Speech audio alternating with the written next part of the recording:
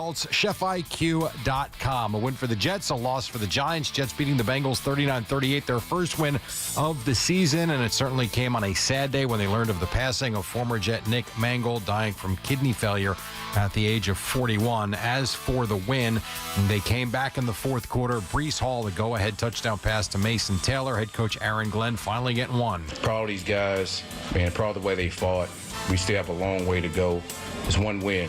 And I hate the fact that 1-7, but I'm happy that we got us a win today, and we can get ready to go through this bye week and get ready for Cleveland, which will take place on November 9th. As for the passing of Mangold, here was Glenn. Obviously, I didn't play with him, but I was here as a scout when he was playing, and he was the heart and soul of this team. He had a number of kids, and it's always tough to hear that, especially a guy that's a true Jet.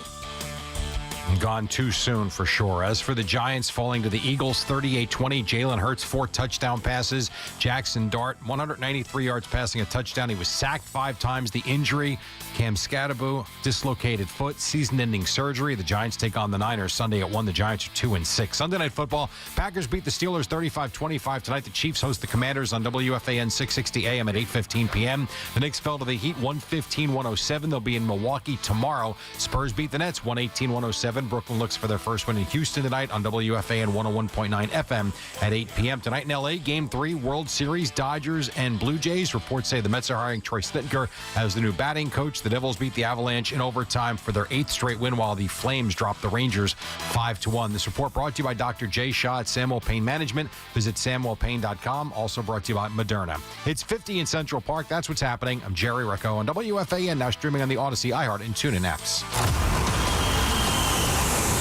It's Brandon Tierney and Sal Licata on WFAN The Fan, 101.9 FM, and always live on the free Odyssey app. Well, it's nice to see the Jets finally get a win, BT. We'll get to that a little bit later on, but here we are yet again in a year where it felt different, certainly over the last 4+ weeks with Jackson Dart. Once the Giants went to Jackson Dart, there was renewed hope.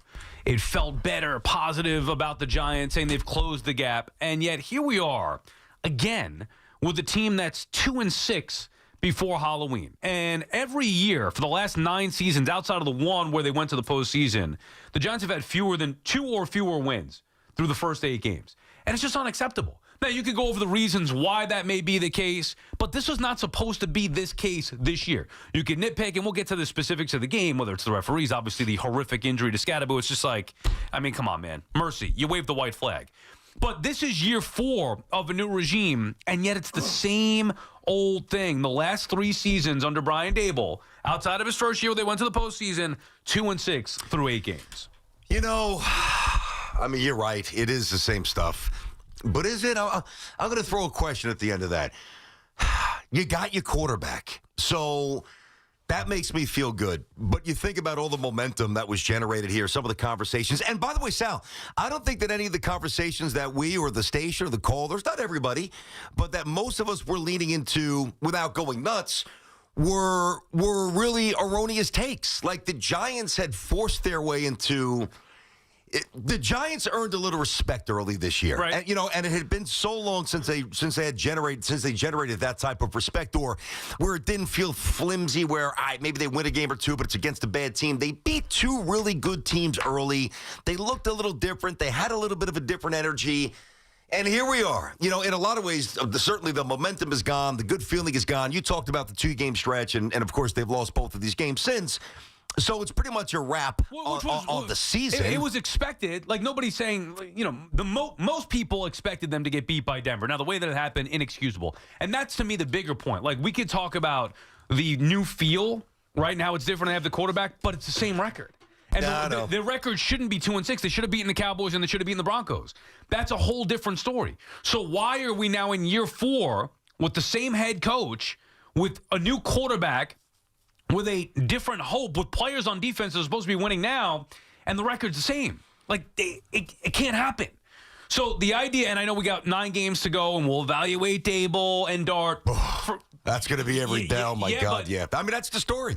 That's where we're at. But for me, the evaluation, we're seeing it. We've seen it. The Giants should be better than 2-6. However you want to slice it, they should be better than 2-6 through the first 8 games. I'm not just saying yesterday, like the Eagles are very good, hard to sweep. We know that. The game got away from them for many different reasons. The week before they should have won. The Cowboys game they should have won. Slip up to the Saints. Like all those things add up to a subpar record. Why would you believe, if you're a Giants fan, that things are going to change the final 9 games or even beyond this year into next year? Well, the only reason is because, again, you have the quarterback. And to what extent, we don't fully know, but there is no doubt that Jackson Dart's got some special qualities. So that's one reason.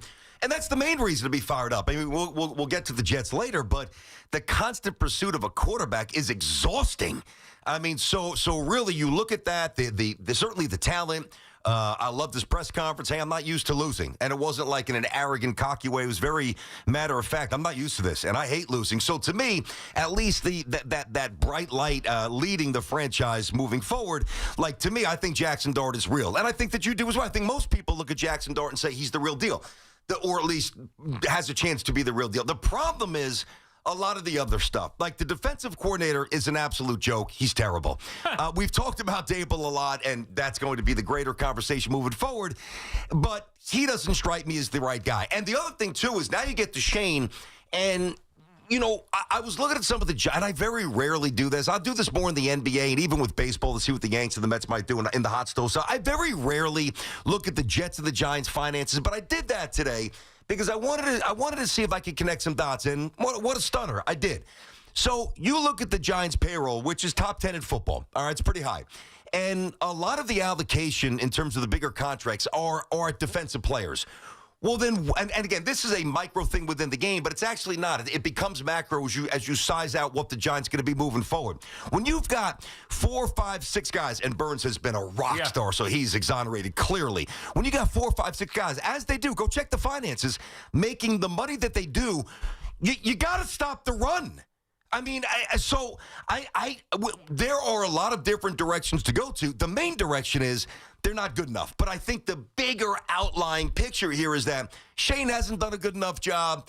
Dable hasn't done a good enough job. The high-priced stars, quote-unquote, Lawrence, hasn't done a good enough job. So I think when you put that all in the pot, Sal, and you turn up the flame and you boil it up, what do you have? You got bleep stew. That's what you got. Yeah, but you again have a team that's, and this time underachieving. You again have a team with a horrific record ahead of Halloween at 2-6. Like, that can't happen. So all the excitement for the reasons that you mentioned with Jackson Dart, or all the talk about their defense and all that stuff, again, it's the same record.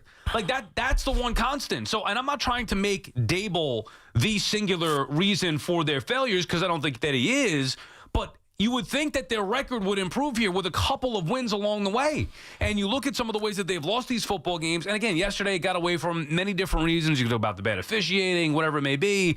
And they just didn't have enough. You know, Scatterbo goes down. That's a horrible, crippling injury. Going to suck the life out of the team. God. They're without Neighbors. Okay, but those are, to me, excuses. The Jets went without Garrett Wilson yesterday.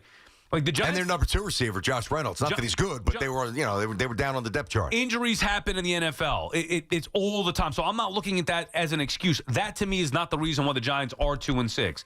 But yet again, with the quarterback, they found the answer. Everybody believes they found the answer at quarterback with Jackson Dart.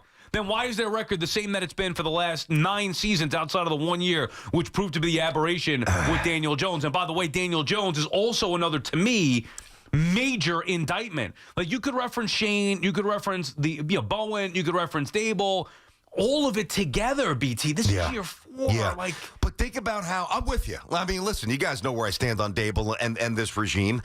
But think about if they were, let's say they never were able to draft Jackson Dart. Mm-hmm.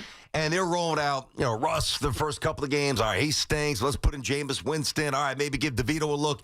Like, that is the difference for me. And that doesn't change the fact that they've got one more win than the Jets. Think about the energy that we've expended on the Giants. A lot of it's been positive. That's the point. Because they've earned it. And when somebody does something that is a surprise or, kind of gives us a conviction that they're moving in the right direction, trust me, no matter what many of you think, we want these teams to do well. It's better shows, it's better money, it's just better stuff. It's good. Trust me, it's good for business. But I think when you strip away all the positivity that we've talked about and you get down to the bare bones facts, The Titans have 1 win. The Jets have 1 win. The Saints have 1 win. And the Giants have 2. Yeah. So, you know. You say they've earned the positivity, but did they? Yes, only because of the two teams. Well, because they beat 2 really good teams. But in those 3 games, and by the way, I was on board with it, and I still believe that they could finish up and win some of these games here, but I actually need to see it. We can't just say, well, everything's good, and the Giants have turned it around. They won 2 out of 3. In those 3 games, they lost to the Saints. Like, the Saints have 1 win. It was against the Giants. The Giants are still... all those different things that we've talked about, all that reason for hope, they are still one of the worst teams in the NFL.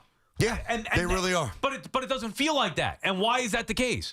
It shouldn't be. They shouldn't be that bad. When you find the quarterback, you shouldn't be one of the worst teams in the... like, Cam Ward stinks. I watched a lot of... oh, my God, dude.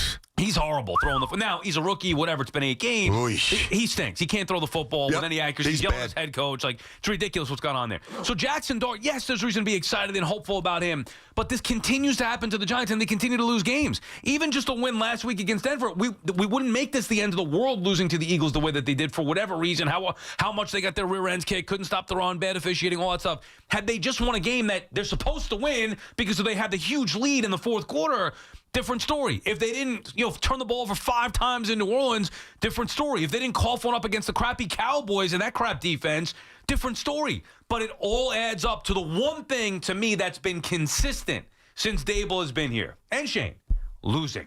2-6 in the first 8 games is a horrible record. 3 straight years that's been the case. I know nobody wants to hear this, but I do think that sometimes we gloss over when things are so bad, all right? I think we gloss over how hard it is to get back on track. I mean, think about all the years where the Knicks just buried themselves with draft picks and coaches and GMs, and it took one astute hire and a couple of additions. And even though they lost, that you can't lose to the Heat. I don't want to see that, but we all know the Knicks are really good.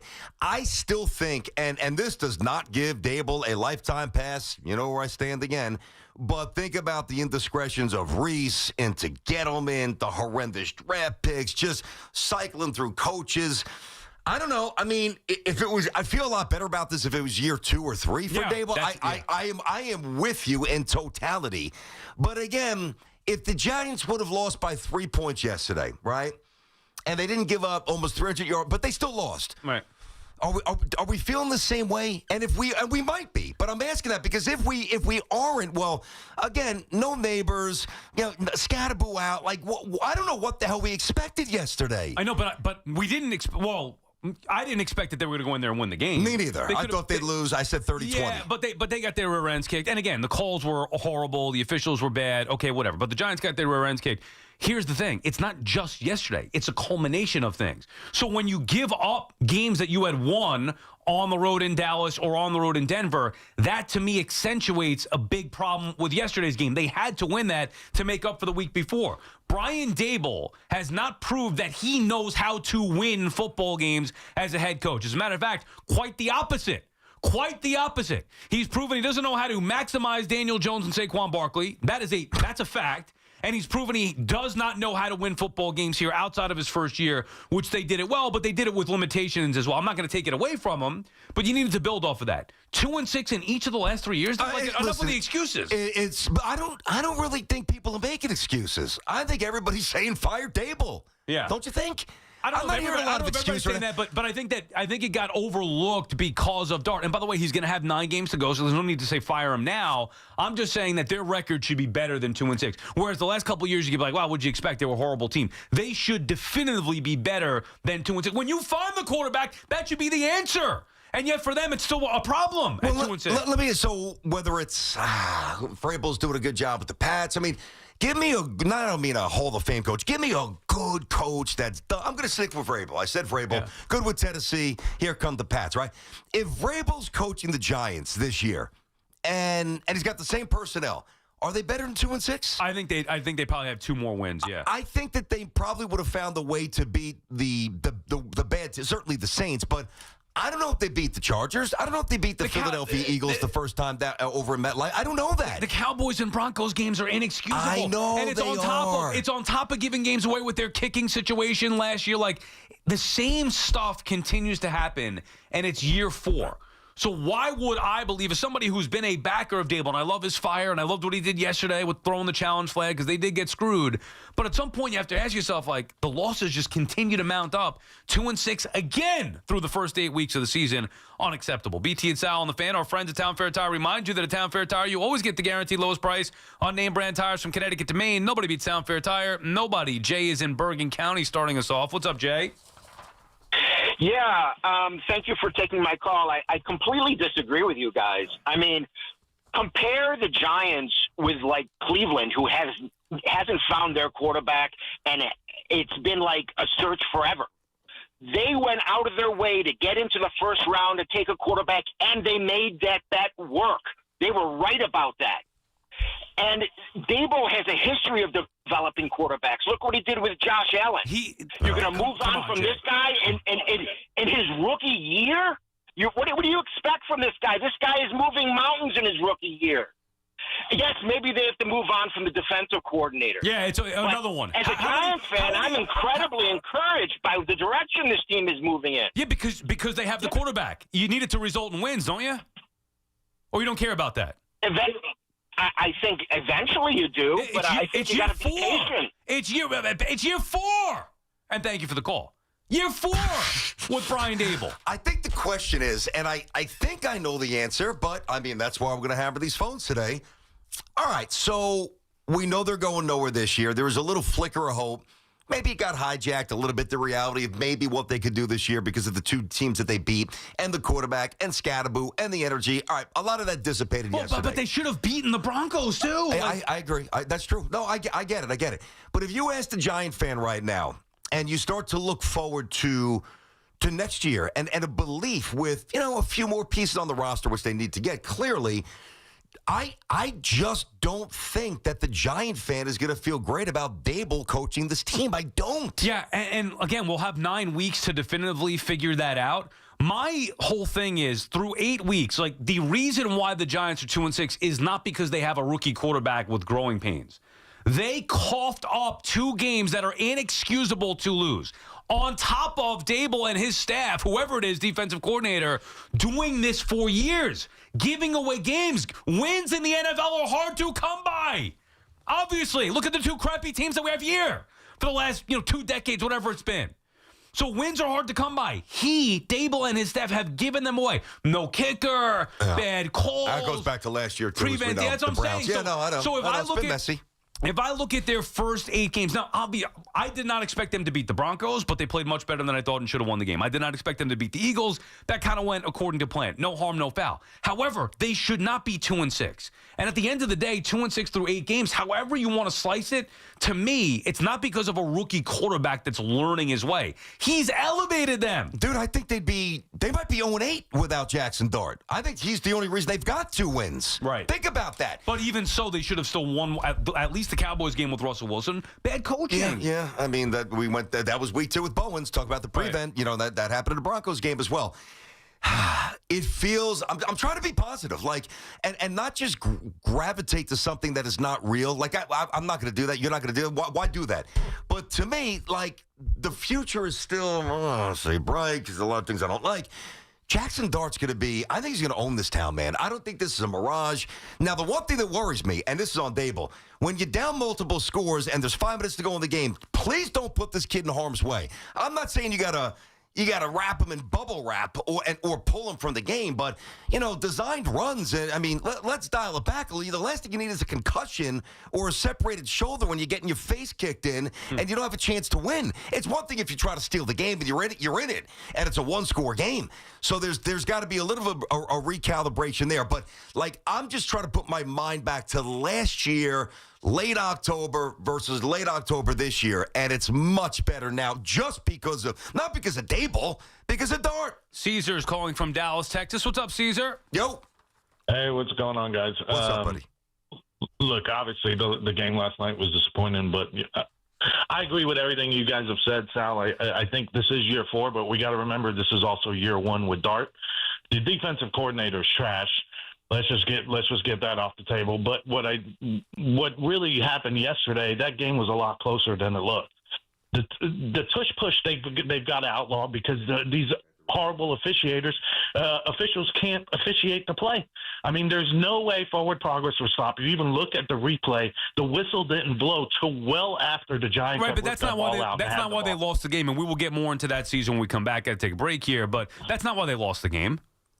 But you're telling me it's not a different game. It's 7-7 at that point. We ripped that ball out. You're taking one touchdown off the Eagles. Yeah, it might be a different game. It could be. Yeah, it might be a different game there. And then how about you give us the touchdown where Slayton did not commit PI, and then also on the Scatterboo injury, that was an illegal hip drop. No flag thrown there as well. So, I mean, you had probably by far the worst officiated game of the year. Why'd they lose the Denver game? That was coaching 100%. Why'd they lose the Dallas game? I'm not saying Daboll is great. Then I don't want to hear about the officials. They're 2-6 Caesar, and thanks for the call. So it's not about the officials yesterday against a team that is better than them. Like, it's no shame to say the Super Bowl champs are better. How come Saquon Barkley gashed the Giants yet? Saquon Barkley's done nothing all year long. First play of the game, the guy's taking one to the house, 65 yards, whatever it was. Where was the officiating on that? Was that bad too? 276 yards on the ground, 8.5 yards a pop. That is just the Giants' run defense is absolutely sickening. But you know what? We got to get to the officiating. It's just unacceptably bad. It was really. I do think it would have changed, not necessarily a win, but if they made the right calls, I think if the Giants have the ball last, they got a chance to steal that game. That's how bad the refs were. So we'd obviously need to incorporate that. We'll get to the Jets. Horrendous news on Nick Mangold. Absolutely heartbreaking and soul-crushing. Busy Football Monday. BT and Sound on the Fan. 888-808-1019. All right, so the FanDuel Sportsbook app is your home for all your favorite NFL bets, from yards to touchdowns. Who's going to win? Well, with FanDuel, you can play any part of the game, really. Tonight, FanDuel's giving all customers a 30% profit boost token. That's right. Jumping on the fun with a 30% profit boost token this Monday night. Make FanDuel your go-to app for any snap. Just visit FanDuel.com/BT to jump in and bet on the game. That's FanDuel.com/BT to have a little fun, jump in on the action, get a little taste with a 30% profit boost token this Monday night. We love the app around here. It is safe and secure, and as I've told you about FanDuel forever now, hey, when you win, guys, you get paid right away. The money's in the account, no wondering where it is, and it's a simple app to navigate. So play your game with FanDuel, an official sports betting partner of the NFL, also the official sportsbook partner of us here at WFAN. 21 plus, physically present in New York, opt-in required. Bonus issued is not withdrawable.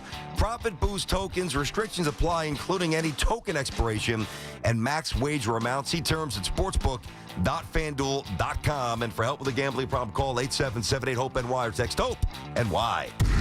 The Nets head to Houston, taking on the Rockets. 8 o'clock tonight. The home of Brooklyn Nets basketball is The Fan. 101.9 FM and always streaming on the Odyssey, TuneIn, and iHeartRadio app. Morning, Zoe. Got donuts. Jeff Bridges, why are you still living above our garage? Well, I dig the mattress, and I want to be in a T-Mobile commercial like you. Teach me, Saldana. Oh, no, I'm not really prepared. I couldn't possibly. At T-Mobile, get the new iPhone 17 Pro on them. It's designed to be the most powerful iPhone yet and has the ultimate Pro camera system. Wow, impressive. Let me try. T-Mobile is the best place to get iPhone 17 Pro because they've got the best network. Nice, Jeffrey. You heard them. T-Mobile is the best place to get the new iPhone 17 Pro on us with eligible trade-in in any condition. So, what are we having for lunch? Dude, my work here is done. 24 monthly bill credits on experience beyond for well-qualified customers plus tax and $35 device connection charge. Credits end and balance due if you pay off early or cancel. Finance agreement iPhone 17 Pro, 256 gigs, $1,099.99 and new line minimum $100 plus a month plan with auto pay plus taxes and fees required. Best mobile network in the U.S. based on analysis by Ookla Speed Test Intelligence data 1/2025. Visit T-Mobile.com. My man, Dr. Jay Shah, specializing in minimally invasive and non-surgical treatments for neck, back, and sciatica, migraines, and so much more, offers pain-relieving solutions. There are thousands of 5-star reviews who trust Samwell Pain for all their aches and pains. Visit SamwellPain.com.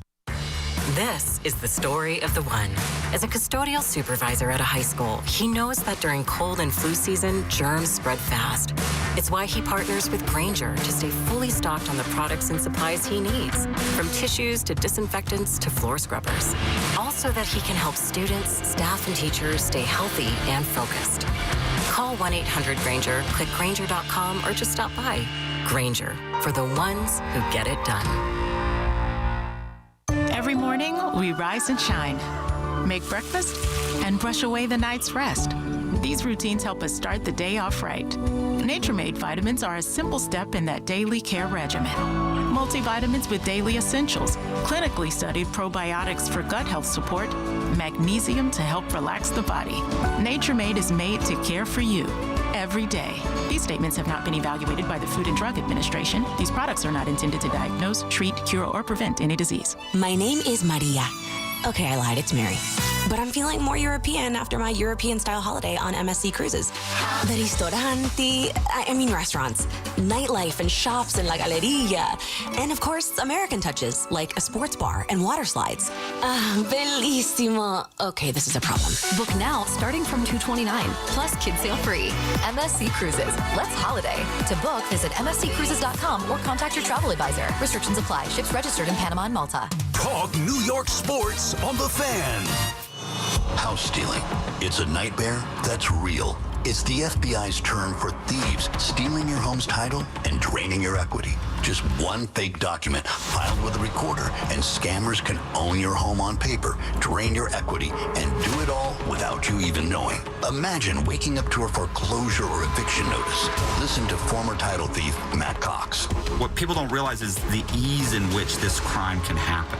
I can take the deed to your house and I can transfer that deed into my name. It's a great crime, and it's happening all the time. So how can you stop the nightmare and protect yourself? Find out if you're already a victim now at HomeTitleLock.com. Use promo code RADIO and get a 30-day free trial of their $1 million triple lock protection, a title scan, and access to a title specialist, a $250 value. Don't wait. Go to HomeTitleLock.com now. Promo code RADIO. Mnexspike COVID-19 vaccine mRNA by Moderna has arrived. To learn more and find it near you, visit mnexspike.com. That's MNEXSPIKE.com. Presenting Again Fling's love story. Dear love of my life, we were on the 12B bus this morning when I caught a whiff. A scent so fresh, so life-changing, I had to find its source. Alas, I didn't know if you were the woman in the pink freshly washed cardigan or the retired mailman next to me, but I knew one of you was my soulmate. Ah, the scent of Gain Flings. Try Gain Flings with OxyBoost and Febreze. Wesley Financial Group is not a law firm, and Chuck McDowell, definitely not an attorney. This is Chuck. Do you feel stupid for buying a timeshare? Don't. It's not your fault. You were most likely told you could rent it, and it was a great financial investment. And the deal was available today only. If this happened to you, contact your resort or Wesley Financial Group for help today. Call Wesley now for your free exit information kit. 800-242-3131. 800-242-3131. For over 100 years, Sloman's has been your trusted partner in comfort. When it comes to home heating oil, they deliver more than just quality fuel. They deliver peace of mind. With price protection, automatic deliveries, and 24/7 service, their dedicated team is just a call away, ensuring you stay warm and comfortable all winter long. Sloman's, the Tri-State's largest heating oil provider, proudly serving their community for generations. Give them a call today at 866-GET-HEAT or visit oil.slomans.com. Talk New York sports here. The Fan.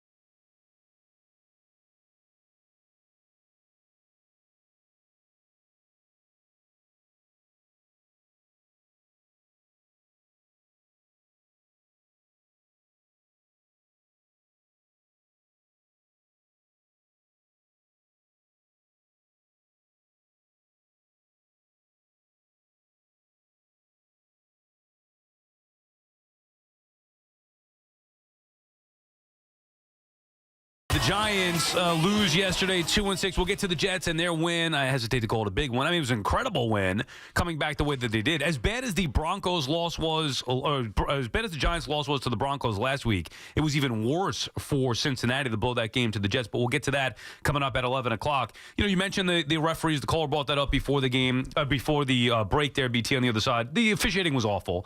And I agree that Dable should be ticked off, should have thrown that flag. The NFL does this far too often where they want to use a replay and try to get things right, but yet not all the calls are right. And that is another egregious bad call that did change the feel of the entire game. I'm not saying the Giants would have won, but certainly that was a call that went against them that should not have. That was a joke. I mean, the selective nature of what could be reviewed and what can't it's mind-bendingly idiotic. We sit here every week, and you don't even know the rules as a fan. Like, can you review that? Oh, wait, you can't? Oh, you can. Good. I mean, the tush-push play with Thibodeau was, that might be the worst call of the year. That was 100% giant ball. End of discussion. I thought there was a bad call on Wan'Dale Robinson when he was called for a block in the back. The neutral zone infraction. Who was it on the Philly line where they clearly moved first and they called the penalty on the Giant? Not even close.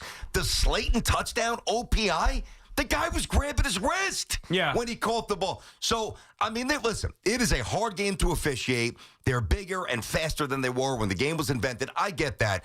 But yesterday really may have been the worst officiated game I've ever seen for any Jet or Giant game in my life. It was awful. You think the league just wanted the Eagles to win?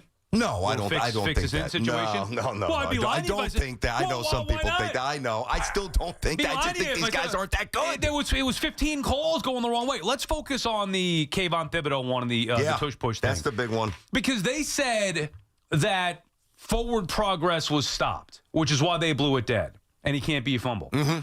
If forward progress was stopped... Give me a whistle. And he would have been short. He lunged forward on that second effort. So it's either, okay, if I'm Dable and I say, yeah, you're right. First of all, I didn't hear whistle. But if it is forward progress stopped, look where he was stopped. Mm-hmm. He was stopped short. He extended on the second try, and that's when Thibodeau ripped the ball from him. So it's either got to be short or it's a fumble. Not what happened. That is such BS. I'm glad Dable was livid. Because that was right. Even though they're like, no, you can't challenge that. No, screw it. I'm challenging. Yeah. No, this is not right. This is not right. The league needs to do some apologizing. The problem is it changed the whole game. Again, I'm not saying the Giants would have won, and I'm not making excuses for it. You got to go out there and play the game regardless. But that is a blatant, horrible call that impacted the Giants in a negative way that should just not be allowed with the way that we have replay in the NFL today. Here's what's so unfair about this. So any team that plays the Eagles, I don't know how much time they devote during the week to get ready for the tush push. Now, nobody stops it, but you devote a lot of time on film and trying to uncover some little crevice to get an advantage that all the other teams couldn't uncover. And here you are. Whatever was said during the week, you were coached up. Everybody was buttoned up. You did what your coaches told you to do that the entire league can't do, and you don't get rewarded for it. It's the height of frustration because they allowed him to treat the first down marker like the goal line. Right. We know this. This is basic stuff. If you reach over in the goal line and it gets knocked out, too bad. It crossed the plane, whether it's a tick, whether it's an inch of the football, the nose of the football, doesn't matter if it gets knocked out. Cross the plane, touchdown, okay? If it crosses the plane of a first down and your knee or elbow is not down, the play's still going, knocked out, loose ball. Inexcusable. It's unacceptable. No apology is going to undo it and make it right. But the league has problems because you can't allow that to happen. There's no way that a call that bad should not be overturned by common sense, by replay, by looking at it. And by the way, that's not the only call. Like, you watch a lot of the NFL. Stuff like that happened. There was a play in the Buccaneers game where the guy returned a fumble to the house, but yet they blew it down. It's like ridiculous. It's ridiculous. If you're going to have replay, make sure you get the calls right. And they still get it wrong all the time. And there's a lot of money being bet on this stuff. The fandom obviously takes precedent over all of that stuff. Giant fans don't care about the money bet on it necessarily unless they're ones that had it. But it should not, you can't get these calls wrong that egregious when they're that obvious for everybody to see. And watch this, and we'll get back to the calls here. But think about this. I promise you at some point today, I don't know who's going to drop the first tweet about it, but we will read today at some point on social media, the NFL reached out to the Giants, and they alerted the Giants that they messed up the call. Fantastic. What's it do for me now? Nothing. Yeah, and Dable might lose his job because of some of those bad calls. Chris is calling from Harlem. What's up, Chris? Hey, Chris. Yo, Chris. Hey, what's up, guys? You caught me off guard. I didn't think he was going to come so early. But what's up, Chris? It's my first time calling, and I think Dable got to go. He's had enough talent. He's had superstars, budding superstar in the quarterback. He's got a running back now. He got Malik Neighbors last year. He had a nice offensive line, and he still can't work. He still can't win the game, even when he's winning in the fourth quarter. I just think it's enough, and we need, like, an experienced coach. We got some nice young players that I think an experienced coach could come in. Sorry, I'm walking by the highway. I got you. An experienced coach could come in and help these guys, develop and win ball games. Because that's what it's about. It's about winning. And like the preparation, it doesn't look good. Well, Chris, the team, real quick, bud. The pushback, we got to let you go there. It's a little fuzzy. The pushback, for those of you who would say what Chris just said, well, you have to at least be fair and say, hey, he's looked pretty good working with Jackson Dart. And really, that's probably the most important calculus of the season. No matter what you think or no matter what I think, and I'm long ago on the record with Brian Dable, I mean, ownership is going to look at this union, and so far it has been successful. I mean, every week the Giants are scoring points. I mean, guys, don't forget, and they would have scored more yesterday if the refs weren't so horrendous. Not even the Thibodeau play, but the Slayton play, which should have been basically a 70-yard touchdown. That's the biggest difference, and that's why the optics of the season feel different, because they're scoring with more frequency. And when you score, you look less lethargic. But to what Sal said to start the show, got 2 wins again. Yeah, but they keep losing, right? So I'm not going to disagree. Obviously, the offenses look significantly better with Jackson Dart. However, then why aren't they winning games? I mean, they're 2-3. And one of those losses include a horrific loss in Denver that you should never lose when you have the lead that they did. And one was to the Saints. Even though they moved the football all day, they turned it over 5 times. So, it can't just be, I could give them, and I did. It happens with a rookie running back, as Scadaboo fumbled as well, losing a game to the Saints. You don't expect that, but that's the NFL. That happens. You can't have that on top of what happened in week 2, on top of then what happened in week 7. Those are 3 games that they lost. All 3 of those games, and you can make an argument that they should have won at least 2 of those 3, if not all 3. That can't happen. So I don't want to hear about how he works together with Jackson Dart. That's great. They continue to lose. You got to figure out how to win some of these games. But this is why these calls drive me nuts yet. Now, again, I don't know if the refs actually do their job better. Does Scadaboo get hurt? I don't know. Do they score a touchdown when Thibodeau strips it away from Jalen Hurts? I don't know. Do they win the game if the Slayton touchdown stands? I don't know. But it's probably it's definitely a lot more competitive.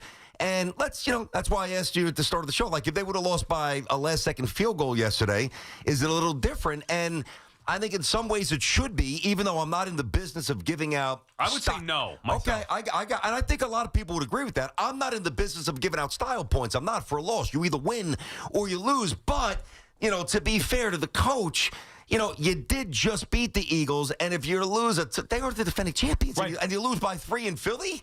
No, but it's not. I got to look at that as some sort of progress myself. To me, it's not that they lost this game. It's that their record, they needed to make up for the horrific Denver loss by shocking the world and winning this game.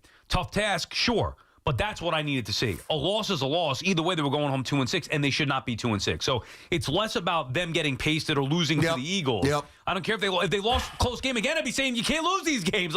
Maybe even worse, losing another close game. You know what I'm saying? I do. It's about the overall record. I still don't like the roster. These are deeper issues, man. Now Flott's banged up, which means the rest of the secondary's jacked up, and you're not stopping the run. I'm going to keep saying this until somebody actually gives me an answer. I'd like to know if Dexter Lawrence did anything this offseason. He looks slow, he looks heavy, and he looks out of shape. And I said last week, Dexter Lawrence is stealing money, and I'm going to say it again. Dexter Lawrence is stealing big money. Sports Talk on WFAN is presented by Paramount Plus. You can't count on much, but you can always count on Sundays with the NFL on CBS and Paramount Plus. Watch your local NFL game live every Sunday all season long.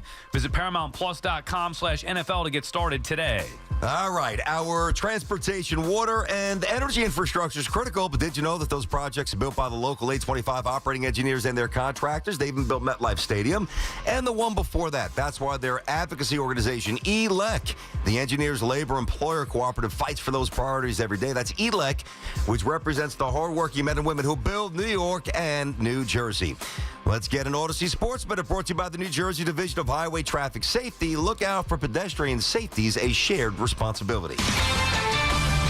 This is Boomer Esiason with an Odyssey Sports Minute. Washington journeys to Kansas City tonight with Marcus Mariota again filling in at quarterback for the injured Jaden Daniels. Meantime, Patrick Mahomes is on fire, folks, and Kansas City is playing the best and most complimentary football in the league the last 2 weeks. Arrowhead is now back to being the toughest place to play in the NFL. I do believe Chiefs in a blowout 34-13. I'm Boomer Esiason. Ready to kick off the fun? Chumba Casino is your go-to game plan during halftime or overtime. time. From spinning slots to instant scratch-style cards, it's like running the perfect play, all from home. New players score a free welcome bonus and daily logins with a shot at some serious prizes every time you play. Get in the game and visit ChumbaCasino.com today. Let's Chumba. Sponsored by VGW Group. No purchase necessary. See terms at ChumbaCasino.com. Must be over 21 and present in a state where it's legal to play. Some people just know you can save money on car insurance by checking Allstate first. Like you know to check the weather first, before wearing face paint to the game. Bro, your Go Cats is dripping into your nachos. Oh, and now paint is in my eyes.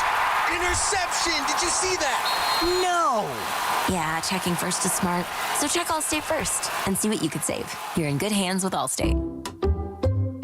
Potential savings vary, including based on how you buy, subject to terms, conditions, and availability. Allstate North American Insurance Company and affiliates, Northbrook, Illinois. Hey everyone, this is Boomer Esiason, and I'm here to tell you all about United Healthcare and their Oxford products. They've served me well for 41 years, and I've been very happy with the coverage that I've received. In fact, they're not only my insurance carrier, United Healthcare also supports my foundation in our quest to find a cure for cystic fibrosis. So when you play pro football, you learn pretty fast that you can't win without teammates you can rely on. The same is true for your health plan. And that's why Oxford plans from United Healthcare include all kinds of benefits for your employees, like $0 deductible options, virtual care with $0 copays, and the ability to earn up to $700 a year just for taking healthy actions. Care for your employees and savings for you? You'll get that too. Check out Oxford, now with more ways to help your employees and bottom line stay healthier. Contact your broker or visit uhc.com/Oxford to learn more. Oxford insurance products are underwritten by Oxford Health Insurance Incorporated. Looking for the best value on new tires? Get to Town Fair Tire. We honor every valid manufacturer's and competitor rebates and give you the guaranteed lowest price. Nobody beats Town Fair Tire. Nobody. Town Fair Tire. Find excellence in every detail in a new Volvo. From Volvo Cars Ramsey. Now find excellent offers with your first lease payment waived. Lease a new 2025 Volvo XC60 B5 Plus all-wheel drive, $497 per month for 36 months at Volvo Cars Ramsey, where it's all about you. Call 833-853-2975 for lease details. MSRP $55,540. VIN S1015920. Loaner vehicle 5,193 miles, $3,700 down payment, tax title registration extra, 0 security deposit, ends 10/31/25. Experience the excitement of Iron Maiden live.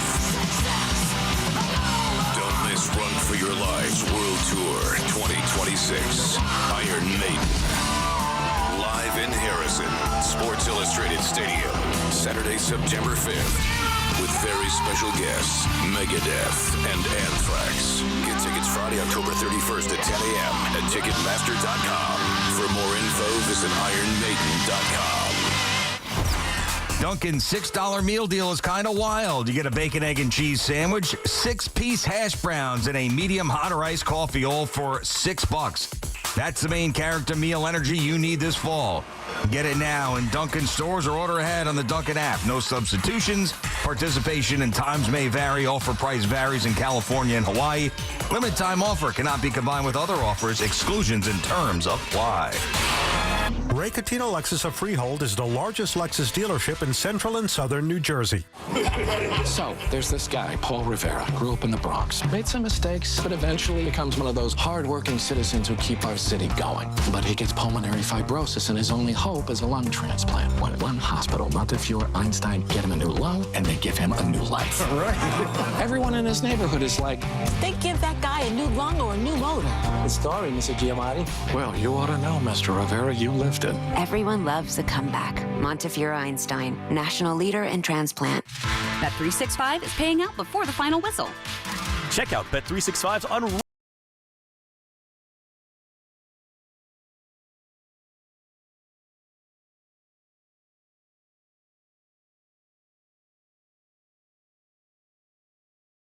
The app and see why it's never ordinary at Bet365. Gambling problem? Call 1-800-GAMBLER. 21 plus only. Must be physically located in New Jersey. T&Cs apply. Hey, so for the past few weeks, I've been telling everyone about my new favorite water. That would be Elevate. As you all know, I'm drinking it and feeling amazing. The hydrogen-infused super water is proven to lower inflammation in the body, and it's backed by science. And best of all, it tastes amazing. Elevate is all about transforming lives, so here's what they're offering you today. Go to drinkelevate.com, put in my code word BOOMER100, and get 100% off of your first case of super water. Order now. Trust me, you'll thank me later. Get connected with WFAN to talk about your favorite teams. The Fan on the Odyssey, iHeart, and TuneIn apps.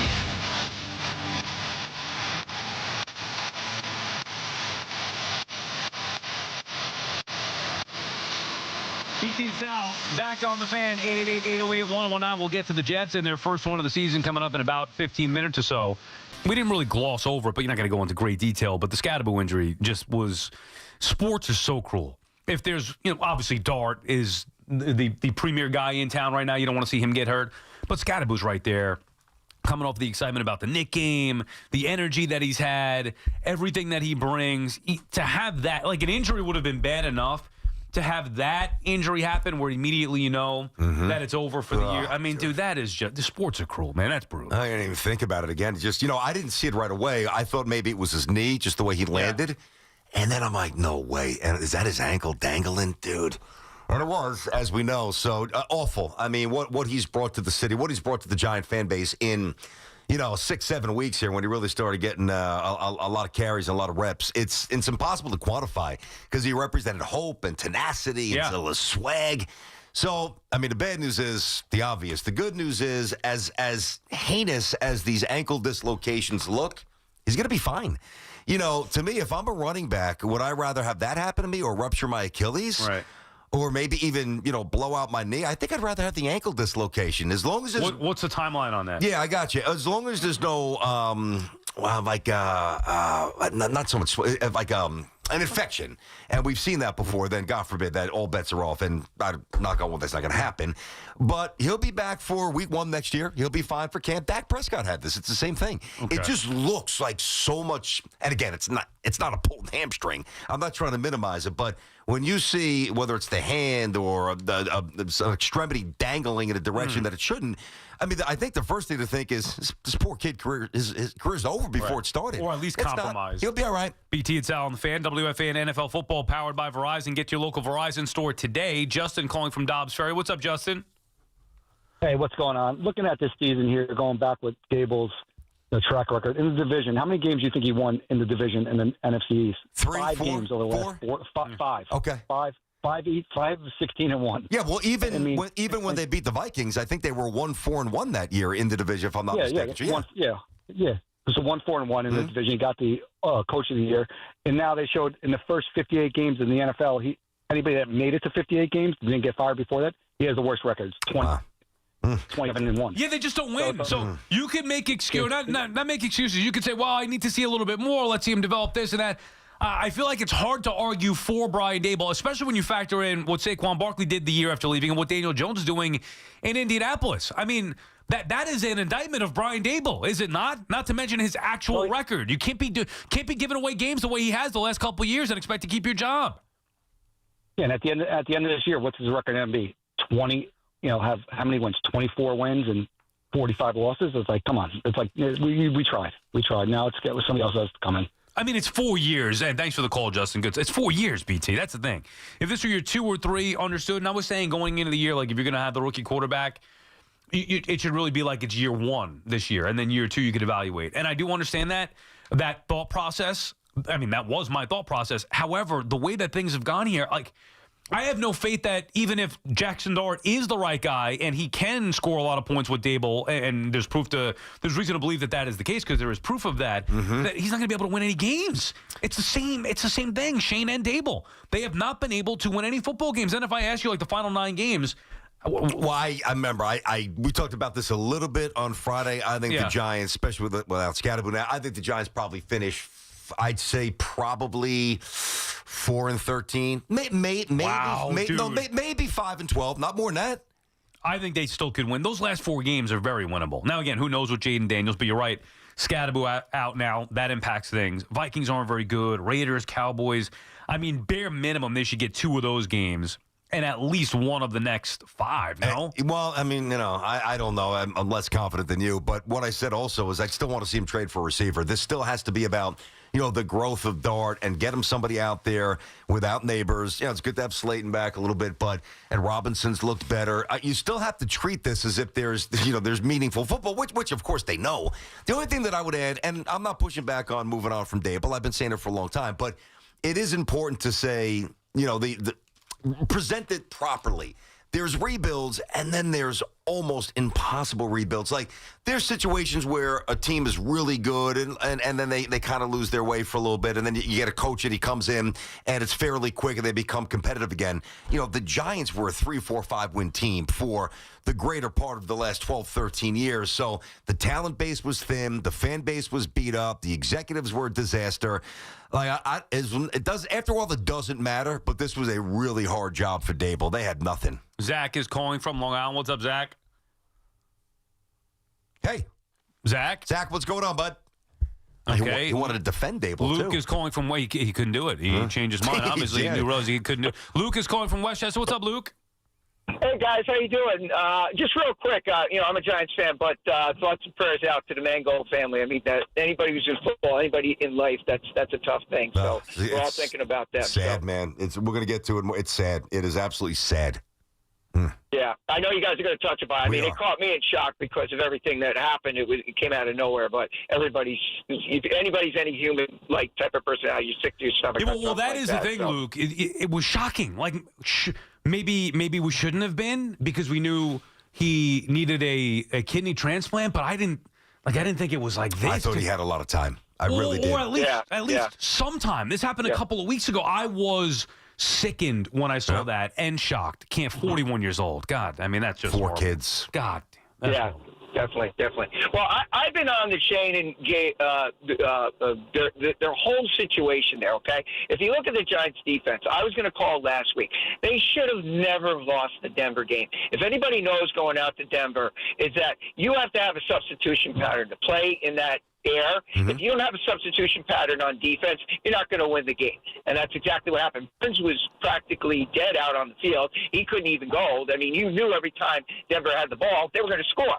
So that was right there. But these Luke, guys, you don't think the Giants knew that? I mean, the altitude is not some new revelation here. Well, I mean, I've gone through this. I'm not going to say I'm a coach. I've been through that before. When I went in there with no substitution pattern, I've lost the game. When I've gone into Denver with the substitution pattern, I've been right there in the fourth quarter, and I have won the game. So I have found that works. Everybody has different trials and tribulations that you go through, but I definitely think the air quality out there has a huge factor, and you have to have a game plan for that. But that's just me personally because of what I've been through in those situations. But I definitely think. But where'd you coach? In college, some of the big time Division I colleges. There you go. Nice, man. Yeah, we were out there. We've had to play the teams out there in those situations. And trust me, I've asked athletic trainers. I've gone through the whole process. You have to have it. When you try to breathe that air in after you're gassed and you try to take that breath in and you're trying to get it back. I mean, you saw what happened to Burns. That's exactly what happened. I don't doubt that, Luke. Luke, I don't think any of us doubt that, and thank you for the call. But, the Giants starters, especially, once you get beyond the line of scrimmage and the the linebacker, their secondary is not even that good. So, I mean, I don't know what substitutes you want to lean on. They're pretty thin. Yeah. That to me is not the excuse why they lost the game. I mean, you could say it was a factor, sure. It doesn't excuse you scoring 32, giving up 33 points in the fourth quarter. That's my issue with this whole thing. Where at the end of 8 weeks, we look at it again before Halloween and say, God, the Giants are 2-6 again. How the hell did this happen? Because it feels totally different. Well, it's understandable if you lose to Philadelphia and you split their season series. Actually, you'd sign for that before the year. What's not understandable or acceptable is the way that you coughed up a game in week 2, which the way you played in New Orleans. I'll give them New Orleans if they win week 2. I'll give them New Orleans if they win week 2 and then again week 7 against Denver. You can't have all 3 of those go against you. And that's something that's been happening in Dable's tenure outside of his first year. And even that year was kind of the rebuild and just making the most of what he had to work with, which was not much. And they had great success. You can't completely fall off the cliff the next 3 years. And that's what happened. Whether it's not having a kicker, whether it's getting off to a slow start, whether it's blowing games late, the prevent defense, too many of these things have happened that continue to add up to losses. And their record definitively they are better than a 2-6 team. And yet here we are again, and they're 2-6. Yeah, I mean, I don't think they're much better. I'm not going to argue in terms of they should have found a way to beat Denver and beat the Saints. I get it. But then I kind of offset that a little bit by beating good teams. Either way, they're not good, and the record says that here. The problem, though, is that, and it sucks before November 1st, that this is already the conversation that we will have to have pretty much every day. And it's how we talk about the Giants, is about the head coach. He just doesn't have enough equity here. He doesn't have the belief in the fan base where I don't think he's going to get much of a pass. I'm not even saying that he should. But if you say they're not good enough, then that's on everybody. Oh, I agree. That's why I brought up Shane earlier. Yeah, I'm saying no question. Well, because they should be, I believe they should be better. They found the quarterback, so what's the excuse? Like, this is not I don't look at this situation and say, well, they got the quarterback, but they need to rebuild everything else. That's what would happen in year 1 or year 2. This is year 4. It shouldn't take you 15 years to build a roster. Like, Joe Shane can get the benefit of the doubt or the pass in year 2, maybe a little bit in year 3, not year 4. So the hard part was finding the quarterback. And by the way, the quarterback that they had for the first 3 years is playing like an MVP the year he leaves them. So when you encompass everything, I think it is a clear, direct shot that Shane and Dable just have not been good enough. End of story. The record speaks for itself. What other players have done elsewhere also speaks for itself. Yeah, player development and then, utilizing players and putting them in the proper spot. I got you on all that. Think about this. The over-under for the Giants win total was, 5.5 coming in? So as Vegas, and again, not that they're always right. But that was pre-Jackson Dart. True. No, I get it, but it's generally a roadmap to get a sense of the talent base on each team. And, of course, they incorporate schedule, some circumstances, injury, preseason, whatever. But the people who do this for a living, the Sharps said, this team's not good. So we shouldn't be surprised by this. And they didn't say that the over-under was 5.5 because they didn't think that Dable could manage down the distance with 2 minutes to go in the fourth quarter in a divisional game. They said that the Giants would likely be in the neighborhood of 4 or 5 or maybe 6 wins because the roster is not good. And that goes back to Shane. Right, but then when Jackson Dart took over, things changed. I know, but he's still the rookie. He's still the rookie, Sal. To me, it'd be different if they were 2-6 with Russell Wilson, and then we say now, okay, well, they got through a very difficult part of their schedule, and their season's over at 2-6. Now go to Jackson Dart. They fired the bullet with Jackson Dart going home early, and they're still not good enough. That to me means now I don't know what the ownership is going to do. Yeah, but I don't know what more evidence we need to see to realize that Shane and Dable aren't it. The only other thing that I would say is, about the situation that you just out, let's say they stuck with Russ or even Jameis until now, and then they just fired the Dable, the Dart bullet, and we're about to see what Dart is. Like, pretend we don't know yet. He hasn't played yet. It's been Russ and it's been Winston. Well, waiting for that bullet to be fired, at least we have the tangible, like the proof.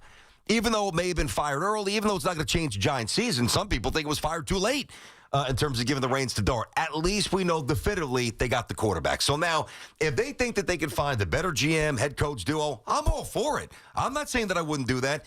But the biggest piece of the puzzle, ask the Jets, ask the Titans, ask the Browns, ask the other trash teams. Won't get to the Jets coming up. I'm happy for the franchise based on what happened with so many things yesterday. We will talk Jets.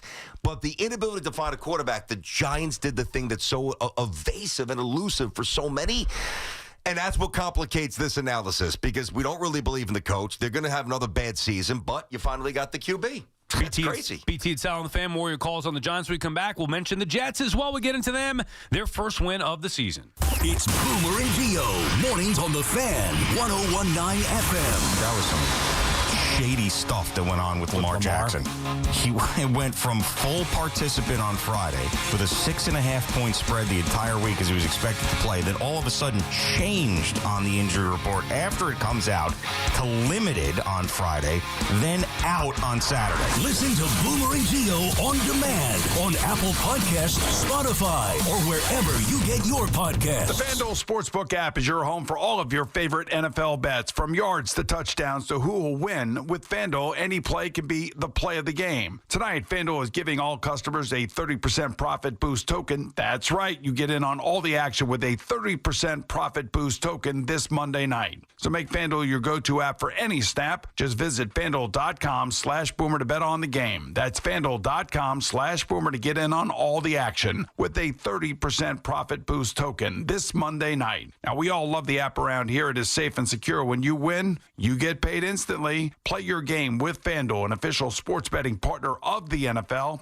FanDuel Sportsbook is also the official partner of WFAN. 21 and over and physically present in New York. Opt-in required. Bonus issues non-withdrawable profit boost tokens. Restrictions apply, including any token expiration and max wager amount. See terms at sportsbook.fanduel.com. For help with a gambling problem, call 877-8-HOPE-NY or text HOPE-NY 467-369. Visit your local Kia dealers to discover what happens when rugged capability meets true performance. It's the perfect balance of quality, dependability, power, and style.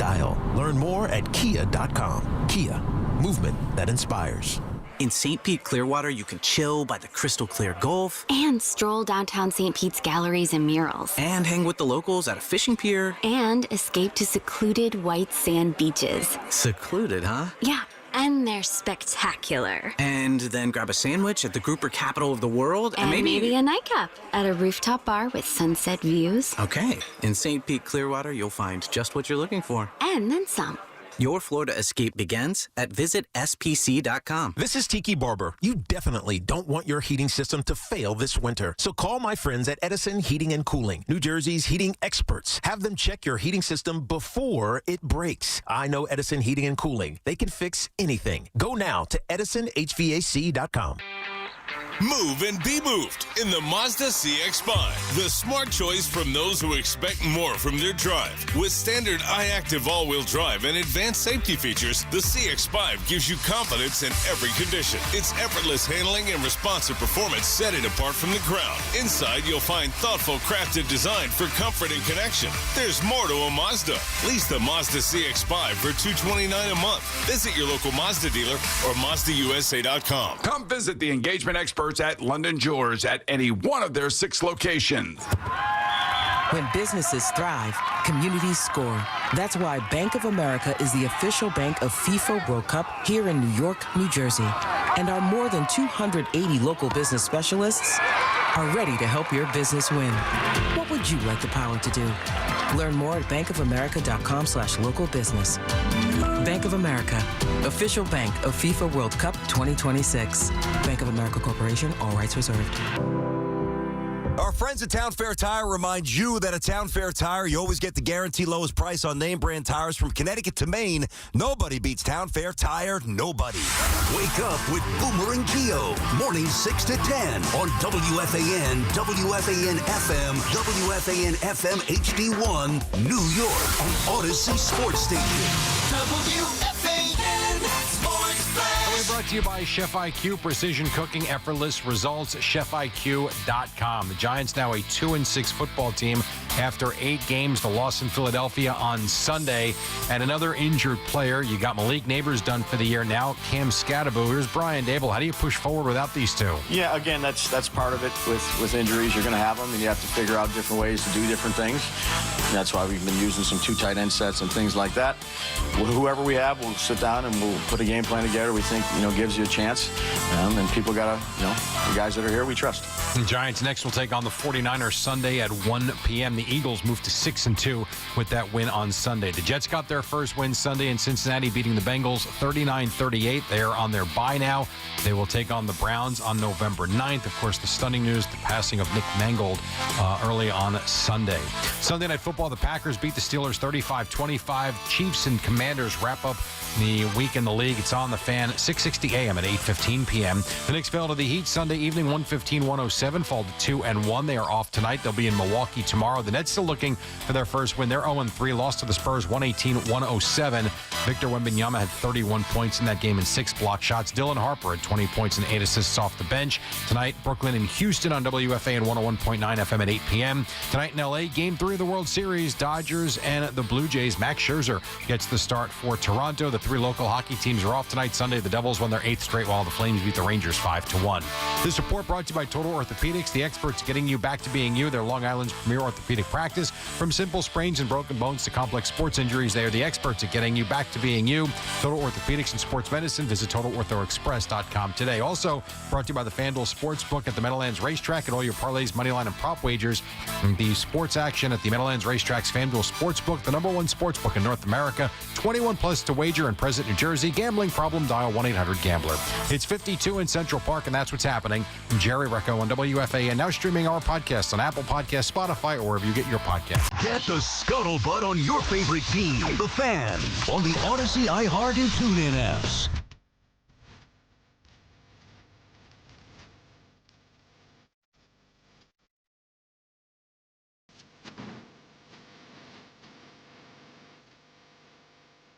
The BT South Show on the Fan is presented by your Tri-State Cadillac dealers. Cadillac, the official luxury vehicle of the New York Giants. How about those New York Jets? An improbable come-from-behind victory against the Cincinnati Bengals, finally getting off the schneid, BT. A much-needed win for Aaron Glenn and for Justin Fields, and really for the franchise to avoid a winless season, because it was looking like that might be the case after what they played against the Panthers a couple weeks ago. Yeah, and they needed this, obviously. You know, it just a brutal day for the Jet fan, and really just a brutal day for New York sports. Of course, I'm talking about Nick Mangold here. One of those. I think Nick was like the perfect combination of tough when you need to be, in terms of being on the field, and gracious and caring off. You guys, I think Hoff texted us, and I was watching my daughter's soccer game, so I was kind of unplugged from social media as I am when I'm watching my kids play, and I just heard the ding, and I'm like I don't know that I've been that stunned in a while, bro. You know, when people get older, yeah, it's sad. Like when Coach Carnesecca passed away and I was in Dallas during Thanksgiving, I was really sad, but he was 99. You know, and you're talking about a man with 4 children and a wife. You know, we get wrapped up in this radio thing and the sports thing and, you know, our teams. At the end of the day, it's just, you know, it really doesn't mean a whole lot. 41 years of age. So I thought the Jets family did a phenomenal job with the tributes, you know, Darrelle Revis and former players. I watched Bart on SNY. Willie Colon couldn't even speak before he was able to compose himself. Rex Ryan on ESPN was, bawling. This is a man who was loved by a lot of people, Nick Mangold, man. That's the first thing. Before we even get into the game, it's like I can't shake it. You know, it's weird. I still feel it, and I still think about it. And it's eventually going to pass, you know, and he's in a better place. I certainly believe that. But the suddenness of this, like, we just had him on the show. You were off. I had him on August 26th. Okay. He was on our show. I don't remember it, so that's all. You were off August 26th. And, you know, when you hear kidney and dialysis and transplant, you know there's urgency there, but didn't you think there were at least a couple of months runway to get this thing 100% stabilized? And I figured somebody was going to donate the kidney to him and get him all good to go and back up and running, however that would take. I was shocked when I saw it on social media, shocked and disturbed. Like you said, it takes a lot for me to get to that level, just being through some of the stuff that I've been through. It's not 41 years old is like, yeah, come on, man, that's horrible. I did not, and such, like you said, such a big personality and lovable personality for years, even without knowing him. You could feel that across the TV or wherever it was, hearing him on the radio, all those different things. I didn't realize, though, that the Jets, so he's in their Ring of Honor? Yeah, yeah. So then I knew that they were on it, but I get the Ring of Honor confused. I assume that Ring of Honor is also number retired. Like 74 should be retired. Yeah, sometimes I get confused with that too. A guy's going to be a Hall of Famer eventually. Yeah. His numbers are there. You're talking about, you know, 7 Pro Bowls and a couple of All Pros. Everybody knows what he did. But the thing about the Jets that's really unique and why he's unique, think about some of their all-time players. And he is one of their all-time players. Like Revis was an all-time player, but he bounced and he won a championship elsewhere. And, you know, Namath fizzled out with the Rams, and, you know, Keyshawn left, and Curtis came from the Pats, and I could go so on and so forth. But there's very few players in Jets history that played their entire career here and were really associated with winning, if you really think about that. What Jets win that you really think about? That guy was a winner. Well, he was. I mean, he went to back-to-back AFC championship games, and he was a great, great player. So it is really, really sad, and it keeps pouring in, and we'll keep the spirit alive. I don't know what else to say. I really don't. I think about this stuff, and I really struggle. And then we'll get to some game stuff. I don't know if you do this too. I struggle when it's tragic. I don't mean an older figure, well, even though that could be sad for sure. When there's a tragedy, I always feel like I'm not going to say enough. Like I'm not going to be able to communicate what's really in my heart. Like I don't, because it's a different conversation. We're used to opening up the microphone and letting it rip and talking shop, but. So I just hope that everybody knows how much this man was loved. You do. You absolutely do. And I hope that you know how much I love him. Nick was the best. And it was nice to see the Jets honor him by getting a win yesterday, their first one, obviously on the road like that, comeback fashion. A really incredible performance, BT, when you think about it. And this is something that I was a week early with this. This is something that I expected them to do against the Panthers a week ago. Run the football. You don't need Garrett Wilson or Sauce Gardner to stick to your strengths running the football, and that's something obviously Mangold could have been proud of behind that offensive line. Run the football. That's when they had their success years ago with him up front, with DeBrickashaw Ferguson, all that stuff.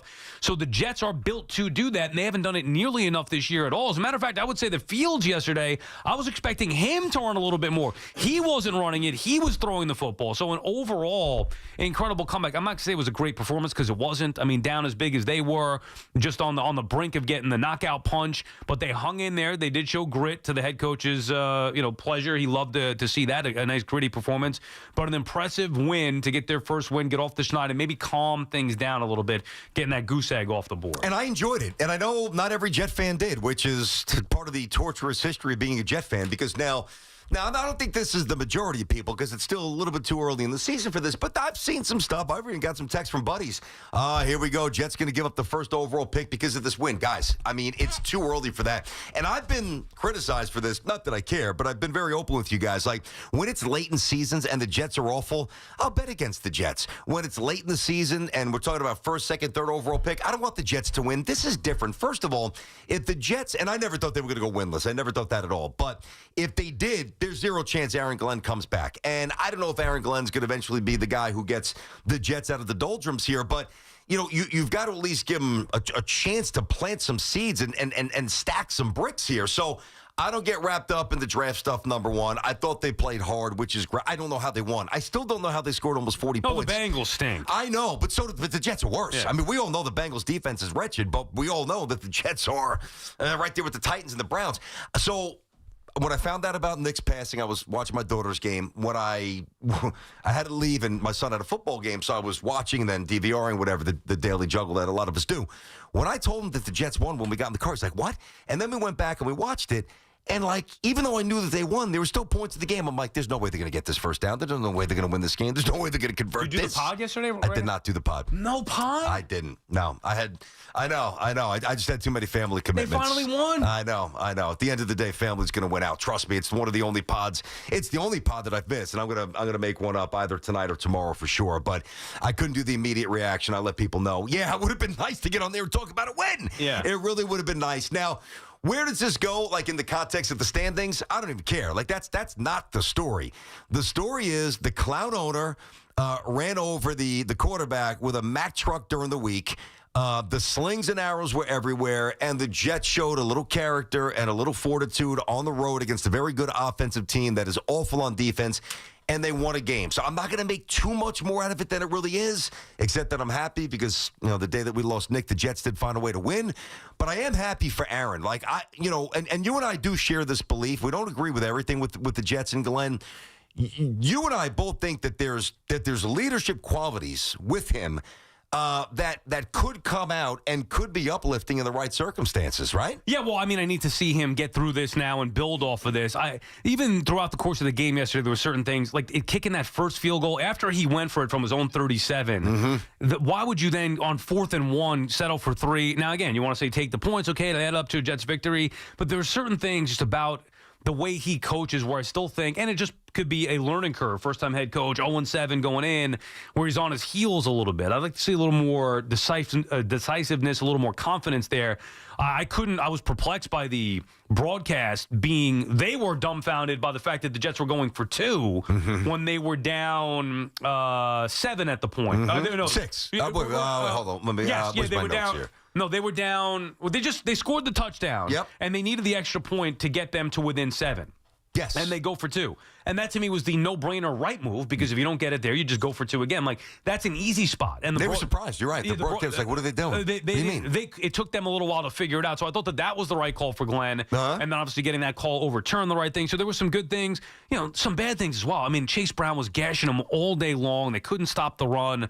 So there's a long way to go. But the fact that they could bounce back in a game that they were on the verge of getting blown out in, to come back and actually get a win. And I did think, after the way that they performed against Carolina, which to me was despicable, at home against the crappy Panthers, to perform like that, I did think they were going winless, or at least there was a real chance of that. So they bounced back and found a way to beat a bad Bengals team. I don't see many wins left on the schedule here, but now at least that they got the first one, rest up during the bye week here, and then kind of start season 2, where you had the experience of 8 games, you've got to win, you've got to bye.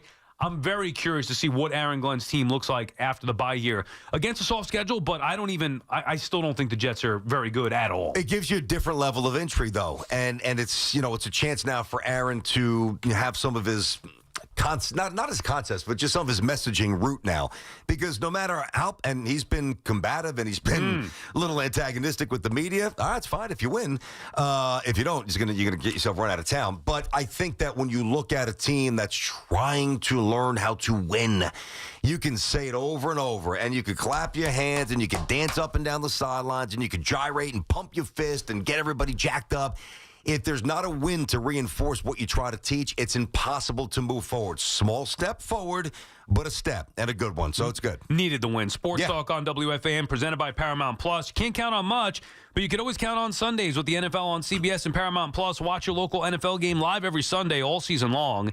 Visit ParamountPlus.com/NFL to get started today. Back to the calls here. We'll talk Jets and Giants. Zach is on Long Island talking about the Giants. What's up, Zach? Hey, can you guys hear me this time around? Yes, we got you. What's up? I appreciate it. Thanks so much for getting back to me. And listen, some of my steam had fallen off, and I may have missed a couple of your responses. But my reason for calling was just getting hot and bothered by a caller saying that we got to get rid of Daboll. I mean, I keep having this conversation with friends, family, coworkers, and I'm sick of it, honestly. Like, people keep saying get rid of Daboll. Like, you just hire the next guy and it's all going to be, rainbows and butterflies. I can't think of a harder job in professional sports or football, besides being an athlete, than the head coach. I say this all the time to my friends and family. It's skills over schemes. If you don't have the skills, the schemes don't really matter. That's true. People want to move on from Daboll and, get the next guy. What happened with Belichick? He was gone. The skills were gone when Brady left. Yeah. The schemes didn't matter. They weren't good. Yeah, but hold on. But then they got the right guy in Vrabel after a one-year disaster, and look at them now. That's fair enough, but they also got Drake May and a couple others. All right, well, the Giants have Jackson Dart. Zach, do you think? I agree. Zach, so what I want to get back to? You think Daboll's done a good job here as a head coach in 4 years? I don't think he's done a good job, but he's had an incredibly difficult task at hand. He's had a garbage roster. Well, everybody that gets fired, they could probably say the same thing. Because very rarely, outside of maybe Joe Torre and a few others, like, how many times do you start a job where the roster's ready to roll? It's very rare. Generally, you take over a trash team. Either the finances are out of whack or the roster's out of whack and you have no quarterback. So I get it. But at the end of the day, Zach, you either elevate or you don't. And for me, I think for many, the elevation has not been enough. That's all I'm saying. I have a quick question. I want to do one thing after this, but one quick question. Okay. Besides clock management, how do you really say a coach is doing a god-awful job? He's picking bad defensive coordinators. He's losing. That's how. So that's not Daboll then. So why can't we roll over some of the other ones? It is. Who is it? It is Daboll. He's the head coach. I guess you're fair. He's picking the staff. I understand that. I guess the staff's got to be better. The scheme's got to be better. But how do you know a scheme is bad until you put it out there against other starting players? Schemes look good in practice because you're going against second, third string guys. Everything's good in practice. Zach, look at, and thank you for the call. Look at his record. Look at how they've lost 2 games this year they had no business of losing. They score a dagger touchdown on the road in Dallas under a minute to go. They lose that game. They do the same thing against the Broncos, and they lost again. And if you blame the defensive coordinator, great. And nobody likes the defensive coordinator. Who brought him in? If you don't like the players, then that's Joe Shane. It's year 4. They've botched the kicker situation, which cost them games this year, last year. Like, they continue to lose. They're 2-6, and they found the answer at quarterback. Oh, and by the way, in case you forgot, look at what Daniel Jones is doing in Indianapolis. Why couldn't Brian Daboll do a fraction of what Daniel Jones is doing with Steichen in Indianapolis? Like, I'm sorry. I've been a bagel. Yeah, I love bagels too. I've been a Daboll backer. But I just don't. Man, we're going to see 9 games. There's no need to make a decision now. True. But 2-6 is 2-6, and it's been that way for the last 3 years. Listen, I can understand why Zach pushes back a little bit. I really can. Now, last year, I would have understood that at all because there was just no evidence. The evidence this year is, all right, he's got good synergy with the young quarterback, finally, which is what you are. That's mission number 1. Find the quarterback, find a coach that's compatible, whether it's personality and scheme, and let's roll with it. There's also a lot of evidence that he is not a plus coach in late in games, and for all the reasons that we just chronicled. I don't need to keep spitting them out. We know what they are. Now, but I do get what Zach is saying, and which is why we've got 9 more games to go, and we'll see where it goes here. I am just of the mindset, if they believe that they can identify a better coach, a proven coach, and unless it was like Lane Kiffin, who came from Ole Miss, and he did, he coached in the NFL, not very good, not very well with the Raiders at all. Like, I'd be open to that. I'm not just going to fire Daboll and say, well, what do I do now? Like, there's got to be a plan. And if the plan's appealing, well, then I'd move on. But there's also 9 games to show that maybe he is the right guy for the job. I'm less inclined than Zach, but I get it. I mean... No, I'm just thinking, like, at some point, because I was like that a few weeks ago, saying I want to see what he could do with Jackson Dart. At some point, you got to start winning some football games here. I don't think the Giants are a well-coached team, and this is year 4. If this were year 2, totally different story. You know what I mean? Like, I do. I just... Not to mention he's... Now, I like the fact that he could be a little bit of a hothead. I got no problem with that. Yeah, but that can be... as a head coach... In year 4 especially, and I think the pressure's starting to mount, the stuff with the tent, the medical tent, like, you've got to show a calm demeanor as the leader of a football team. You can't be going nuts like that, and he's done that up and down at times. Like, if you're winning, fine. When you're not winning, I think it makes it look worse. There's just been little things, whether it's yelling at the headset with Wink. Like, there's been over 4 years evidence that... those things could potentially be a detriment, losing your cool as well as a head coach. He's definitely emotionally volatile. I get it. And when you got the wins, and people are like, look at this guy's intense. He's nut. He's engaged. He's a nut job. When you don't win and you're a little emotionally, at least the perception that you put out there, a little volatile emotionally, I'm sure he's a little bit different in the building, I would hope. Well, then you're not going to get the benefit of the doubt when you win 3, 4, 5 games a year. I don't know, man. I think that they're going to lose a lot of games the rest of the way, and I actually think that there's reasons for that. They don't have a true number 1 receiver. I don't like their secondary. Now you got Scadaboo out. So I think, though, that if they keep putting up some points and Jackson Dart is balling, I think he's going to be back. And if Dart continues to grow and play well, I don't think I'd go nuts if he's back. As crazy as that sounds, because I've said that I would have fired him last year, and the year before. But the thing that's giving me some pause now is, man, they've been trying to find this quarterback head coach relationship forever. You finally stumble upon it, or you finally have it, and now you yank the cord. I don't know. Yeah. I mean, if you don't think the guy could win. Yeah, I mean, what's the excuse? He's got the quarterback. What's the excuse? Well, the excuse is the rest of the roster's not very good. It's not. Well.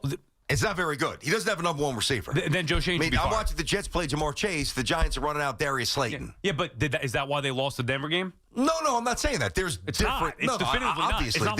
It's not why they lost the Dallas game. No, I get that. They do a lot of things wrong, but and this is where I struggle with it, admittedly. Is it all Daboll's fault? I don't know. I mean, if the coordinator would have done a better job in Dallas or Denver, he probably gets at least 1 win there. If the secondary was just better, now I look to Shane, well, then maybe he gets another win. It's just, all I'm saying is I think the evaluation's a little trickier because Dart does look good. And I'm not even a big Daboll fan. BT and Sal on the Fan. More your calls when we come back. 888-808-1019. If you're tired of dealing with neck pain, backaches, even sciatica, stop messing around and go see the guys at Samwell Institute for Pain Management. That's Dr. Shah, Dr. Ko, and Dr. Sita Pra. CEDAPRA. Okay, there you go. They've got offices in Colonia, Englewood, and Livingston. And here's the best part. They focus on non-opioid, minimally invasive, non-surgical treatments. Real solutions that can actually get you back to feeling like yourself again. Check out the thousands of 5-star reviews that trust Samwell. So turn to Samwell Pain for relief. Go to SamwellPain.com. That's SamwellPain.com. Regular season battles in football. Off-season moves in baseball. The Yankees, Mets, Giants, and Jets all live here. The Fan, 101.9 FM, and always streaming on the Odyssey, TuneIn, and iHeartRadio app. Sitting in the driver's seat of the Nissan Kicks is like the best seat in the house. You're in the action. And with the Nissan Kicks all-wheel drive, you can go find the best views. And with the 10-speaker Bose Personal Plus audio system, you can hear everything.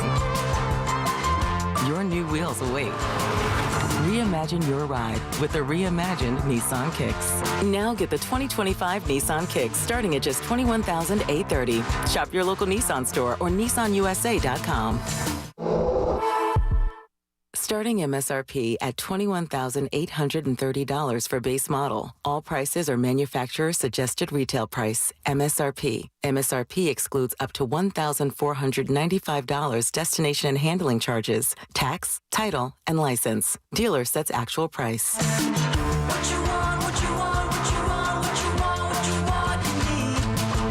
Lowe's knows that free makes everything better. That's why rewards members get free standard shipping on what they need to get the job done. Not available in Alaska and Hawaii. Exclusions and more terms apply. Loyalty program subject to terms and conditions. Details at Lowe's.com/shipping terms. Subject to change. Need to sell your house fast? Whether you're facing foreclosure, stuck with bad tenants, or just ready for a fresh start, House Buyer Network can help. We buy homes as is for cash. No fees, no commissions, no repairs. Get a fair cash offer in just 24 hours and close in as little as 7 days. Call 833-719-5877 now for your free no-obligation offer. That's 833-719-5877. House Buyer Network. Fast cash, no hassle. Offers are typically below market value in exchange for speed and convenience. Call for details. All right, gentlemen, this is Emmett Smith on behalf of Depend, and I've got the perfect play. Run straight to your doctor's office for a life-changing catch. Because when prostate cancer is caught early, it's up to 99% treatable. And one blood test might be all it takes. And now through November, Depend is donating to the Prostate Cancer Foundation for select purchases. Talk about a great play. From September 1st to November 30th, Depend is donating 25 cents to the Prostate Cancer Foundation for Depend Shields Guards Real Fit products purchased in the U.S. up to a maximum of $300,000. Sold in Mississippi. 4 distinct all-electric Cadillacs. Some drive them for performance. Others drive them for the range. And some drive them because it's the only way to make an entrance. 3 different ways to turn every drive into an occasion. Whatever your reason, there's never been a better time to say, let's take the Cadillac. The all-electric Cadillac family of vehicles. Escalade IQ, Vistic, Optic, and Lyric. Visit your Tri-State Cadillac dealer today. We've got more sports talk coming up on The Fan. Hey, football fans, picture this. You bet on your favorite player to score the first touchdown in the game, but his teammate scores instead. If this happens, BetMGM wants to give you another chance at the end zone. With BetMGM's second chance promotion, you'll get your stake back if your first touchdown scorer scores second instead. That's right. Bet on any pro football player to score the first touchdown of the game. If you're right, you win. If your player scores second, you get your stake back in cash. With BetMGM's second chance offer, you have a chance to keep the fun going after the first player crosses the goal line. BetMGM and GameSense remind you to play responsibly. See BetMGM.com for terms. 21 plus years of age or older to wager and physically present in New York and New Jersey only. Existing customer offer. Subject to eligibility requirements. Rewards paid back in unrestricted withdrawable funds. Gambling problem? For New York, call 877-8-HOPE-NY or text HOPE-NY. For New Jersey, call 1-800-GAMBLER. Kick off the new season in a Mercedes-Benz from Mercedes-Benz of Edison. Upgrade to a new GLC, GLE, or GLS, or take advantage of their loaner-to-owner program. Buy or lease a 2025 X-Loaner and enjoy a like-new Mercedes-Benz. Now at Mercedes-Benz of Edison. Let's go! You've still got it, but your immune system weakens as you age, making it harder to fight flu, pneumococcal pneumonia, RSV, and COVID-19. Ask your doctor or pharmacist which vaccines you need. Sponsored by Pfizer. Check the back seat.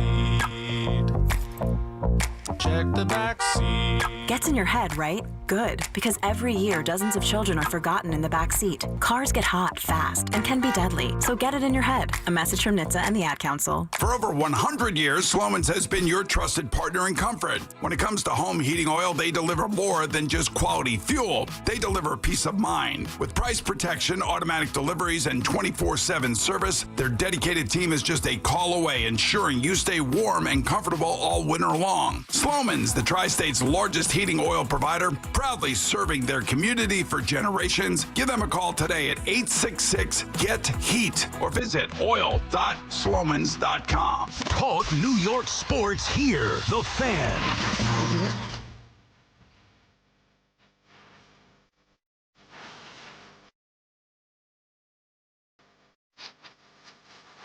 T-Town back on the Fan, 888-808-109 on this Monday morning. Giants lose, Jets win.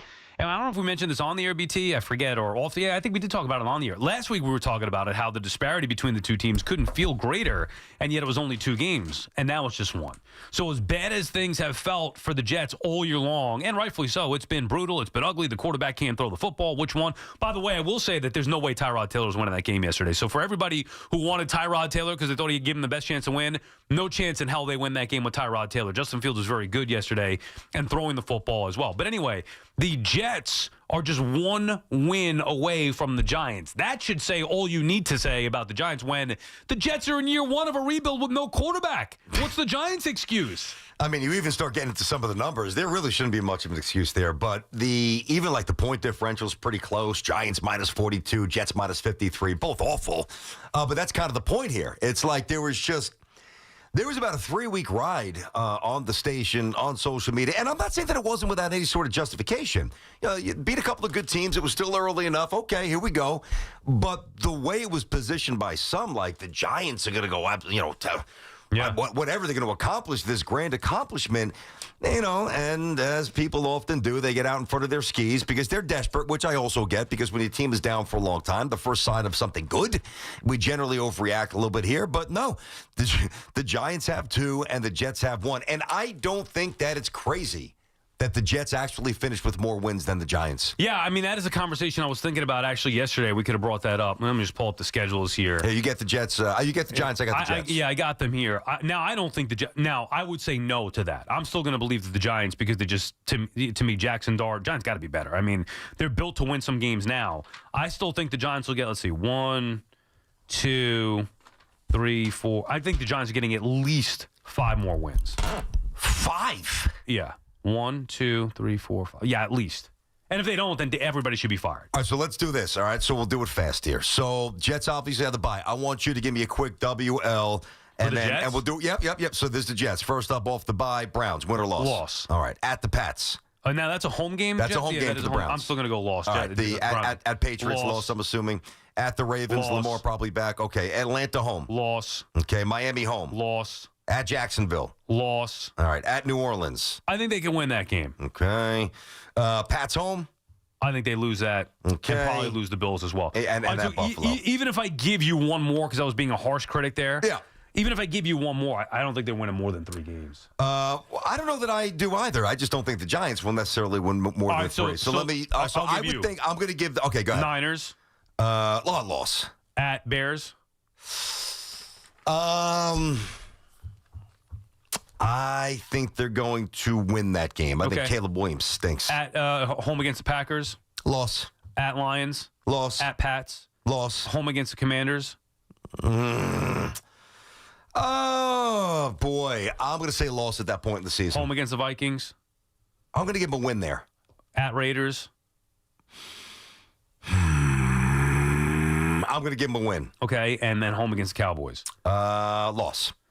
Oh, I mean, so that's what I gave them. Three wins there. Yeah. All right. So I gave them 3 there. That would get them to 5 total. And you think so you think they're at least 5? Which 5 do they win though? I think they're getting 7. They'll win either the Niners or Bears game, maybe both.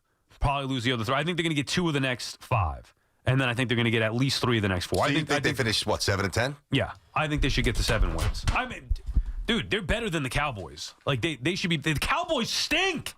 The Cowboys stink. I'm tired of hearing about the offense. If the Giants can't beat the Cowboys at home, now who the hell knows what's going to happen then? They should be able to beat the Cowboys at home. Raiders on the road, Vikings at home, Commanders on. Like, at some point, you got to take off the training wheels here. I mean, geez. Division games against less than teams. I'm not asking you to beat the Eagles, which you did at home. You beat the Eagles at home. You can't beat the Commanders. You can't beat the Vikings. Can't beat the Cowboys. Can't beat the Niners. I mean, the Niners aren't that good. Now, I don't know if Purdy's going to play this week or not. Mac Jones been in there for a while. They're okay. Niners are okay. They've been inconsistent. And same thing with Chicago. Chicago stinks. Caleb Williams stinks. He's a mess. He threw one pick yesterday, double coverage, down 2 or 3 points late from his own end zone. That was absolutely disgracefully disgusting. So he's not there next year. Now, they actually have to go out there and do it. It's not like just wholehearted belief in them, but I believe that there are winnable games on this Giants schedule. As long as Jackson Dart stays healthy. Now, again, Scatterbo out is going to hurt them, but that shouldn't cripple their plans. They still have the defense in place that should have some success this year. They got to go out there and do it. I don't trust the coaching staff necessarily, but if they don't get to at least 6-7 wins, then I think everybody should be wiped out. Everybody. Shane, Dable, all the coaches. See you later. Yeah, don't let the door hit you on the way out. Clean them out. So, all right, so I listen. It's funny how we do this. We say Dallas stinks, these teams stink, and they might. So do the Giants. Yeah. The Giants can't stop the run, and that's not going to change. Well, I mean, they did beat the Eagles and they did beat the Chargers and they should have beat the Broncos on the road. So, All right, so the Jets should have beat the Steelers and the Jets. I mean, but you didn't. You win or you lose. The Giants gave up 300 yards rushing. Understood. 300. I understand. I mean, they should be better than what they are, but I don't think those other teams are any good. They should have beat the Cowboys week 2. I think the Giants go. I mean, listen, back to the Jet-Giant thing, and there's just a ton of variables, obviously, injuries, etc.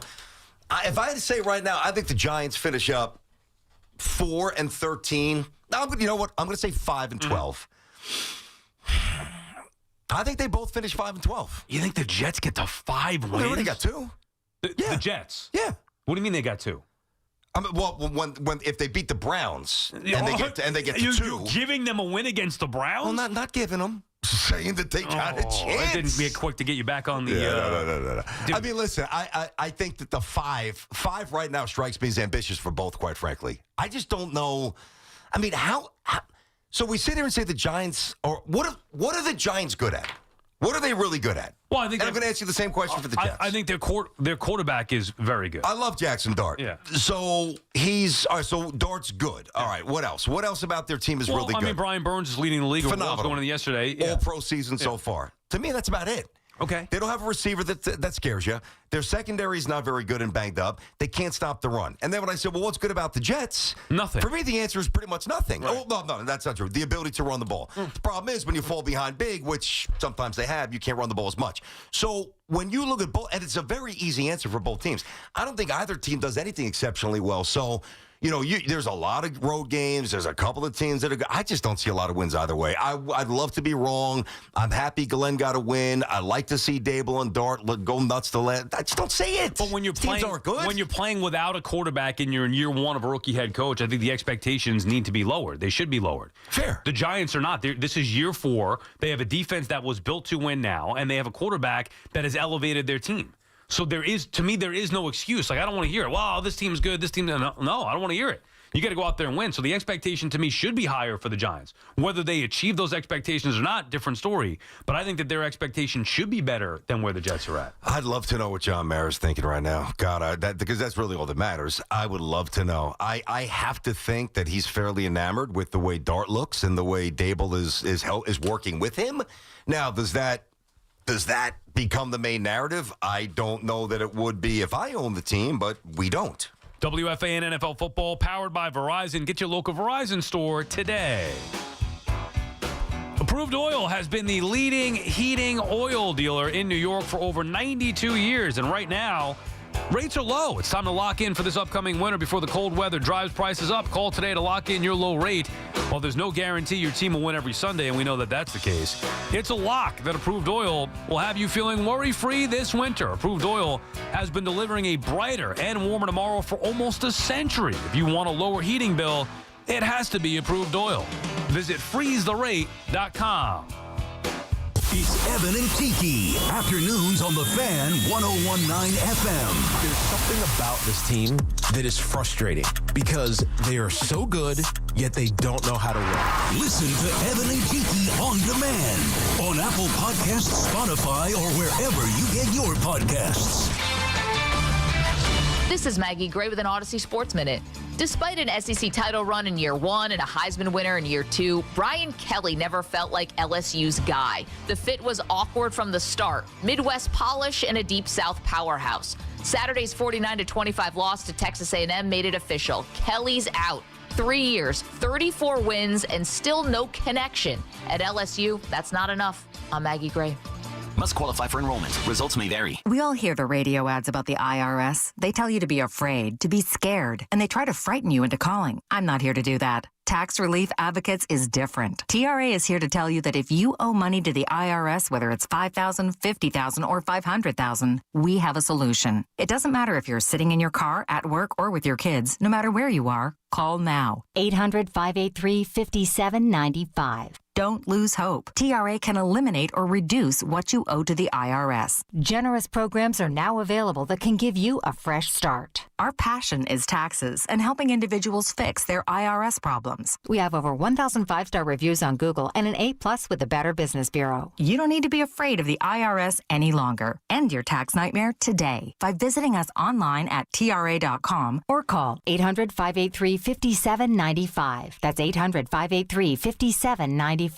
Tax Relief Advocates. Real solutions for real people. Sunshine with a few clouds. High 57. Weather brought to you by Robert Half. Our recruiters' expertise and award-winning AI will find you the skilled candidates you want. At Robert Half, we know talent. Visit roberthalf.com/talent today. The FanDuel Sportsbook app is your home for all your favorite NFL bets. From yards to touchdowns to who's going to win with FanDuel, any play can be the play of the game. Tonight, FanDuel's giving all customers a 30% profit boost token. That's right. Get in on the act with a 30% profit boost token this Monday. So make FanDuel your go-to app for any snap. Just visit FanDuel.com/BT to bet on the game. That's FanDuel.com/BT to jump in on the fun with a 30% profit boost token this Monday night. We love the app around here. It's simple to use, easy to navigate, and when you win, you get paid right away. Play your game with FanDuel, an official sports betting partner of the NFL. FanDuel Sportsbook is also the official sportsbook of WFAN. 21 plus and physically present in New York. Opt-in required. Bonus issued as non-withdrawable profit boost tokens. Restrictions apply, including any token expiration and max wager amount. See terms at sportsbook.fanduel.com. And for help with a gambling problem, call 877-8-HOPE-NY or text HOPE-NY. There are a lot of reasons why people buy at Ramsey Mazda. It's their selection, it's their customer service, and it's their savings. Lease a new 2025 Mazda CX-30 2.5S all-wheel drive for $159 for 33 months. Start shopping now at RamseyMazda.com. Choose wisely. Choose Ramsey Mazda. Call 833-853-2970 for details. VIN SM 841631. MSRP 26980. Zero security deposit. Ends 10/31/25. We're always talking New York sports on The Fan. I'm Bob Burke, founder and chairman of Burke America Parts Group, a family of brands that includes RepairClinic.com, an appliance and HVAC parts solution company that's grown into an international brand. Before AmericanEagle.com, we partially launched a new technology platform developed by another firm. American Eagle helped take our technology to a whole new level with digital marketing, software development, and business insights into our key markets, appliances, HVAC, and outdoor power equipment, and did so both on time and on budget. AmericanEagle.com has the resources, experience, and talent needed to produce solutions. Our new technology platform, developed by AmericanEagle.com, has produced tremendous results with higher traffic, conversion, engagement, and online revenue. If you have any home repairs you need to take care of, check us out at RepairClinic.com.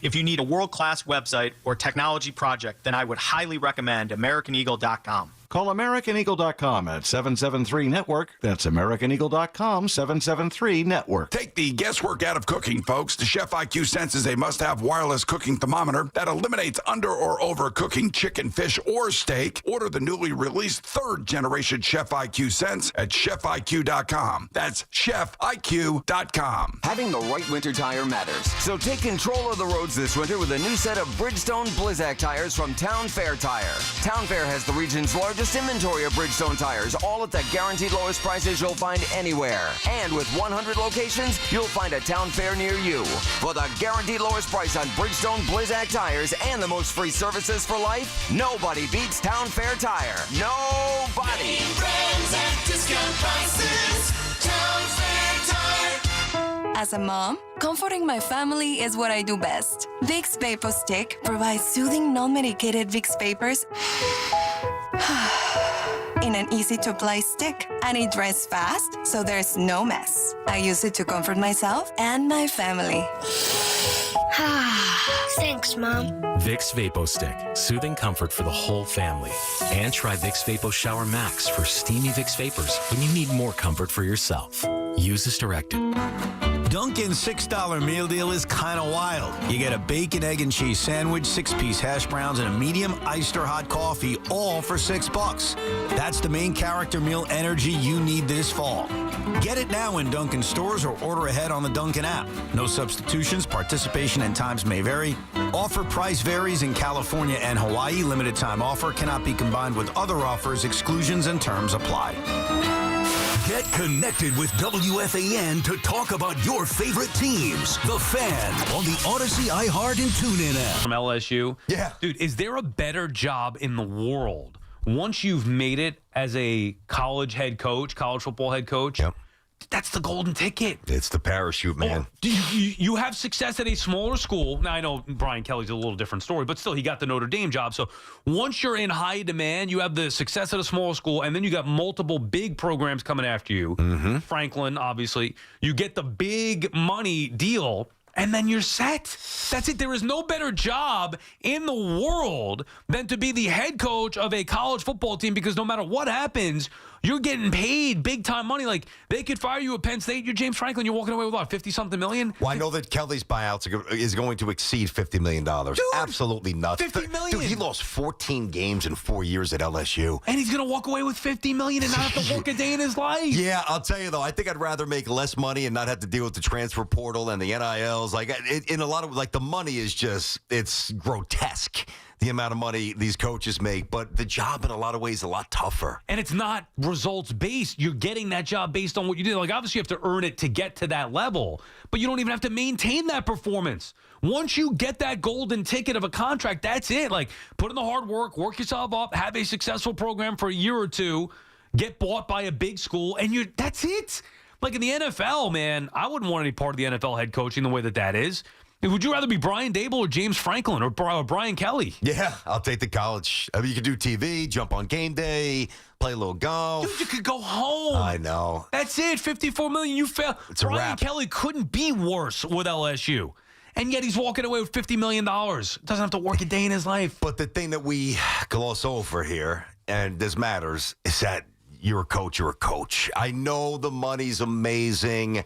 And I just said to myself, go play golf, take a nap on the hammock, have some iced tea on the porch, do a little TV. Like, you didn't get into coaching because you thought you'd have a $50 million golden parachute waiting for you when you failed at LSU. You got into coaching because it's in your blood, and you were bouncing around, graduate assistant, making 12, 13, 15, 18. Your coaches want to coach. Okay. Well, I mean, he should have then done a better job at LSU if you wanted to coach. And I'm sure he could go somewhere else. You wouldn't be able to find me at all. Now, I would like to think that if I were offered that opportunity, I'd do better. You know what I mean? Like, with the 14 losses. Well, it's tough at LSU now, because now if you don't have the money, and LSU doesn't quite have that fund that some of these other schools do, they're not going there like they used to. So at LSU, the talent that LSU would get is insane. And the problem with Brian Kelly, remember when I think it was at a basketball game. Remember when he took the mic and he gave you the fake accent, Baton Rouge. What are you doing? I know. Well, that's the thing. Come on, you got to be your authentic self. By the way, speaking of coaching. Yeah. So I had a little interesting situation over the weekend. So I coached my first game since I got the little boot ski in the Little League, right? And I go up the home plate, and I hadn't ever met these two. At least I didn't recall these two umpires. Really nice. One young, one old. They're great guys. Actually, I found out later, big fans of the show, too, in the station. And the guy goes, he looks at me deadpan, not even joking. He's like, oh, so they lifted the suspension, huh? You back? I said, that's a good line there, Blue. Did you get suspended? No, I didn't. Well, I did. I got suspended for the one game, but it's not like I didn't get a Pete Rose suspension. No. How'd you do? We won playoff game. All right. And we got another one tonight. Oh, you're back on the sideline or on the bench? I'll be back there. You're back in? Yeah, I'm back. I got pulled back in. You're back in? I'm back in. I did not. This is breaking. It was never permanent. It was just for a couple of different reasons. First of all, the fall's very busy for me. That's the main impetus there. But, yeah, I got pulled back in. A couple of guys couldn't make it. They said, can you jump in? I says, yeah, for my players, anything. And, right back to third base, running the bags aggressively. A little 2-1 playoff win. You'd rather coach. I'd rather be... On the beach? Oh, yeah. Yeah. Yeah. All right. You guys want to fire me? Thank you, boosters. Okay. When do I get what is it, $50 million? Okay. Where do I sign? Yeah. See you later. Like Belichick's going to get eventually. I mean, he's got buyouts and some other thing. Who knows? Bill's like a weird legal. one. He is what a strange situation that is. God. He's a weird one because he had the greatest he was the greatest head coach of all time, and he ruined his legacy with this Jordan Hudson, with North Carolina. I can't believe how bad it's gotten. No. Like, it was bad at the end with New England, and now New England having success, and Bill has looked like a clown. What is their record? I don't even know off the top. They have two. Are they 2-4, 2-5, 2-6? I just read what they are. They coughed a bad one up. I know they would have had a signature win. I saw that. Hop, you know off the top of your head UNC's record? I'm trying to pull it up. By the way, my man Mendoza looked really good over the weekend again for Indiana. Yeah, they spanked. Who were they playing? They won. They crushed UCLA, I believe it was. That's right. Yeah. So UNC here is, let's see. One win. They beat Richmond. Yeah, it's basically one double A. You pay Richmond, you pay Charlotte. 2-5, that's it? Is that what it is, 2-5? Wow. All right, so let me ask you you sure about that, Hoff, or I'm not sure about that. Hoff? I'm not sure about that. I see 3. Well, what do you mean? Are you looking up? Thanks, I buddy. I see it 2-5. All right, well, we'll go with 2. Listen. Oh, yeah. I'm looking at it. Sounds about right. I'm going back to last year. They had more wins last year. They did. So, since we started this with the Giants and obviously the Jets, and we'll get back to the football calls here, 888-808-1019, BT and Sound on the Fan. I'll throw this at you. You can take a little swing. You can push it down the road. You can take a monster whack, whatever you want to do. Let's say the Giants absolutely flame out the rest of the way and don't get that many wins. And that's kind of what I expect. I expect fewer wins than you do. And let's say they move on from Brian Daboll, as they will if that's the situation. And Belichick bounces from UNC, which he will. He's got to run from there. You don't call him? You'd have to. You have to call the guy. I know, but I say you have to call him. But, I mean, there's recent evidence that would suggest that maybe he doesn't have it anymore. You know what I mean? You got to lose the honey. She can't be on the Giants sidelines like she is at UNC. You go for that at this point? I don't know, man. I mean, he's going to want to salvage his reputation unless he is so madly and deeply in love, and God bless you if that's the case, where the reality of how he's damaging his legacy is truly not hitting him, but eventually it's going to. Like when this season's over and the tombstone is written and placed in the dirt for his 1 year at UNC, because it's not going to be a year 2, and they're 3-9 or whatever the hell they're going to be, and he's sent packing and it's embarrassing. He's going to want to save a little bit of face here. And what better spot than the New York Football Giants, who he reveres, with a quarterback in place. Let me ask you something. You think Belichick would have a better record than Brian Daboll right now with the same exact team? Yes. Me too. Yes, because he'd be more involved in the defense, no question. Yeah. Not by many, but yes, they would have a better record, yes. Yeah, I don't think he's blowing those games either, whether it be Dallas, whether it be Denver. Yeah, I think so too. I just think he's a better he wouldn't mess around with the kicker. Like, he knows how to win games. Mm-hmm. He knows how to win. The problem has been maybe talent, maybe a little too hands-on, especially after Brady left, meaning picking his guy. Mac Jones, by the way, has had some success with San Francisco. He has. But with Jackson Dart, I mean, I would be very tempted. I would not move on from Daboll and go with a first-time head coach. That's where I was going. If they do that, they're absolutely lost. All right, so then who were the guys? Would you rather have Belichick? Would you go Gruden? I would absolutely call Lane Kiffin. Yeah, I've said that. For Ole Miss, I would say. I would call, Gruden. I'd have a conversation with Belichick. I would as well. Lane Kiffin. I'd have to see who else gets fired. I don't know about Lane Kiffin. What about Mike Tomlin gets fired? Yeah, well, that's a different story. 100%. Yeah. I mean, I don't think he's going to get fired, but yeah. Probably not. All right, but we don't know. John Harbaugh? I'm not as high on John Harbaugh as you are. I don't know why Costos was ripping him, too. I was listening to him on a Sunday. I'm not going to rip him. I'm just saying, without great quarterback play, he doesn't ever win. I mean, they just won yesterday without Lamar Jackson. Yeah, but you know what I'm saying. Come on. I mean, he's won a Super Bowl before with Joe Flacco. Like, I don't know. I believe in now. Again, I would believe in a resume with these head coaches. I'm not saying he's the greatest coach right now going, but I would have wanted Jim Harbaugh over him. If John Harbaugh is available, like, I'd rather get a retread guy like Harbaugh who's won before. Yeah, I don't think Harbaugh's Brian Billick. Like, it's John Harbaugh here. Like, he knows what he's doing as far as coaching a football team. I would, listen, for me, I thought there was a point where John Harbaugh was top 2, top 3 coach in the NFL. I don't think that anymore. I think he's a little overrated. He's still good. So I'm not saying that he shouldn't be an option. He's also been there forever, BT. Like, sometimes being in one spot. Maybe. No, there's something to be said for being galvanized by going to a new spot. I get you. Again, you can do a lot worse than John Harbaugh, but they cannot, the Cardinals sin. If they go coordinator again, I mean, please save us. John is calling from Valley Stream. What's up, John? Hey, John. Hey, what's up, boys? Gruden. It's got to be an adult in charge somewhere in this organization. I'm sorry. That's the guy for me. I mean, I know I'm going to sound like a broken record, but it's 4 years. They all got to go. Every single one of them. This coalition of morons running this team has got to go. I mean, 14-0 at the Saints game. I went from running around my basement, high-fiving my sons, we got a quarterback, to stroking out at you Monday with you two again. But you still have the quarterback. How many times can I watch and repeat this? Yeah, but John, I get it. I mean, but you still have the quarterback. So when you were running around high-fiving your son, you should still be doing that. You got Dart. You got him. Yeah, but I got Dayball riding shotgun with him. You got to get him away from this guy. Brian Shotgun. God. Yeah, I mean, you'll probably get your wish if they lose as many games as I think they will the rest of the way. Hang in there, John, and thank you for the call. We appreciate you checking in with us. It's not as bad as it's been because you have the answer at quarterback. However, there's a long way to go to get it to where we thought it could be and where it certainly needs to be. And I just don't understand at this point. Now, again, we're going to see 9 games here of what Dable could do. If he could actually start winning some of these games, maybe that could change some of the perception. Maybe that could change the reality surrounding his job. But he's actually got to start winning. And through 8 weeks, they haven't won. So it's not anymore about, well, can he develop his own quarterback? Not to mention the Daniel Jones thing. Like, I don't know how people could overlook that. I know he's not here anymore. But isn't that more telling than even Dable's hideous record since he's been here? The fact that he had Daniel Jones and in 1 year, Shane Steichen could turn Daniel Jones into an MVP and Dable had him for 3 years and nothing? I think that's an easy narrative, and I agree with it a little bit. Not entirely. Shane Steichen's got a lot more talent. That offensive line has been together for a while. They're really good. Jonathan Taylor's having a 6th season. They got a tight end. Like, they got some weapons, man. I get it. It looks worse. It adds to the, look at this. It just makes the organization look worse. I know we got to break, though. I got you. The one thing that I do see that's returning, which is actually, in a weird way, good. Like, there was a fair amount of apathy within the Giant fan base for a while.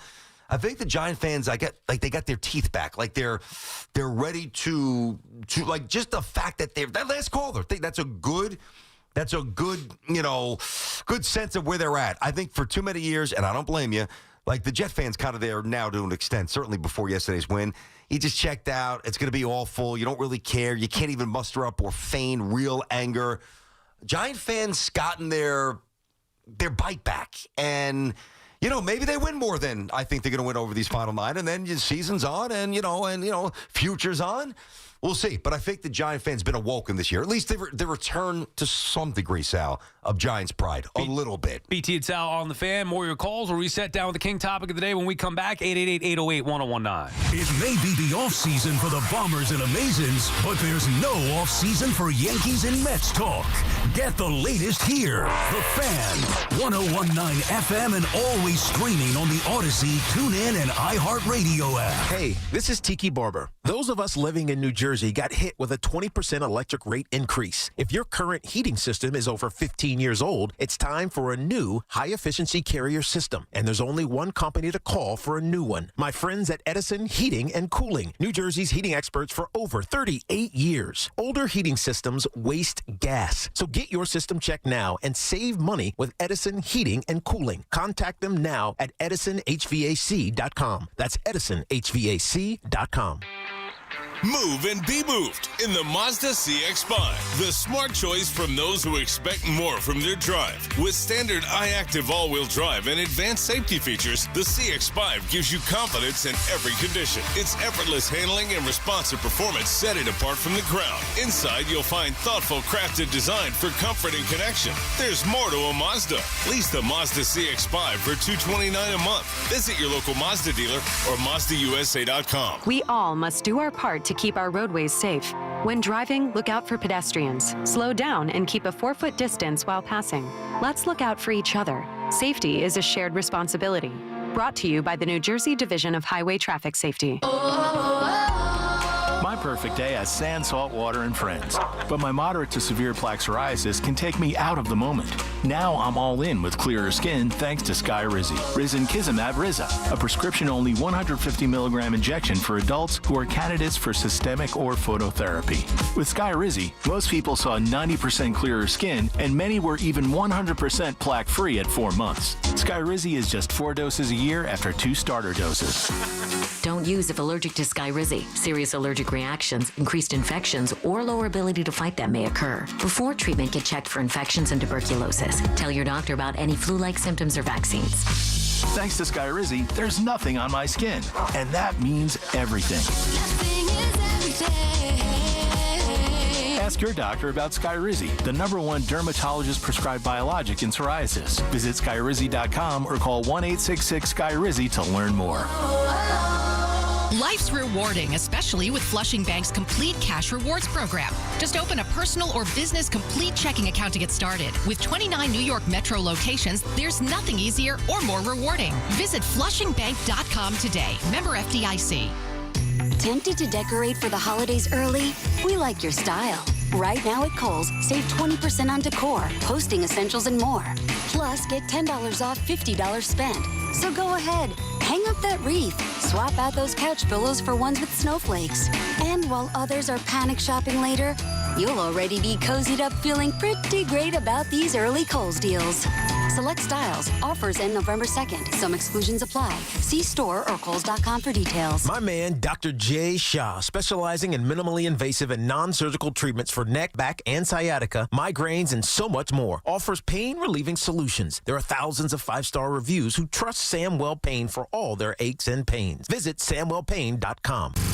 We're your official station to talk Yankees and Mets. WFAN, WFAN FM, WFAN FM HD1 New York, and Odyssey Sports Station. WFAN Sports Flash. Good afternoon at 12 o'clock. I'm Andrew Bogish. Your Sports Flash is sponsored by Chef IQ. Precision cooking, effortless results. ChefIQ.com. And by Flushing Bank. Justin Fields could not have been much better yesterday afternoon in Cincinnati, but did all those yards and points and the win reestablish him as the Jets starting QB. Aaron Glenn said this morning he doesn't need to make those decisions right now with his team on the bye. This is a bye week, and we're going to focus on us. And listen, I have time to make that decision. So, again, and that's one of the good things of the bye week. But seriously, man, this gives us a chance to really just hone in on the good, bad, and ugly, and try to get those things worked out, because we know we have a ways to go. The Jets return from this bye to host the Browns. The Chiefs hosting the Commanders tonight. Monday Night Football is on 6:60 a.m. starting at 7. Nets basketball on the FM side, 7:50. Tip-off in Houston is shortly after 8. And the Mets have reportedly hired Troy Snitker as their hitting coach. He just had this job with the Astros and is the son of former Braves skipper Brian Snitker. Fan weather sponsored by Dr. Jay Shaw at Samwell Pain Management. Visit SamwellPain.com. It's 51 and sunny in Central Park, and that's what's happening. Sports flashes, top of every hour. I'm Andrew Bogish. Get the scuttlebutt on your favorite team, the Fan, on the Odyssey iHeart. Brandon Tierney, Salicata back on the Fan on this now Monday afternoon. We were down with the king topic of the day, and it is the football from yesterday. One quick note, BT, before we get back to the Giants. You just heard Bogish there play the sound from Aaron Glenn. Like, who's he kidding? Justin Fields got to be the starting quarterback here. I was actually out of the room. So what he said, he doesn't know? I missed it. He said he doesn't need to name it now because they have the bye week, which is fine. Like, whatever. Okay, understood. There should be no question anymore. Justin Fields has earned the right to start. First of all, he's the better player of the two.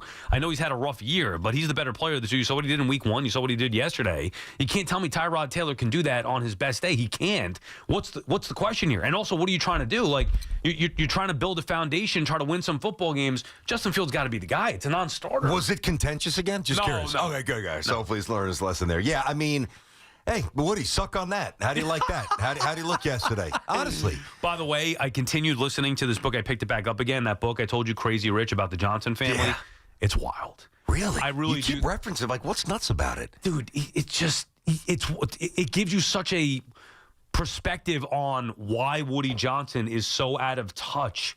Like, this goes back to the 1800s, how his family built the Johnson & Johnson empire. Uh-huh. Like, family upon family, different lucky. generations. Lucky guy. Well, understood, but when we should all be so lucky. When you're born into that level of fortune and fame, I totally understand why he is the way that he is. Anyway, a listener recommended it to me either a year ago, a couple years ago. Yeah. I was like, all right, I'm not going to read the book. I think he sent me the book, and then I downloaded the Audible version of it. And I was like halfway through, and I was like, I'm not going to do that. But then I picked it back up because Woody's been relevant again, and it reminded me how nuts he is. Anyway, Woody. So that's the Jets aspect of it. If they get a big win finally, we'll see if Aaron Glenn now can settle things down and maybe build off of that. As for the Giants, 2-6 is 2-6. Any way you slice it, with the quarterback, without the quarterback, with the defense that they have, without it doesn't matter. And to me, that is an indictment on the head coach just not knowing how to win. He did a good job of winning his first year, getting a team with less than talent to the postseason. But since then, BT, just too many losses piling up for multiple reasons. It wasn't just that they lost to the Eagles, and we went into some of the detail with the bad officiating and all that, and obviously the Scadaboo injury. It's last week's loss to the Broncos. It's week 2 to the Cowboys. The way they played against the Saints, those things can't happen if you want to build a successful season, a winning season, something Brian Daboll hasn't had now in 3 years. I'm going to throw something that I don't even believe has a chance to make any sense, but I'll just to be fair to the situation, and maybe more specifically, because I think we've been fair, to view it maybe through a different prism to open up a little bit of a different conversation. So we talk about the Saints game and the meltdown at the end of Dallas, and obviously, the way things went yesterday, even though the officials had their nasty fingerprints all over it, Giants got absolutely bent over yesterday. Everybody knows it. What about, and the common thought is, well, better coaching, the Giants would have won a game or 2 of those, right? And I understand that. But nobody's saying that with lesser coaching, maybe they would have gotten rubbed out and destroyed. So, I mean, they've only got 2 wins. No, I know. But, like, to hang 40 in Dallas, I know that Dallas' defense is not good. Like, Daboll had his team ready to go offensively. Yesterday, if the refs don't have such a glaring impact on the game, once again, Brian Daboll had his team ready to play. He had his team ready to play against the Chargers, had his team ready to play against the Eagles the first time, had his team ready to play against the Saints despite the implosion, had his team ready to play against the Broncos. You can even make the case now it was ugly, and this is pre-Jackson Dart, but from a competitive point of view, had his team ready to play against the Commanders. Right, ready to play. He just doesn't know how to win. Well, that's what I was getting into. Like, does he have enough to win? I think he does, yeah. And that's why I'm making my decision. Like, I've given him a pass for the most part over 3 years. I think he's had enough to win at the very least 2 more games than they've had this year, and that is a huge difference right now. If they were 4-4, this is a totally different situation, and they should be at the very least. And it's not just any team could have won. Yeah, okay, understood. They have had 2 horrific losses with under a minute to go after they scored what should have been dagger touchdowns. I'm not giving him even the Saints game. That can't happen. And he's done this before, whether it's giving away games with not having a kicker last year, whatever it may be. We've been in this spot too many times before. You could also say that they should have gone to Jackson Dart sooner in the season. Now, I'm not one of those people, but there was a path to the Giants having a season beyond Halloween. And Daboll didn't choose the correct path for whatever reason, a litany of reasons. And again, they're 2-6. I can't make excuses for that, and I can't also confidently say there's going to be different next year. I'm not looking for excuses. Trust me, we don't want them on the show. Nobody does. Nobody cares about that. You win, you lose, whatever. But the reality is this. He's been here. This is year 4, as we know. And I don't know what they were the last couple of years, but I know they weren't very good. You know, the win totals projected for the Giants were incredibly low, among the lowest in the NFL. So all I'm saying is there's a difference as we try to contextualize the Brian Daboll run here. It's a little tricky because never once has he been given a good team. He hasn't been given a good team. So when you don't have a good team and you've got a massive disparity in talent, as he's often had, as he's always had, not often, always, I don't know what we expect here. Now, you want to tell me, all right, hey, figure out a way to communicate to your coordinator at the end of a game to not go prevent defense? No doubt. That's on the coach. I'm with you. And I'm not even a real Daboll believer. You know that about me. I think that, like, the Giants, to me, they've got one outside of the appeal and the future of Jackson Dart. That's obvious. But the Giants have one supposedly really good unit on their team, and that's their defense. Like their front four, front seven-ish, but certainly front four. Dude, they're third worst in the NFL. All right, so whose fault is that? Well, that's not Daboll's fault. Well, that's Shane's fault. He's the head coach. I understand that, but that's Joe Shane's fault. Why? Everybody loved Kayvon Thibodeau. Everybody loved Dexter Lawrence. Brian Burns, Abdul Carter. He didn't draft him. Now, Burns has been great, so you got to give him credit there. You know, not Daboll. Who You got to did he give Shane. draft? You talking about Dexter Lawrence? I'm talking about everybody on the team on the defense. I think that was previous GM, certainly with Dexter Lawrence. We know that. And I don't think that Daboll said, he drafted Kayvon Thibodeau. He drafted Abdul Carter. Shane did. Yes. No, I know. So what I'm saying is I don't think that Daboll's ever had adequate talent going into a year. I really don't. I think this year they had, and that's maybe where we disagree with this year. And by the way, that win total, the season, win total at 5.5, whatever it was, that was before Jackson Dart ever set foot on the field. It was also before Neighbors went down for the year. Let me ask you this. Now, this is just one unit. Giants have the blank worst receiving core in the NFL? I don't know, 25th, 26th? They got nobody. Right. I mean, without Malik Neighbors. They got a couple of young tight ends, whatever. Right. Scadaboo's gone. I mean, what do we expect? But is there problem scoring points? No, okay. no, but that's what that's what I'm saying, right, Sal. But then I don't want to hear about Neighbors because it's irrelevant because they're scoring points. Yeah, but hold on. Yes and no, because he's scoring points without any guys that are really thought of very highly around the league. So to me, that's a check in the column for Daboll, not a minus. Yeah, I mean, I just totally disagree with that. Not to mention the Daniel Jones stuff where I look at it as a direct indictment that Daniel Jones in year one can go to a better situation and have that type of success where the Giants couldn't figure it out for 3 years here. Obviously predating Daboll as well, but Daboll also couldn't figure that out. BT and Sal on the Fan, our friends at Town Fair Tire. Remind you that at Town Fair Tire, you always get the guaranteed lowest price on name brand tires from Connecticut to Maine. Nobody beats Town Fair Tire. Nobody. Josh is calling from Far Rockaway. What's up, Josh?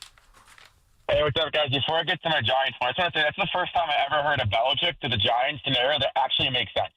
I'm here for 2 years, get this team back to winning. You have no say over personnel, break down Shula's record. It actually makes sense. Like, people, have to give us 3 first-round picks to get him, but it's really end-of-year conversation. And there's a stat floating around. Last 160 years of the Jets and Giants combined, only one coach has had 3 losing seasons in a row and kept their job. And so you're going to give the GM a lot of credit. He had 4 picks in the top 7 or 8 in the last 4 years because he had 2 the first year. The coach is 2-6 for the 3rd year in a row. What? They're a team. How could you fire the coach right now and keep the GM? Explain that to me. How does that make any sense? They'll bring in a new GM the next year who will have a coach he didn't hire, who will both have a quarterback they didn't draft. No, I think I think the one thing we agree on, Josh, and thank you for the call, at least BT and I, that if they are going to make a change, it's got to be both. Mm-hmm. You can't keep Shane and fire Daboll. That would make no sense That's whatsoever. dysfunction. Yeah, so that's one thing that we haven't discussed really Shane as much. It's always going to be about the head coach. And I actually believe that this year, whereas last year I would get more on Shane, even though the fire was toward Daboll, the seat was hot with Daboll. This year I think it's more on Brian Daboll than it is on Joe Shane. I think Shane's done a better job bringing in more talent that Daboll should have better results with at this particular point. 1 or 2 games makes a huge difference in the NFL, and that's what we're talking about. But I would, if they don't win over the course of the next 9 games, if they don't win at least 5 of those games, I would clean house and get both of them out. I don't know how they're going to win 5 games. I mean, that is a number that's astonishingly high to me. 5 wins? Maybe. I mean, I have different expectations. I think that they should be better. Yeah. 5. Oh my God. I hope so.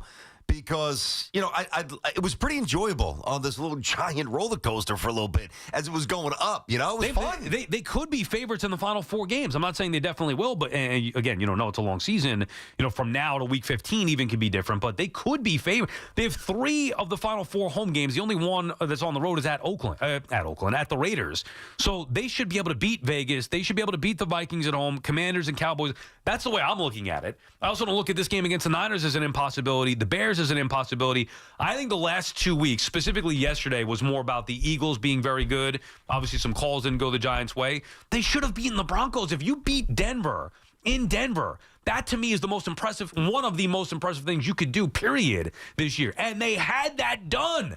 And yet the coaching staff coughed it up. So that's why I maybe have higher expectations looking at the remainder of schedule. If they would have won that Denver game, I don't know if Giant fans would necessarily feel this way, but I think I would join you in this regard. It would be the most impressive win. Even if they did. Even beating Philly at MetLife, divisional rival, the energy there. Denver's a different monster just in terms of the altitude, the defense, etc. The Chargers win was really good and like a little okay, here we go. Maybe we get some crumbs this season. We piece this together. I don't think anybody thinks the Chargers are an elite team. They're a little flawed. They're good. They're competitive, and they when they play well, they play well. But there's been too many weeks where I'm like, man, even when they win, sometimes I'm like, that wasn't incredibly impressive. That Denver win, if they would have held, especially the way Denver looked yesterday, that one would have resonated for sure, no question. Chris is in Belleville, New Jersey, about his Jets. What's up, Chris? Hey, Chris. Hey, what's up, guys? BT, I was looking for the pod after the big win. I was like, where is it? I know. I'm jumping on it early this week. Your family obligations. No. I always, man, always. Hey, I'm 48, and I just wanted to say about Nick Mangold, in my lifetime, there hasn't been many Jets players that have made being a Jets fan feel cool, and he sure as hell was one of them, man. So I just want to say rest in peace to him, and God bless his family. They played the Ring of Honor speech where he cracked the Bud Light yesterday. It reminded me how much of a down-to-earth, cool dude he was. So you know what, Chris? That's a really good way to describe him. I'm sure you guys saw either the videos or the freeze, the picture when he's banging on the boards at the Rangers game with his hair and his beard and his blue Rangers jersey. He's going to be missed, man. He was a good man. I keep thinking about his kids, 4 young kids.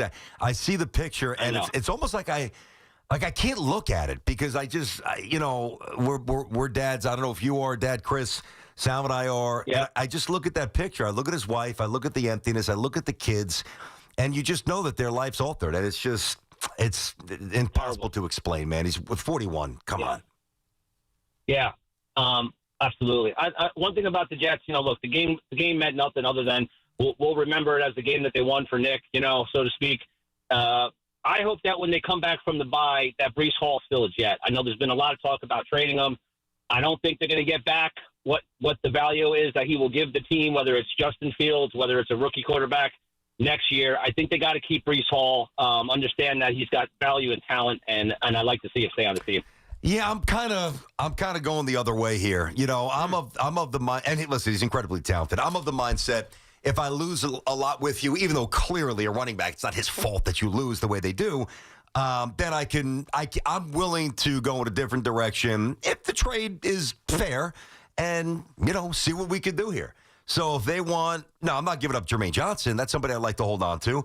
But, even if somebody called about Quinnen Williams, who I just don't think does enough, and I know you can hit me with interior PFF numbers. I don't even really look at that as much, but I just don't think that he's quite had the impact. So if you want Q, if you want Gardner, I want to hold on to Garrett Wilson. I don't need to hold on to Breece Hall myself, but I think a lot of Jet fans are connected to him because, Sal, when you have a bad team and you have one or two shining lights or home run hitters, whether it's baseball or football home run hitter, you almost overstate their value. I mean, he's been here forever. They've done nothing. I don't need Breece Hall. Yeah, I just want to try to win as many games as possible, though, in year one, build that culture, and hard to justify moving on from your best offensive piece, especially without Garrett Wilson. Now, it depends on the return. I'm also not just giving him away. Yeah. It's got to make sense. If you could get something that you think is going to benefit you next year or in the future. Third rounder, you do it? Yeah, of course. Okay. Well, I don't know about just the third rounder, but I'm saying if it's something that you think is worth it, third rounder for what, next year? Mm-hmm. I would strongly consider it. Yeah. I mean, I'm not committing big money to a running back anyway with Breece Hall. He's been hurt before. Yeah, I know, but just replacing that talent's not going to be easy. It's not, but you'd have to tag him for $10 million. If Braylon Allen were healthy, maybe it makes it easier. You move on from him. Yep. I'm not locked. I'm not believer in Breece Hall long term, so I'm not locking myself into that. I'm just saying that I wouldn't be looking to do that now, and unfortunately, that's when they're going to have to make the decision. Yep. With the trade deadline, what is it, November 4th, whatever, maybe? November 4th, yeah. Okay, so, that's coming up here. The Jets will have one more game before then. No, actually, they won't. That's this is it. Yeah, that's the bye. Their and game is after that. All right, so this is it. So now you're going to tell me you're going to trade him off of this particular game? Hey, you may as well sell high. Yeah. I mean, if you're going to trade, it's better than going 13 carries for 23 yards, and everybody's saying, maybe he's not worth. Like, the last impression is going to be strong around the league. Do you do it for a third-round pick? Yeah, I would, definitely. Yep. I'm not giving it big money. That's it.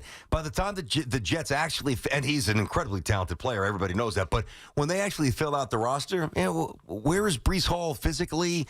Where is he age-wise? Where is he contractually in terms of percentage of the cap? And I know the cap is going up. He's a lightning player, he's an explosive player when he's right, but he's not going to be here in 3 years. He's not. I mean, he could also be their future franchise quarterback. He did throw a touchdown yesterday, which is something that's been hard to come by for Justin Fields and others. The funny thing is, too, with Mason Taylor. Hey, by the way, Muji hit on Mason Taylor. Mason Taylor could play. That is Jets fine. For all the years that they never have a tight end, Jets actually have a tight end moving forward. I really like Mason Taylor. You look at the tape of Breece throwing that ball. Mason Taylor was wide open. Breece didn't throw it. And then the double team comes, and Breece throws it. And Mason's like, whoop, I'll take that. That was a great catch. Mike is calling from Paramus. What's up, Mike? Hey, guys. So just a comment to what BT said before, and I understand somewhat what it's coming from when you say the Giants just aren't good. And I get it. I'm a long-term Giants fan. I'll always be a Giants fan, good, bad, or indifferent. But the way I see it, I think the way a lot of Giants fans are seeing it is we've been a bad team for a long time. And I think there's three levels of teams in this league. I think there's bad, there's good, and there's great. And I think great teams find ways to win games. I think bad teams just find ways to lose games. And I think bad teams that transition into good teams are in a more of a learning curve on we're not bad, and we're actually good, but we just don't know how to put the pieces of the puzzle to really be that good, solid, in-the-middle good team where you're going to win some games you shouldn't win, you're going to lose some games you shouldn't lose. But I think it's an organizationally from organization top, from coaches to players, where you have to learn how to come in with a mentality that we are a good team, and we're going to make mistakes, but we have to find ways to win games and be a consistent good team and transition out of that good team to become a great team. And I think that's where the Giants are falling right now. I don't think they're a bad team, and I don't think they're a great team. I think they're seeing themselves right now as, we're pretty good. We got these new rookies that came in. We've been dead. We've been stagnantly dead for ages, where we're walking out of the stadium at halftime. We know we're going into these games. We're going to get beat. We're just hoping we don't get killed. Scoring 10 points. All of a sudden now, let me finish. All of a sudden now, we're hanging in, and we're beating teams, and we're hanging in games that we normally you're not beating teams, though. You lost the game last week. We beat the Eagles. Yeah. We beat the Eagles, who are a Super Bowl champion team. Mike. We beat the Chargers, who are a very good team. Right.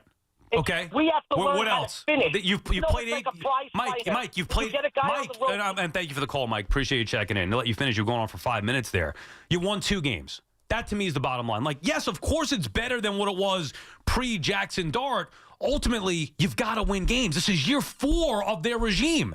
And by the way, if it were just about the rookie quarterback that was costing them games, making some mistakes, you'd be like, all right, well, everything was in place and the rookies made some mistakes. Understood. This, to me, is not that. That Denver game was not on Jackson Dart. If anything, he elevated everybody to have them try to win that game multiple times over. And the defense and the coaching staff did all they could to lose that game. So that is not what you're talking about. That, to me, is on the coaching staff. Week 2, coaching staff. Those are 2 games. 4-4 is a totally different world than 2-6. And if this were just the first time that we've seen this, then I can understand that. We've seen this repeatedly with Brian Daboll. That's all that I'm saying. I think their team should be better than what their record says. I don't. You know that by now. I don't. Not that they couldn't have gotten one of those games that you just alluded to. I just don't think their talent's very good on offense. I really don't. But I will say this, right? Think about all the Giant games we've watched over the last X amount of years. It's like the same script every year. 20-6 midway through the third quarter. A lot of 3-and-outs. A lot of punts. You get a field goal and you're like, all right, here we go, hanging around. We're not dead yet. 2-score game. Like you really do watch the Giants with a different level of hope. A different level of anticipation. And, there's a little juice with the Giants here. To the point, where is it at the end of the season? Does that juice dissipate? It might. If you don't win a lot more games the rest of the way, which I don't necessarily think that they will. But at least this year, up until now, even including yesterday, it has felt a little different. That might not pay the bills, but that could be enough for ownership. It could be. 888-808-1019. It's BT and Sal on a Football Monday, of course, here on The Fan. All right, so I was texting Sal on Saturday night, and I finally did it. All right, so I've got the electric car. You know about the Cadillac Escalade. I've had Cadillac for almost 12, 13 years now. I'm in the XT6, and, of course, massive sponsor of the BT and Sal show. We love it. And I'm like, electric car. The only thing I don't know about this is I got to jack this thing up and get the get it down. I'm running low on miles here, Sal. So I texted Sal. I think I may have even sent the screenshot.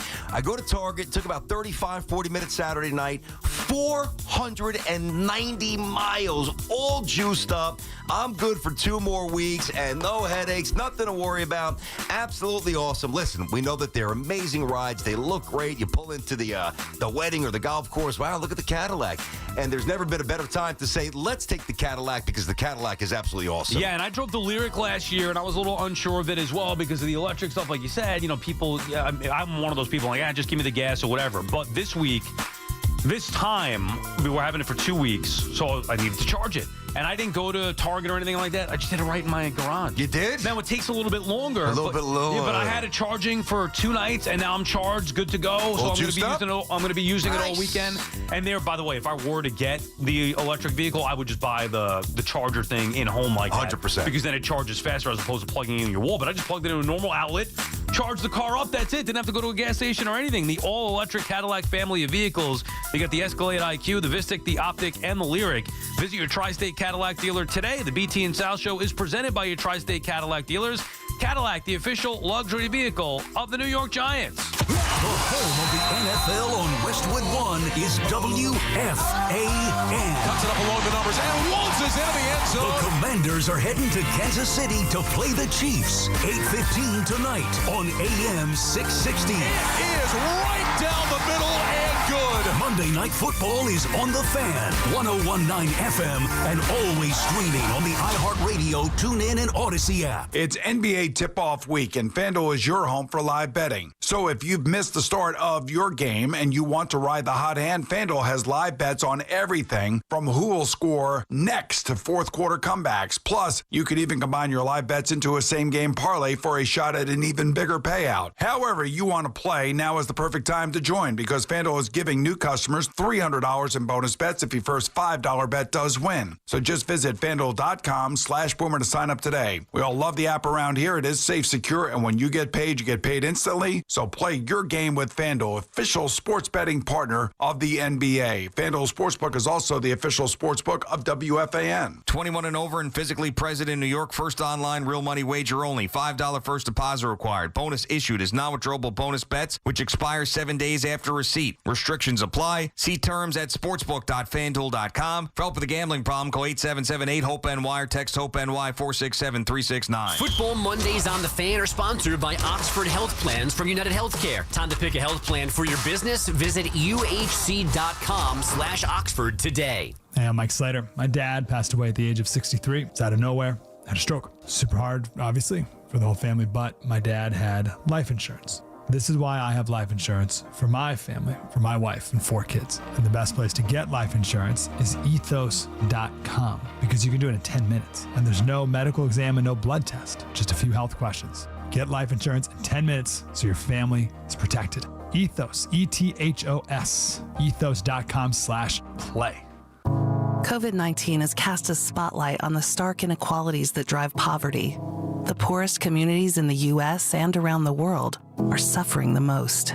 Oxfam believes we can put systems in place to protect health and livelihoods in the future if we work together with dignity and compassion.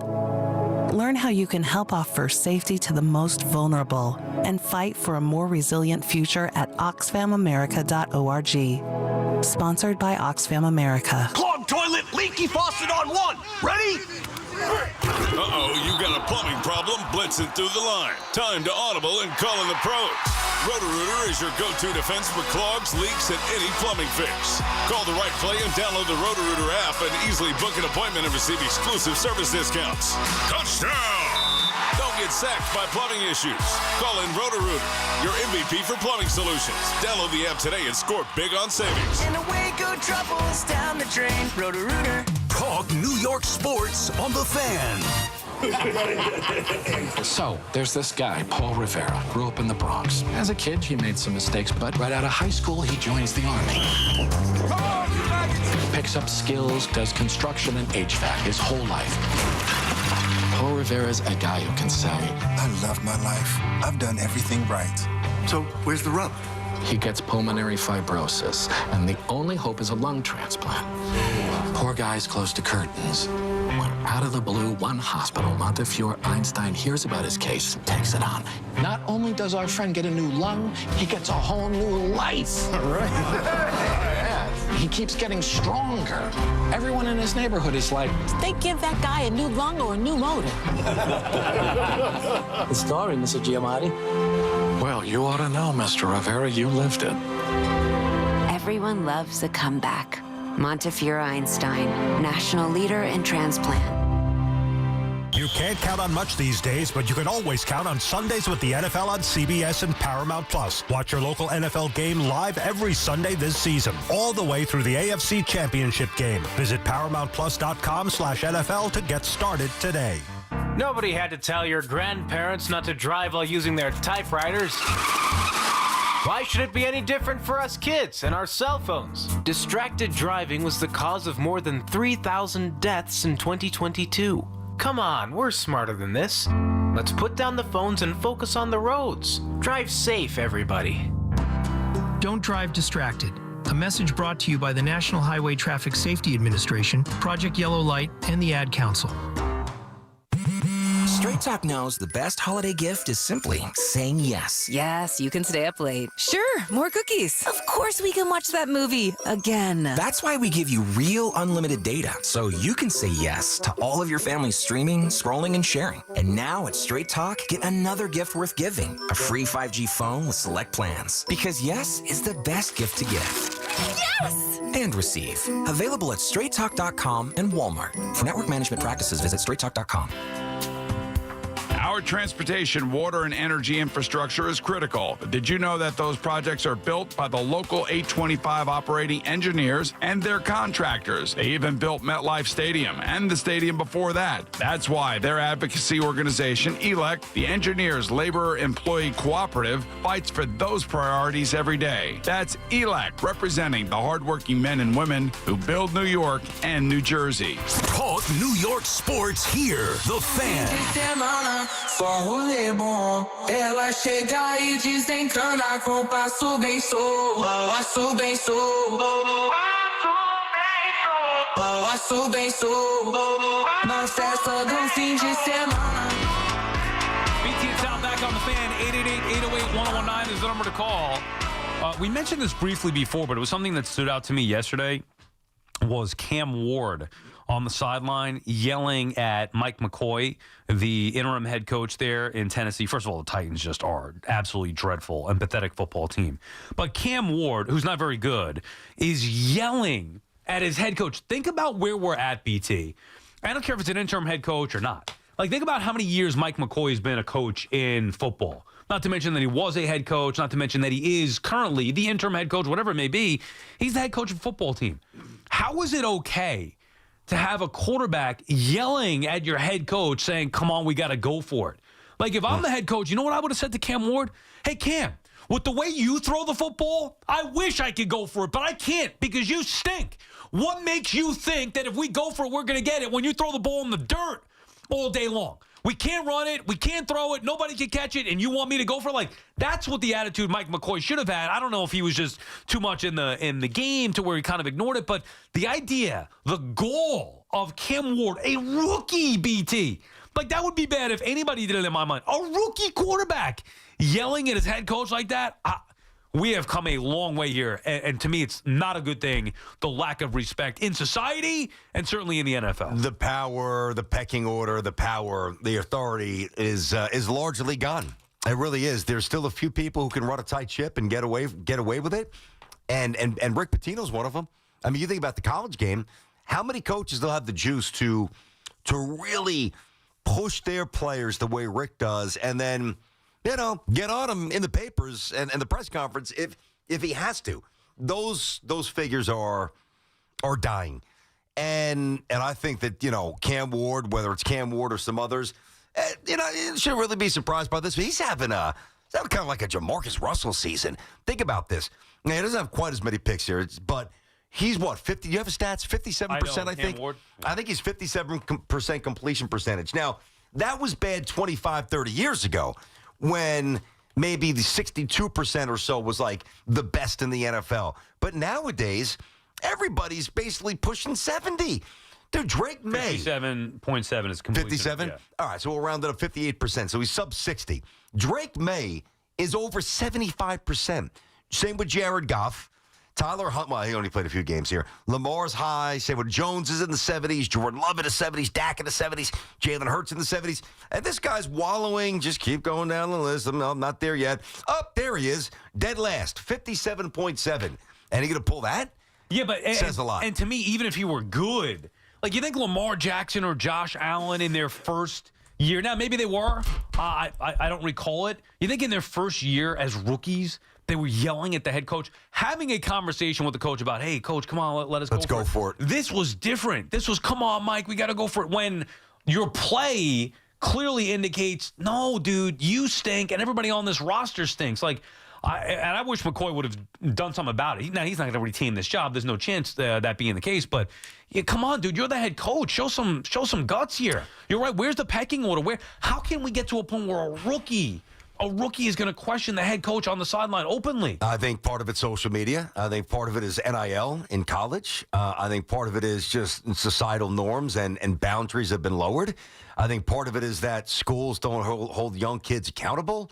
From a disciplinary point of view anymore. Parents don't do it as much anymore. The nonsense these kids are exposed to. Should I keep going? I mean, I'll tell you this. Now, I went to Catholic school 1st through 8th grade, and so did my mom. My dad went to public. My mom went to Catholic. When my mom was there, I mean, you were getting smashed with rulers. I was like the first generation of Catholic school students where that didn't quite happen that much. But I'll tell you what, I mean, a couple times it happened where you either got, a little slap in the face or a ruler across the knuckles. I mean, you didn't, not much, but when you got it, you knew, and you didn't do it again.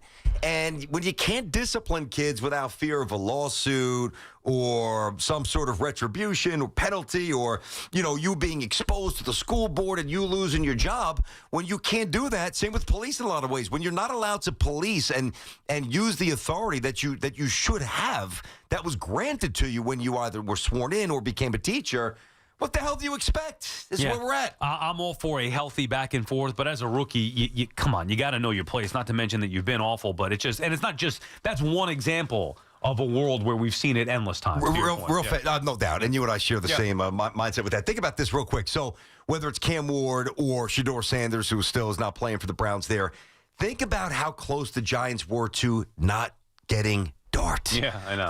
So we can sit here and say, the Giants are 2-6, and they are. The Giants probably go in 4 or 5 games. That's what I think, and the coach might get fired. They could have Cam Ward or Sanders right now instead of Dart. To your point, and we have this argument all the time, I'm not a believer in tanking. Do you think if the Giants had the number 1 pick, they'd have Jackson Dart? No chance. 0. They would have tanked. They would have got Cam Ward, and we might have been in the same situation, a worse situation. Yep. Than the Titans, potentially. BT and Sal on the Fan. Larry is calling from St. Augustine, Florida. What's up, Larry? What's going on, guys? I can't tell you. First off, I've been waiting so long. I actually wrote down a list so I stayed on track and didn't waste your time. Okay. There you go. The first is, dude, what a pleasure it is to talk to you guys. I'm originally from Long Island myself, but I joined the military in 2000, so I didn't really get up on the train with you guys until about a year ago. And let me tell you, this has been like group therapy as a New York fan with you guys. So it's been great. Awesome, man. Thank you. Thanks, we appreciate that. And we appreciate your service. There you go. Oh, thank you. And I'm not positive, but I'm pretty sure. I think I saw Sal. I was at the Yogi Berra charity golf tournament here this past summer. I don't know. I'm pretty sure you guys were there. I'm not positive, but anyway. Not at Yogi Berra. Joe Torre we were at. Not Yogi Berra. But that's okay. Oh, okay. Yeah. All right. Well, maybe next year. Anyway, so let me go over the things I wanted to do. All right. So first is rest in peace to Nick. As a father myself, around the same age, completely devastating. I am a Giants fan, but man, I'm a football guy and I'm a father. And God rest his soul. I want to go over some funny things on the lighter side. Is being from New York, we're winners, man. We have pride. But I feel like either Joe Torre or Cashman sold their soul to the devil for the last championship, and ever since then, New York's been in the pits. So, so what I was going to get at is, with the change with, I'm hearing all these fans call in about, hey, let's keep Dable. What is wrong with you guys and stuff like that. I get that. I get the sentiment. I agree with some of the things you guys are saying.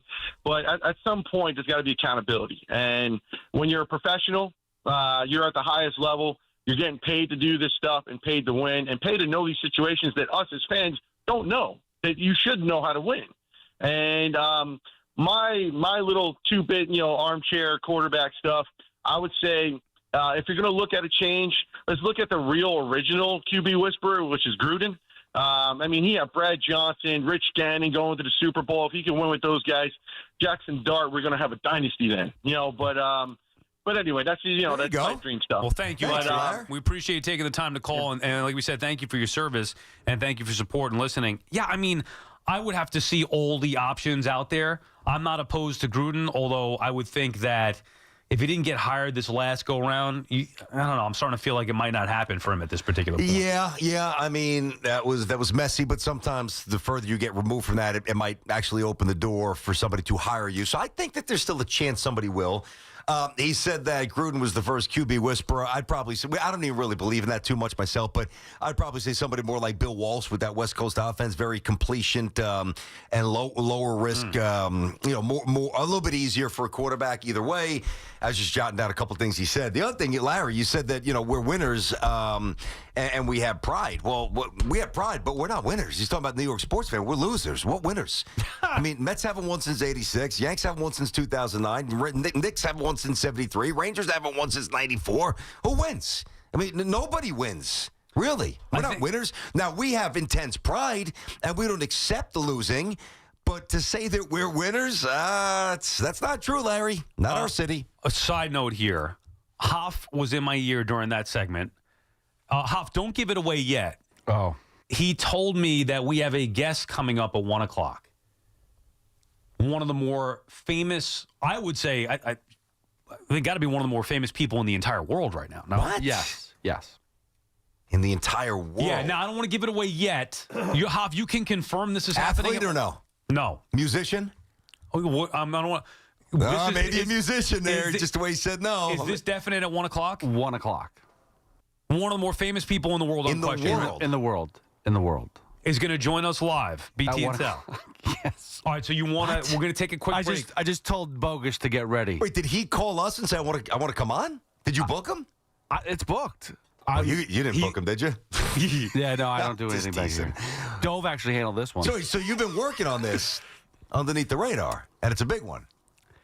Gigantic. I feel like with you, I never know if I want to believe you, but it's just like now I will say I know very little about the subject.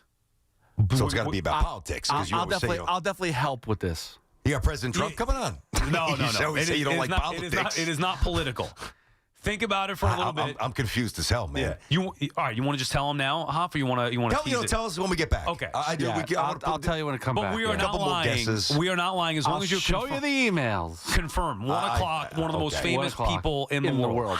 Okay, Yes. and we'll have BT guess. We'll reveal that live when we come back. And you know who it is. Only because you just told me. Okay, well, we'll play some games. I mean, this. Oh, wait, hold on. You knew you know who this person is before I told you who they were. Yes. You just found out. No. I actually meant that he didn't. Does he know who's coming on? Yes. Because you just told him it is here. Yeah. All right, we'll play the guessing game coming up. Play the guessing game. I'm excited. I don't think you're going to be disappointed. Really? I don't think so. Am I going to like it more than you? Him or is it he or she? Well, come up after the break. He just gave me those crazy eyes. I think it's a she. All right.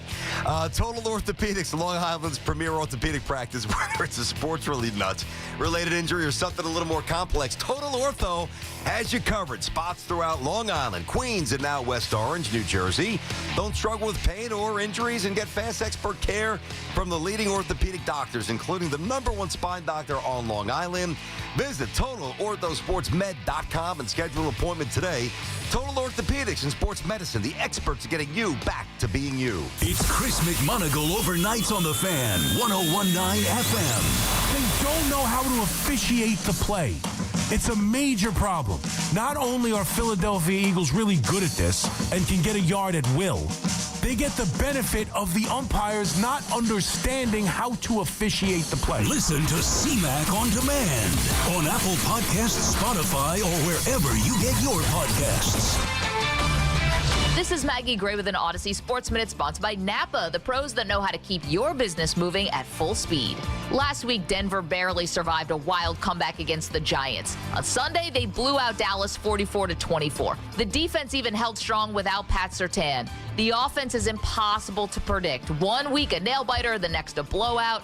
Buckle up, because riding the Broncos roller coaster is half the fun. I'm Maggie Gray. At Napa, we've spent the last 100 years building our business into an engine that powers yours. Whether you're big or small, national or local, Napa has the automotive solutions your business needs to stay moving. And it's all driven by a nationwide network of quality parts and exceptional service on one mission: to keep your business moving full speed ahead.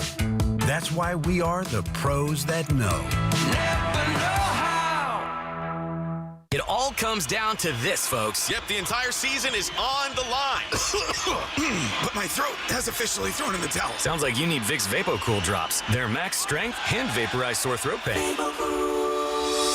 Whoa! These VapoCool drops hit fast. Speaking of fast, did you just see that play? Yeah, he vaporized that ball. That fun should have come with a penalty. Vaporize sore throat pain with Vicks VapoCool drops. Use as directed. Come visit the engagement experts at London Jewelers at any one of their 6 locations. Attention! Have you racked up $10,000 or more in credit card debt? Are you barely getting by making minimum payments? With credit card debt reaching all-time highs, National Debt Relief is notifying consumers about significant debt relief options currently being made available to help those with overwhelming credit card debt. These options may reduce a large portion of credit card debt for those who qualify. You don't need to declare bankruptcy or take out a consolidation loan, and you may only have to pay back a fraction of what you owe, even if you have bad credit.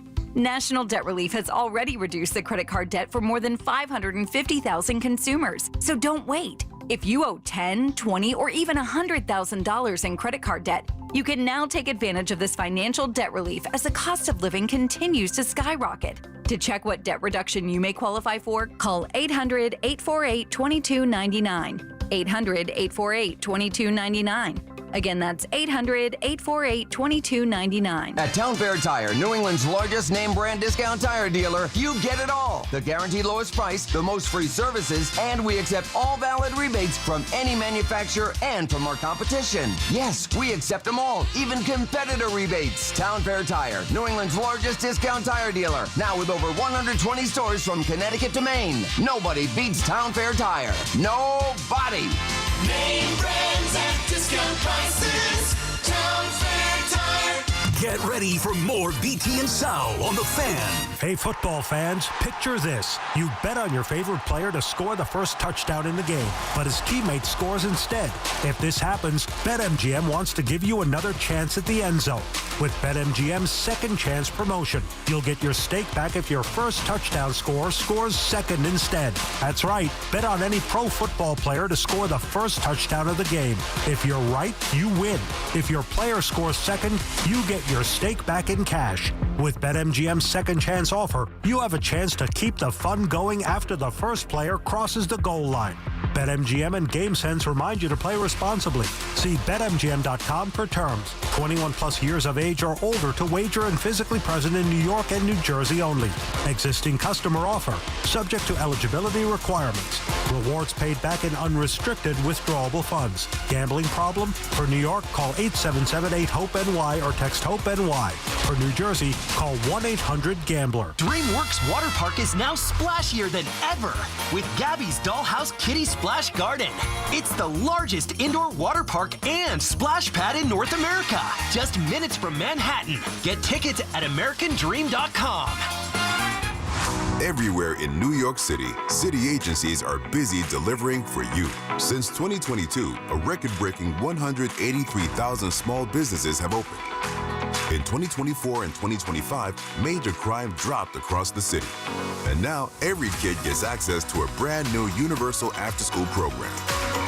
That's NYC, delivering for you, every day, everywhere. Find out how at deliveringforyou.nyc. In St. Pete Clearwater, you can chill by the crystal clear Gulf. And stroll downtown St. Pete's galleries and murals. And hang with the locals at a fishing pier. And escape to secluded white sand beaches. Secluded, huh? Yeah, and they're spectacular. And then grab a sandwich at the grouper capital of the world. And maybe a nightcap at a rooftop bar with sunset views. Okay. In St. Pete Clearwater, you'll find just what you're looking for. And then some.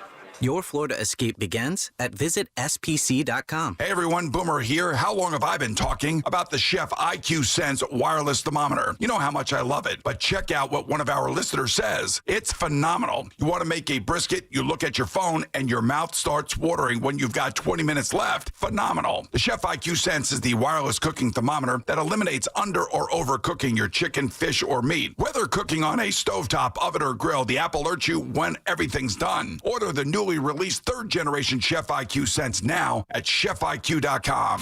Get connected with WFAN to talk about your favorite teams. The Fan on the Odyssey, iHeart, and TuneIn apps.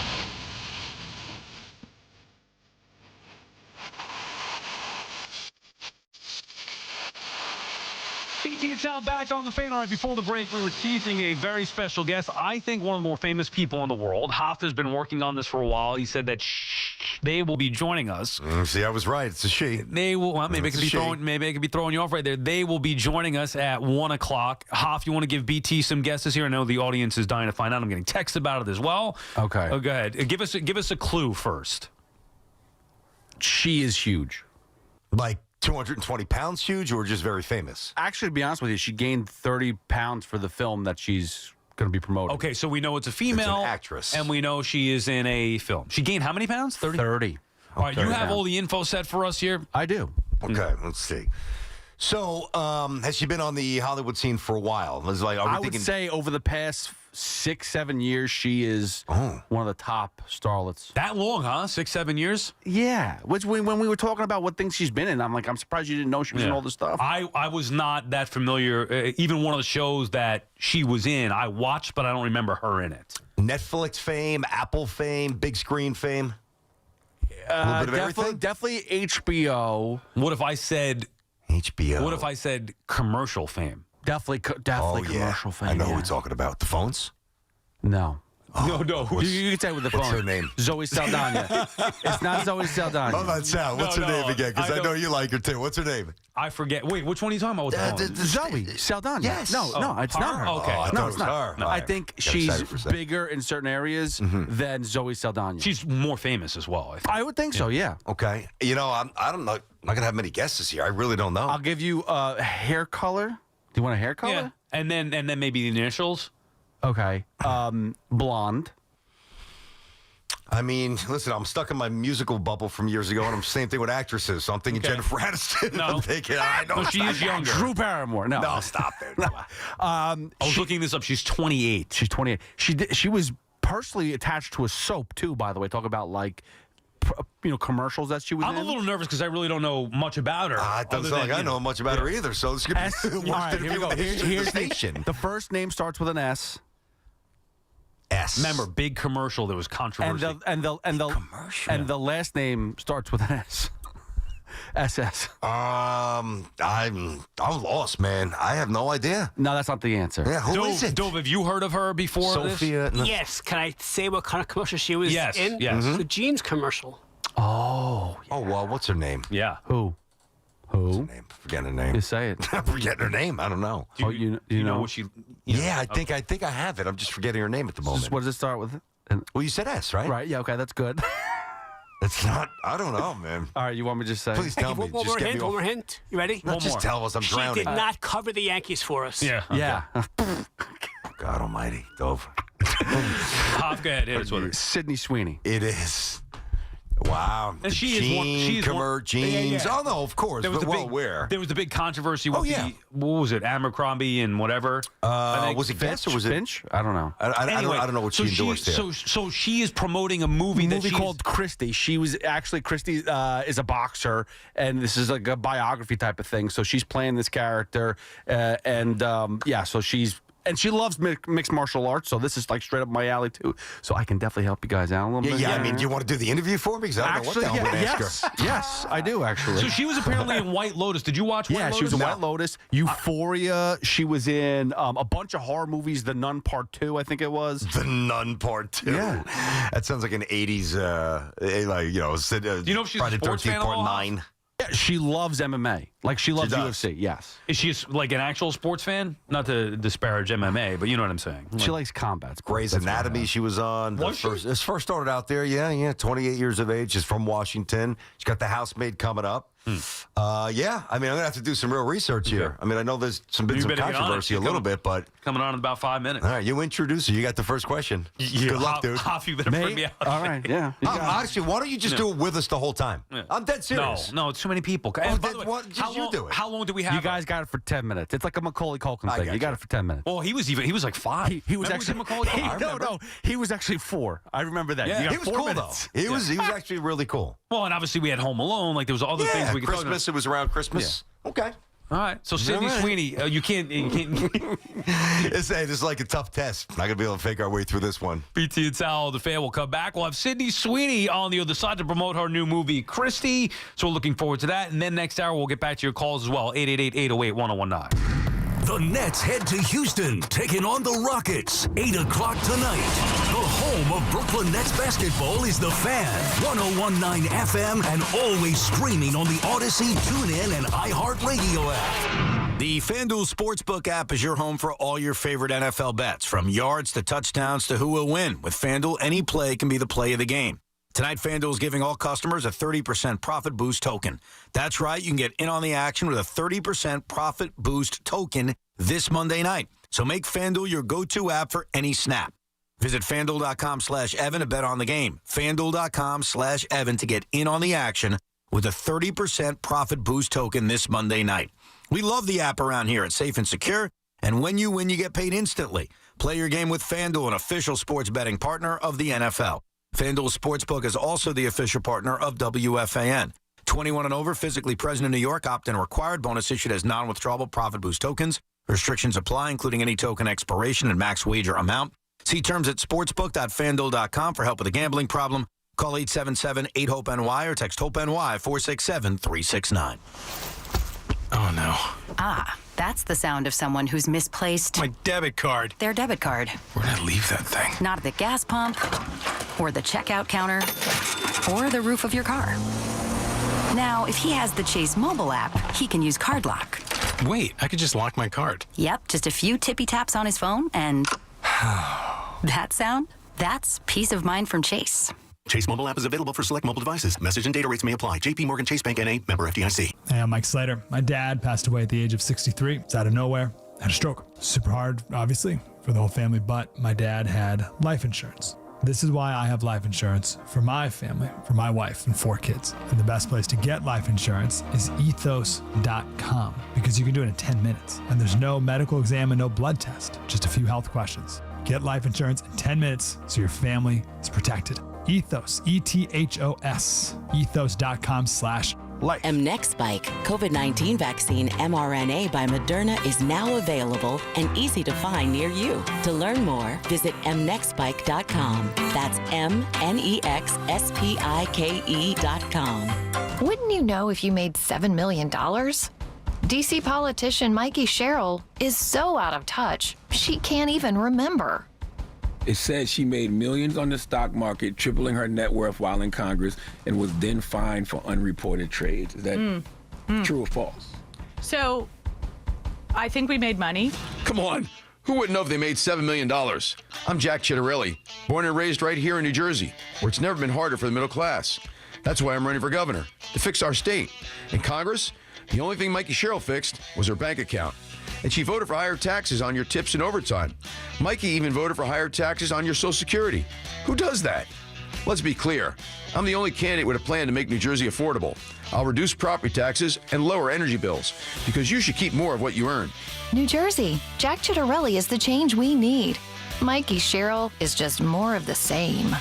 Paid for by Chittarelli for Governor Inc., P.O. Box 225, Annandale, New Jersey. For over 100 years, Sloman's has been your trusted partner in comfort. When it comes to home heating oil, they deliver more than just quality fuel. They deliver peace of mind. With price protection, automatic deliveries, and 24/7 service, their dedicated team is just a call away, ensuring you stay warm and comfortable all winter long. Sloman's, the Tri-State's largest heating oil provider, proudly serving their community for generations. Give them a call today at 866-GET-HEAT or visit oil.slomans.com.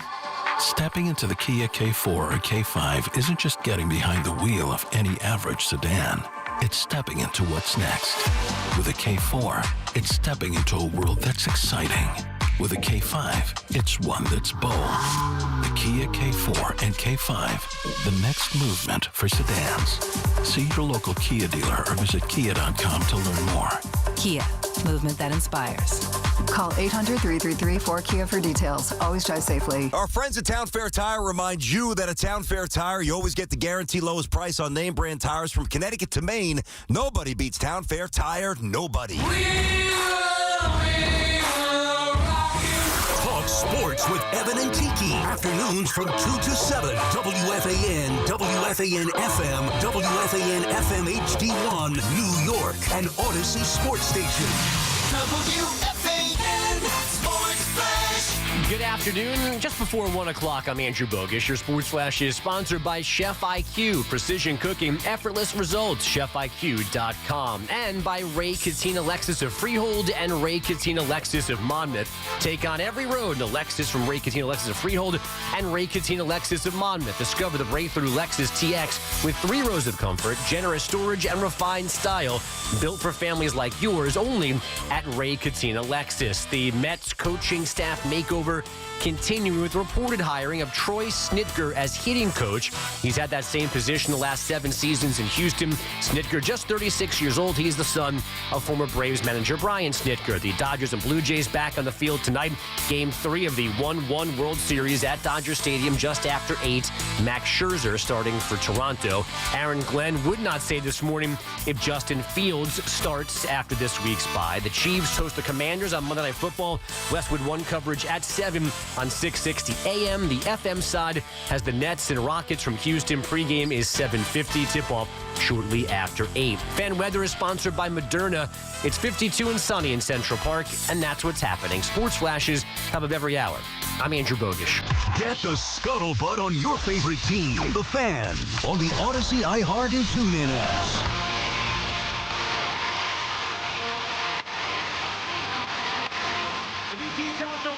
Presented by your Tri-State Cadillac dealers. Cadillac, the official luxury vehicle of the New York Giants. We are awaiting Sydney Sweeney, who should be joining us momentarily, unless Hoff really screwed this thing up. But they are 1 o'clock Eastern time. We're sure about that, Hoff? I'm pretty sure it says Eastern time. It could be, Either way, we've done some research. How you feeling, BT? I'm feeling good. I was actually just looking at some of the pictures. I know she tacked on about 30 pounds, and we'll get into the movie Christy Martin, obviously. Wow. That is quite the transformation. She looks nothing like she normally does. It's crazy. I mean, These that's got to pictures be are nuts. gaining 30 pounds. A part of me thinks, and we could just ask her, assuming she calls in, a part of me thinks it could be fun, just like go to town, eat whatever you want, or you're trying to add muscle. I mean, she looks like she's pretty jacked in this movie. Just from That's some of the clips. thing. Yeah, so it's not just sitting around doing nothing and just, banging back calories. It's putting on, believable combat weight, which she obviously did. All right, it'll be interesting. I didn't know this either. I don't watch Euphoria, but I've heard that's a popular show. And apparently she does not drink and never has smoked or used drugs. She's missing out. I drink, but I've never smoked or used drugs. And then she's only 28, so she's got ways to go here. College age? I mean, come on. Think about what we did in college. No, I'm just saying, like me, Think I'm about 40. what we did at a junior prom in high school. Yeah, well, what you did. Yeah, we don't say well, we. I know Hoff was with me as well. Come on. I'm 46 and never touched anything. Yes, alcohol, of course. And I love my Surfsides, but that's pretty impressive. That's impressive. Yeah, but we're learning about her obviously here in this movie. I would be interested in seeing that. Now, I'm not a combat guy myself, meaning I'm not a huge fan. I know Hoff loves the MMA stuff. He loves this I used to love boxing, though. I loved boxing. So did we talked about that, the old days. We did. Foreman or my old days. Tyson, obviously. Those type guys. Growing up, boxing was great. Now we get into it now if there were big fights. It seems now all the big fights, though, were staged. Kind of more advanced. It's like celebrity-oriented, and let's bring in this guy to, bring in Tyson at the age of 60, whatever it might be. It's really because of UFC. I mean, UFC's marginalized boxing. It just has. In what way? Why can't boxing still have a legit competition? Like, I'd rather watch boxing if it were authentic competition as opposed to a staged Mike Tyson, Jake Paul, or whatever. Well, I do too, but I think about the lack of or the disposable income that's available for each family. I mean, I think at some point, and Hoff, you can weigh in, I think at some point, listen, if money doesn't matter, then this doesn't apply. But if money matters in your world, then at some point you got to make a decision. Are you buying UFC fights or are you buying boxing fights? So, right? You got to branch off at some point. But here's the thing that we haven't really talked about this at all. UFC is now going to be part of Paramount Plus come January. So you don't have to pay for pay-per-view anymore. It's going to be built into that. We have to pay premium. Paramount Plus. Yeah, you just pay Paramount Plus, and it's part of that premium, like whatever you pay per month. Even the big ones? Oh, everything is going to be. Wow. She's calling in. Hold on. I was just going to ask him. He got excited. You know he was getting nervous. It was 103 and ticking. Oh, you man. know he was getting nervous. Hello, Sydney. This is Hoff. Yeah. Look at him. Look at him. I wish we had cameras on him right now. We got cameras on him. I've never seen that. I've never seen that smile as big with Hoff over there. He is happy. It's a little different than getting Baldy on every Tuesday. or walking schmooze into the studio like you did the other day. Hoff's, we get 10 minutes where the Hoff's taking 5 of them right now, just feeling. Oh no! Hey, Hoff, get her on the air, buddy. You can talk to her after. Oh God, Macaulay Culkin was a fun one. You're right, but that was only a quick. I don't remember it only being 4 minutes. You guys both said the same thing. 4 minutes. We taped it. I remember we taped it after the show. And it was a quickie. And this one, 10 minutes would be fine. I mean, 10 minutes on Christy. We'll if see. we have 10 minutes, I'm going to run out of material, man. Hopefully we have 4. Let's see. Hoff has got his. Look at Hoff. All right, welcoming to the show right now, the BT and Sal Show. Brandon Tierney, Sal Licata. We have Sydney Sweeney joining us right now, one of the most famous actresses in the world, no question about it. Sydney transforms into Christy in her new movie coming out November 7th. Christy, based on a true story. Sydney Sweeney, how are you? I'm good. How are you? Very good. So first off, we're reading a lot about this. Apparently you gained a lot of weight to play this role. How'd that go? I did. I gained like 35 pounds for it. How? So I had like 2.5, 3 months of training. I worked with a boxing coach, a weight coach, a nutritionist, and I would weight train in the morning and at night. I'd box like 2 to 3 hours every day, and I took so many protein shakes, creatine, L-carnitine, just filling up with calories. It was a lot. I felt so sick all the time. Was it harder to gain the weight or lose the weight to get back to your natural weight? It was harder to gain it because the amount that I had to eat and consume was a lot. Mm-hmm. And then whenever I started adding the boxing element in, I started losing the weight. So I was trying to find this balance. So was this a natural role for you, Sydney? Because we're just doing some research here, and it sounds like you're into the combat stuff. You were an athlete in high school with the combat sports, with taekwondo and jiu-jitsu. How fun was this for you to play this role of Christy? Oh, I loved it. I felt like I was going home. I I grew up kickboxing and grappling at like 12 years old, and my senseis were Ronda Rousey sensei. So I worked with Jean LaBelle, Benny Leggett, Gokor Hayastan, and I loved it. I mean, it's such a brotherhood to walk into, and so being able to be back into that dynamic was a treat. Are you a black belt or no? Did you get that far? Oh, I wish. I literally, I had some competitions. I fought some guys. I beat them. And as I was getting like really into it, I booked Euphoria, and I wasn't allowed to fight anymore. So you were knocking on the door. You were almost there. So it's got to be tough. It's one thing for Sylvester Stallone to get in the ring and throw fake punches, you know, as a non-fighter, but as an actor. But you, even though you're not a black belt, you've got a very high level of experience. So you ever come close to connecting? Because you've thrown a lot of real ones in your life. So how do you make sure you don't hurt anybody? Oh, so this is the crazy thing. We actually did connect in those fights on the movie. It was one of my first things I talked to with my fight coordinator, Wall, and all of my stunt girls, and some of the girls were actual fighters as well. And I was like, hit me. I want you to hit me, and I want to connect. I'm like, there's so much of Christy that comes to life in these scenes and her in the ring. I was like, I don't want to have to be on the back of my head because it's a stunt double, or I don't want to have to be cutting the scene and be super choppy because you don't get to see Christy's personality shine. You don't get to see the emotional change that's happening to her during these fights. So when you see us hitting each other, we're actually connecting, and there's some bloody noses. I got a concussion. Like it was full force. You got concussed? Wow. BT and Sal on the Fan. We're talking with Sydney Sweeney, head of her new movie, November 7th, that comes out. Christy, based on a true story of Christy Martin, who was a female boxer, a professional female boxer. You had a concussion, Sydney? I did. It was crazy. I mean, that's pretty rough, right? You're an actress. You shouldn't be getting concussed. How difficult was that to recover and then get back out there and do it again? Yeah, how long were you out? I didn't have any time to be out. We're on a tight budget and a tight timeline. I remember I was having my friend Keely. We were like icing me. I had ice baths, and it was wild. It was the most insane experience, but I loved it. You're a trooper. You're all in. So you were born, I don't know how long or when you left Idaho, but you know, now doing what you do and being exposed to what you're exposed to, you're in a lot of the big cities, obviously domestically and all around the world. So how much do you miss the little doings of Idaho, if you will? It's the complete opposite of where you are now, I'm sure. Oh, you guys, I go home more often than not. I don't even consider LA my home. I'm back with my family where I grew up. I live in my great-grandma's house. I bought it back from this couple a few years ago, and I was like, I want to be neighbors with my grandma. So I'm still up in Idaho. I love it. And while I was training for this movie, I turned my grandma's shed into my Rocky gym. I put a floor ring in, I put some boxing bags, and I trained up there with everyone. That is absolutely fantastic. All right, so I have been to 44 of the 50 states, and Idaho is one of the ones that I have not been to. What am I missing? I know it's gorgeous. Oh, it's beautiful. I mean, the lakes and the mountains. And it's so hard because you want to go see it during every single time of the year.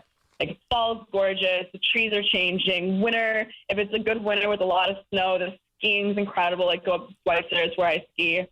And then summertime, it's beautiful. The lakes are nice and warm and refreshing, and it's just great people, great scenery. If you love to hike, you can be outdoors all the time. Like, I was never inside. I was never playing video games or watching TV.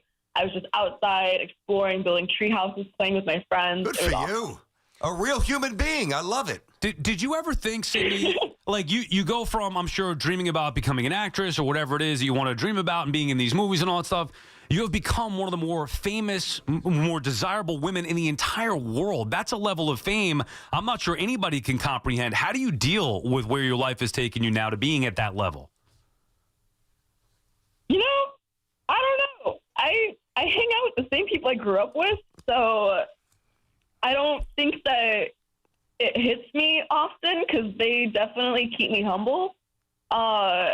But, I mean, I'm very appreciative of it, but I'll just go home with my friends and my family. Grounded. That's what it's about. You sound incredibly grounded. All right, so listen, Sydney, our guy Hoff, who booked this, our producer, great guy, great fan of the fight game, massive fan of yours. We got to let him ask you. I don't know what he's going to ask you, but go ahead, Hoff. It's your turn. I have two questions. I'll make it quick. First of all, Who is your Oh, man, okay. Who is your favorite female fighter? I mean, or is there who's your favorite fighter from the UFC? How about that?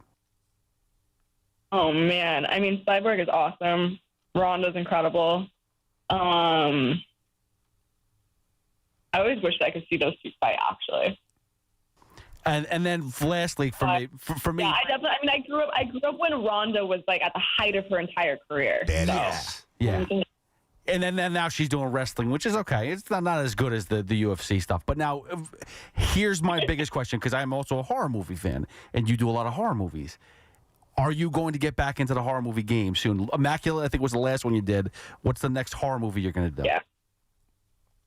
Ooh, I have a fun one that I'm actually producing and putting together right now. It's based on a Reddit article that I found, and it's pretty cool. But I love horror. It's my dad's favorite genre, so every time I do a horror film, I kind of feel like it's a little present for him. So I'll definitely be doing quite a few more in my lifetime. I love it. So now I have a question for you. So you're not even 30 yet. You were 28, I believe. So the movies that I saw, you certainly didn't see in real time. Go back to that horror genre. Did you Friday the 13th, Freddy Krueger, you jump into all that stuff? And if so, do you like it? Oh, yeah. My dad had me watching everything at a very young age. And you might be questionable of, like, why are you having me watch that? But Halloween's his favorite holiday, so he could not show my little brother and I all these films. He loves it. How old were you when you first saw Michael Myers? Hopefully you weren't like 5. Oh gosh, I probably was like 8. Yeah, that's acceptable. You referenced before, Sydney. You referenced Rocky. Have you seen all the Rocky movies? I have. You know that Christy actually went and ran the Rocky steps the other day. Oh, you meaning you or the actual Christy? No, the actual Christy. I was thinking the same thing. Yeah, wasn't sure. How old is she at this point? She could run those Rocky steps and no issues? Oh, hell yeah. Christy could still knock you out if you got in the ring with her. Where are we at with Euphoria, Sydney? When's that coming out? It's coming out next spring. I actually have 1 week left. Next week's my last week on Euphoria. That's it? For good? Yeah. For now in my life so far.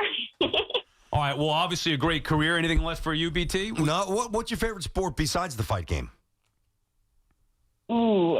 I mean, I love watching hockey. I love when they throw their gloves and start to fight. Did you see Matt Rempe get his ass kicked the other night?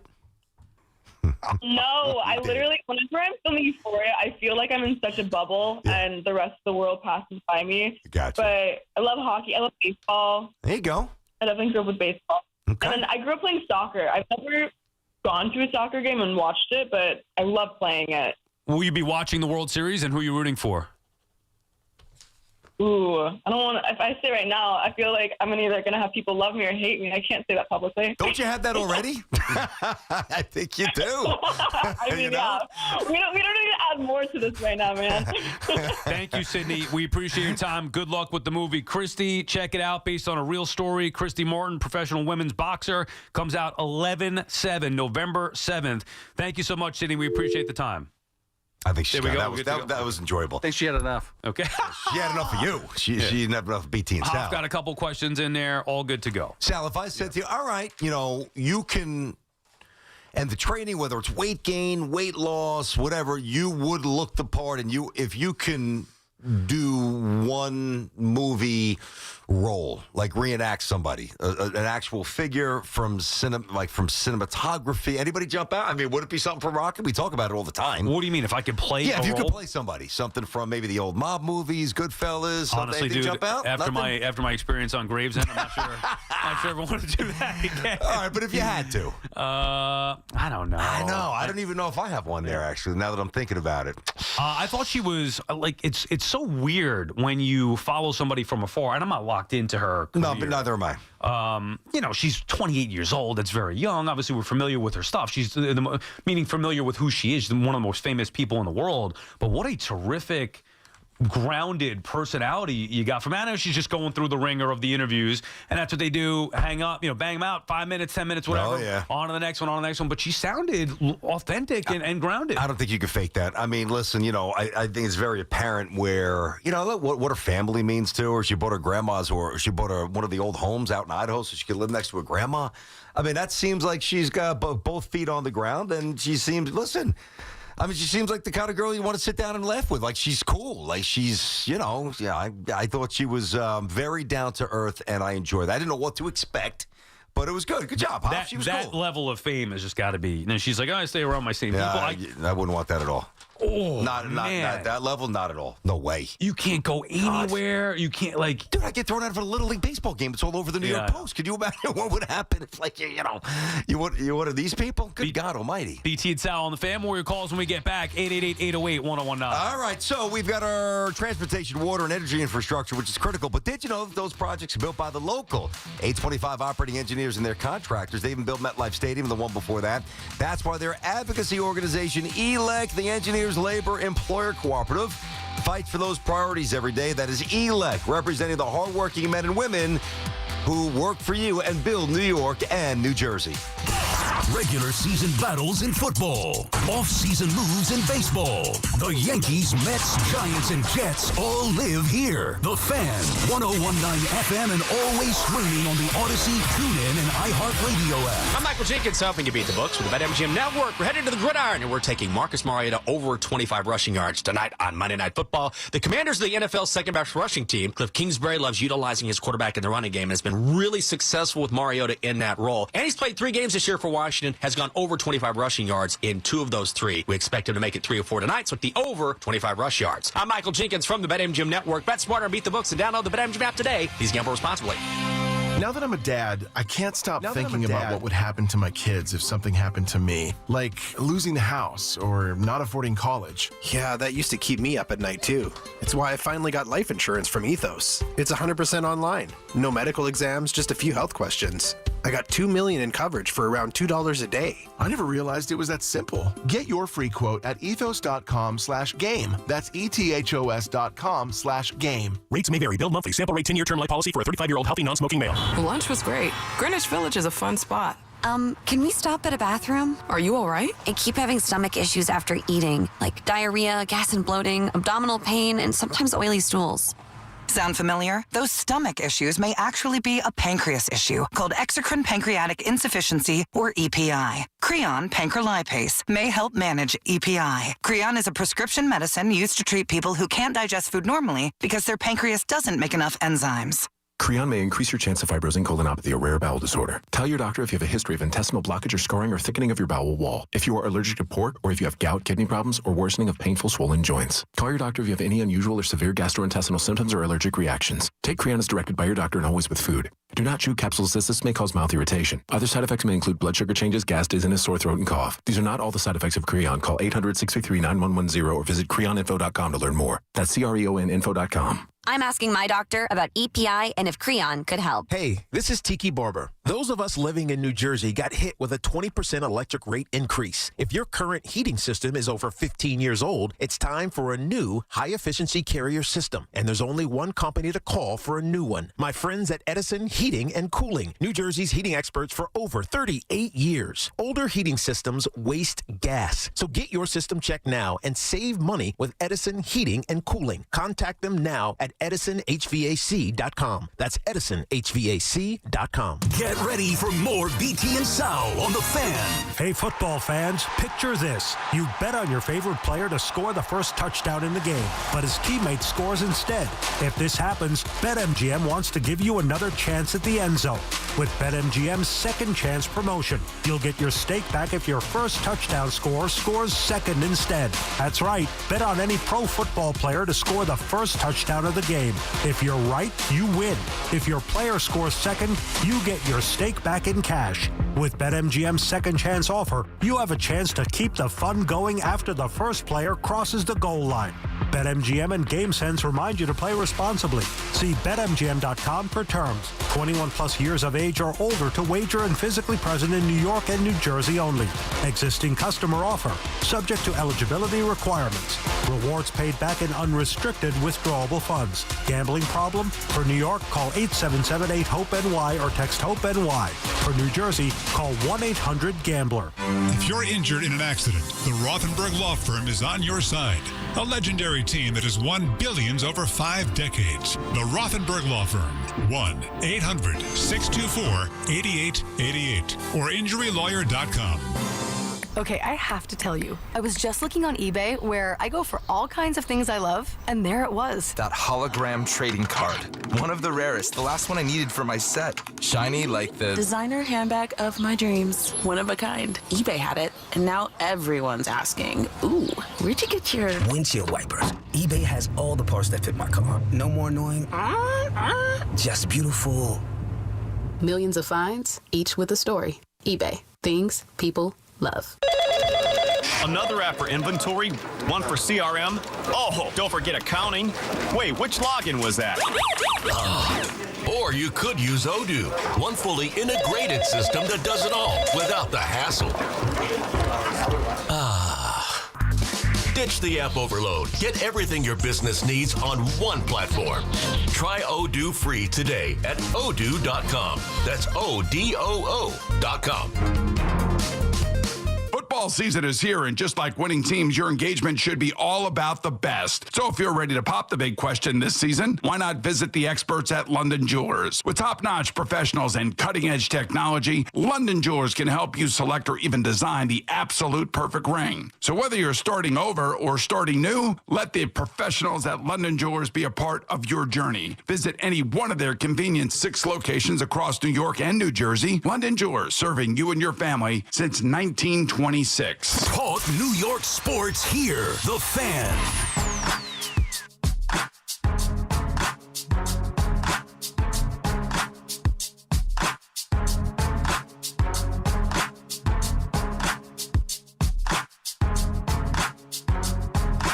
BT and Sal back on the Fan. 888-808-1019, the number to call. That was something, huh? Yeah. I mean, I probably would have had more questions for Mike Sweeney, the old Georgetown forward who was on the Knicks for a second. But that was unique and that was fun. Good job, Pop. And what do you think everybody around the WFAN newsroom was doing during the last Where's she commercial coming in studio? Where is she? Is she on Zoom? Searching Why isn't she pictures. here? Yeah. Well, only Hoff could book Sydney Sweeney and make it audio only. I mean, come on. You can't even get a Zoom. You know me. I try to always go Zoom, but this was a very specific audio only. These are the rapid fire things. You know I would always go Zoom. But you know how great for digital that would have been had you gotten a Zoom from her? It may have been the highest hit in the history of the station, honestly. Yeah. Listen, just put a picture up. Yeah. It's fine. Good job. No, we're talking. Yeah, use the one from Euphoria. I'm going to, yeah, exactly. I'm going to keep the person I was talking with nameless here, but I run out to somebody when I was going to the bathroom during the break. And they go, oh, yeah, Sydney Sweeney, great get, popular, blah, blah, blah, good looking. God-awful actress, though. That's what somebody at the station said? I know exactly who that is. All right, so I don't remember her in White Lotus. I don't know why. I'm going to rule out who wouldn't say that. Loogie wouldn't say it. Gallo wouldn't say it. I think it's got to be somebody either a little bit older or in management with that kind of throw a little wet water on the situation. Will you watch this movie, Christy? I actually will. Because now, isn't there added interest? Yeah. She gained 30 pounds or so for the movie. Yeah, and I like the fight game, not like he does, but I was watching you. Yeah, I was into that for a little bit. So could be an interesting story. I would watch it. Yeah. Sure. Check it out. I'm telling you right now, she's going to win an award for this movie. And you know who else is supposed to win an award for the movie? You said The Rock was going to win an award. Right. The movie's getting shredded. Right, and you want to know why? Because he didn't come on the show like I asked him to. Well, did he win something when he was the Tooth Fairy? Remember that one? No, The Rock, the hockey player? He won a Razzie, from what I understand. Those like the upside down awards. Yeah, the bad ones. He's not going to win, though, right? Now? No, I've heard some people still say it's still worth the watch. She's not going to win an award for this. No, you know what? They do give extra points for like dramatic appearance changes, like wild fluctuations in weight. That gets a little more. That gets weighed differently. I never heard of the show Euphoria, or I've never seen it. I've heard of it. I've never seen it before, but all of a sudden I'm intrigued by it. So am I. I heard some things that might have to watch now. BT and Sal on the Fan. Chris is calling from Bayshore. What's up, Chris? Yeah, hey guys, how we doing? It was a fun interview, a little different, but you guys did a nice job. Couple of things. First, Sal, I want to congratulate you on that award. I'm part of that organization in that dinner you're going to in January. It should be a fun time. Oh, thank you. Looking forward to that, Chris. Yeah. You got to prepare a little, little brief speech. You get to sit up at the dais with all the important people, and it's all good. You should have. I don't know if I'm a dais guy. I was thinking about this. I'm more of a sit at my table with my family type guy. But if I need to, Yeah, I mean, I don't know. I think they have all the award winners up there, but but it's a really good time. And coincidentally, it's actually the place from The Sopranos where Johnny Sack's daughter got married. And then he got I said that. I didn't know that. Right. BT told me. Right, that was the great scene there. Well, Chris, if Sal gets a little too proud of the award, don't worry, because there's a good chance his partner will be in the crowd heckling him as he goes up to give a couple of words. There you go. Yeah, it's a good time, and people have been great over the years. They have great guests, so it's a big, well-deserved, and I just want to congratulate you on that. Thank you. The Dick Young Award. I thought the Daboll thing, I think his press conference yesterday was probably the best I've ever heard the guy. The guy seemed genuine. He seemed, he actually answered questions, and he seemed like a normal person yesterday. Normal person. Wow, what a standard. He sounded like a normal person yesterday. I'm proud of him. Yeah, I mean, Chris, the problem is, though, and thank you for the call. We appreciate the kind words. Chris. The problem is they continue to lose. Like, at some point, and, is it going to be year 5? Year 6? Like, at what point are we exactly going to expect the head coach to start winning some football games here? That's all that I'm saying. And it's not just that they're losing, it's how they're losing as well. There's no excuse for the way they lost the Cowboy game, no excuse for the way they lost the Bronco game. That can't happen. In 2 games in a 4th year in a season, it's going to make a huge difference. So it's not that, they don't have the quarterback, Daniel Jones, the offensive line. Yeah, there's injuries, just like every team deals with injuries. Giants should be better. I think they should be better than what their record says they are. I think one thing that could save Daboll, and even if they don't win a lot of games, and we talked about this, and I don't think that they will, but the fact that he was the one who really stood up on that table and said, this is the kid that I want. We got to go get him. We have to get him. And there was a little disconnect. To what extent, I don't know, because I'm obviously not in the room there. But I'm not saying at all that Joe Shane was anti-Jackson Dart. I'm not saying that at all. But it was very clear, very apparent that Jackson Dart was by far a favorite of Daboll. So if management split, and based on all the losing, they should be, because it shouldn't be guaranteed to come back for year 5. That is going to be a very powerful thing, though, that could swing the pendulum back in Daboll's favor if he plays well the rest of the year, which I think that he will, even if they don't win a lot of games. Blake is calling from Dallas, Texas. What's up, Blake? Hey, Blake. Hey, what's going on, fellas? How are you? I just wanted to make I'm doing well. I enjoy talking to you guys. I call pretty often. It's been a year, 2-6. I'll just get to it, man. I think, I listen to you guys all the time. I'm a big fan, so I kind of stay with the conversation and I stay with the flow. And I think both of you are right, and I think you just got to go back to what you said originally. If you bring them back, you can't just bring them back for this year. And you almost have to look at, because look, the reality is we should have 2 more wins. BT, you make good points. Maybe we don't win the games that we did win. Sal, you make good points, but we should have won 2 more games. And I agree with all of it. Like, things could always change. As the NFL, it's a week-to-week basis. Here's my opinion on it, and here's what I think. I think, one, you need a new defensive coordinator. I think Daboll needs to learn how to become a good head coach, good game management. I don't think you give up on the guy. I think he shows a lot of ability. I think he can be a guy. I'm not pro Daboll. I'm not against Daboll. I think you got to commit to him to next year. This year, with the injuries and everything going on, you have to look at it case by case. Obviously, as a fan base, we want more wins. I think you judge them on wins next year. I think right now, if you break up that coach-quarterback relationship, you don't know what's on the other side of that. When Shermer had Daniel Jones, and Daniel Jones put together his best year as a rookie, 24 touchdowns, 3,000 passing yards. Now we see Jones, and he's doing well. And, that story is still being written. He's playing a lot of bad teams. They're playing great. Best of luck to him and what he's doing. Is it sustainable? We don't know. We always want to give grades, final grades 8 weeks into the season. We'll see how that plays out in Indianapolis, but best of luck to him. But we have Dart and Daboll are obviously connecting. They're obviously they're doing a good job. He's doing a good job with this quarterback, and we haven't had the quarterback. This guy is our guy. He's going to be franchise pending injury, God forbid, which we've had the injury bug. You need to keep him. Next year, you judge him on wins and losses. But I believe, I'll make my point, and it took me a long time, and I'll get off.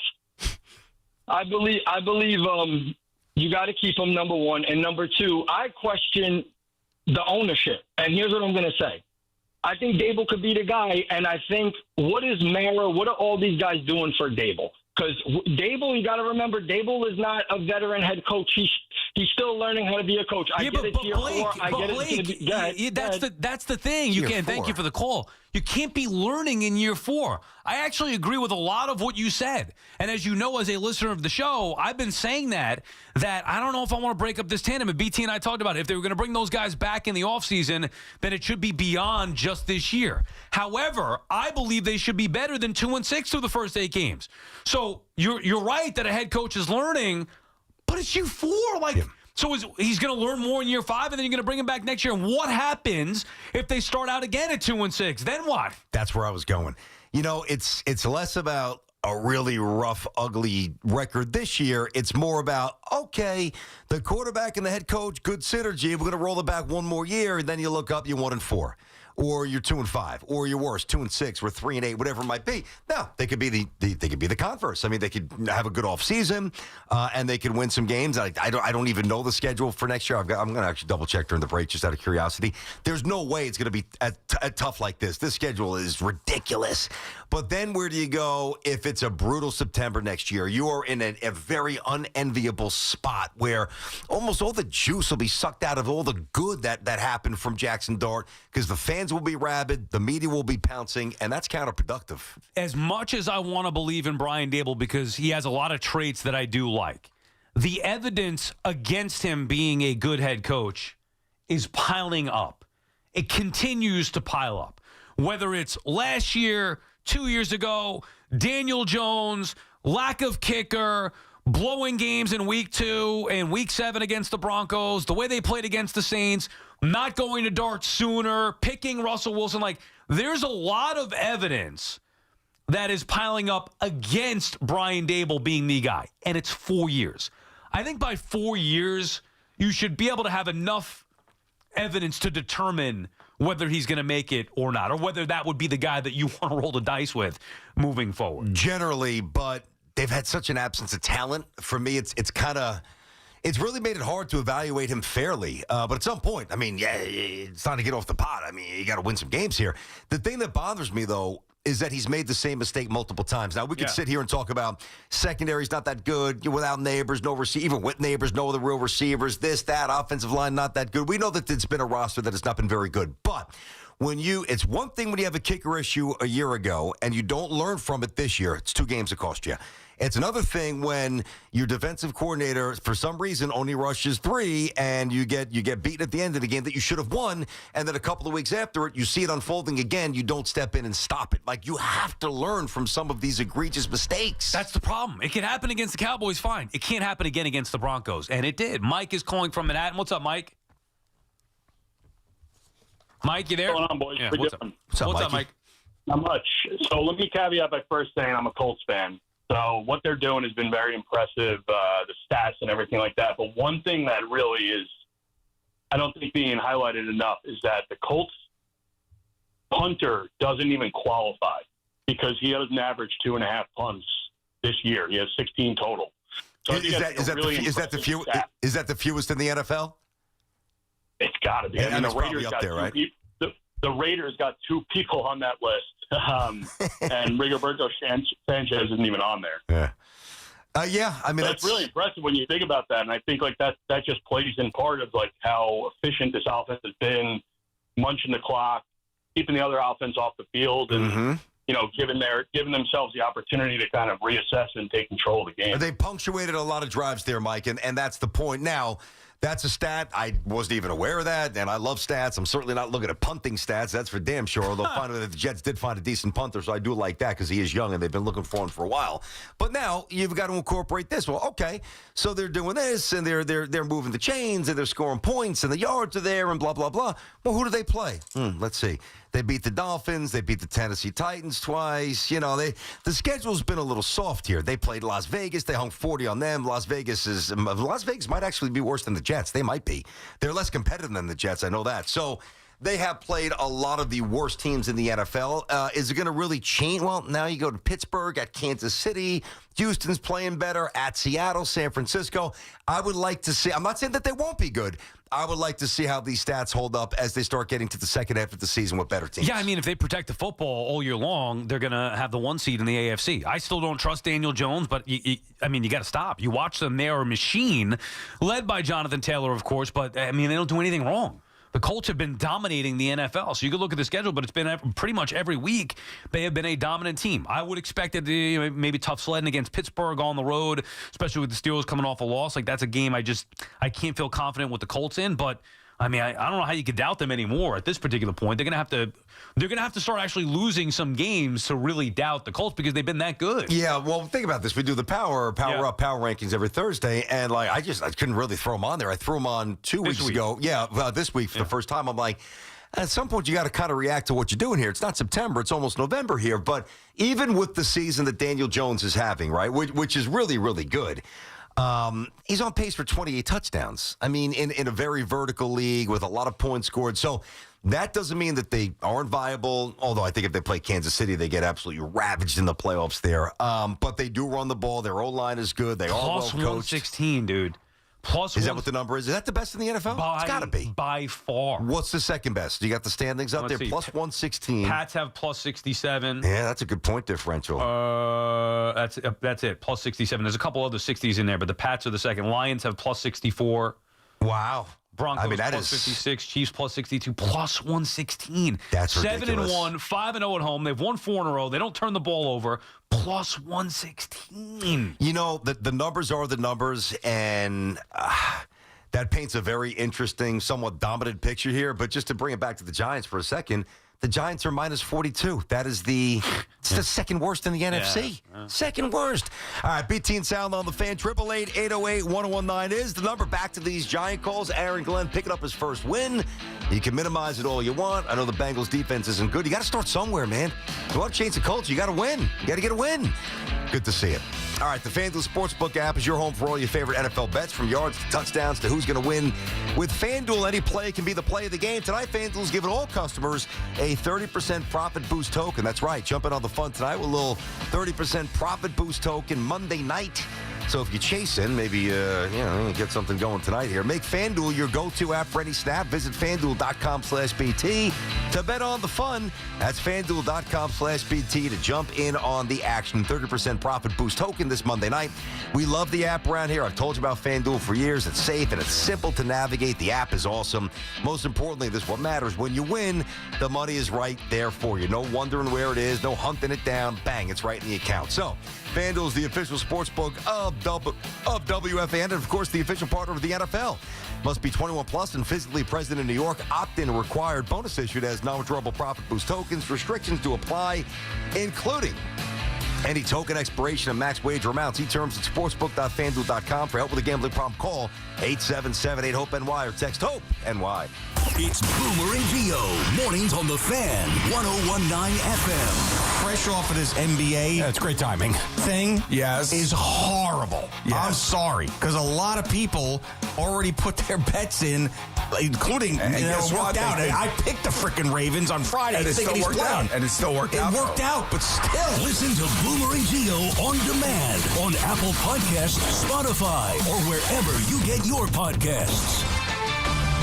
This is Andrew Perloff with an Odyssey Sports Minute. If you're not used to seeing Indiana football near the top of the standings, well, you better get used to it. The Hoosiers are for real. Coach Kurt Cignetti has them playing as well as any team in the nation. Saturday, they beat a rejuvenated UCLA team 56-6. They're embarrassing other teams, and they have an impressive win over Oregon. Indiana already made the playoff last year. Now the program has set its goals higher, like a national championship.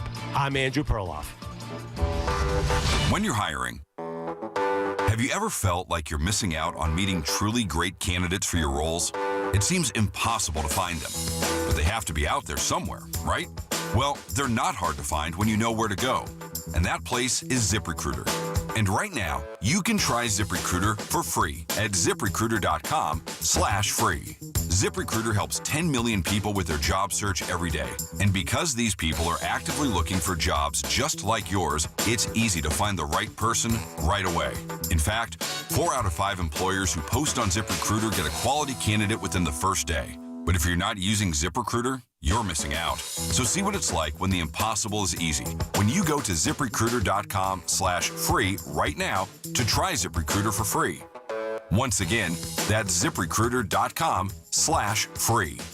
ZipRecruiter.com/free. Never miss out on great candidates with ZipRecruiter. Make the smart choice, the Mazda CX-5. With standard all-wheel drive, advanced safety, and effortless handling, there's more to a Mazda than meets the eye. Lease yours for $229 a month and elevate your journey wherever the road takes you. Visit your local Mazda dealer or MazdaUSA.com. Wesley Financial Group is not a law firm, and Chuck McDowell, definitely not an attorney. This is Chuck. Do you feel stupid for buying a timeshare?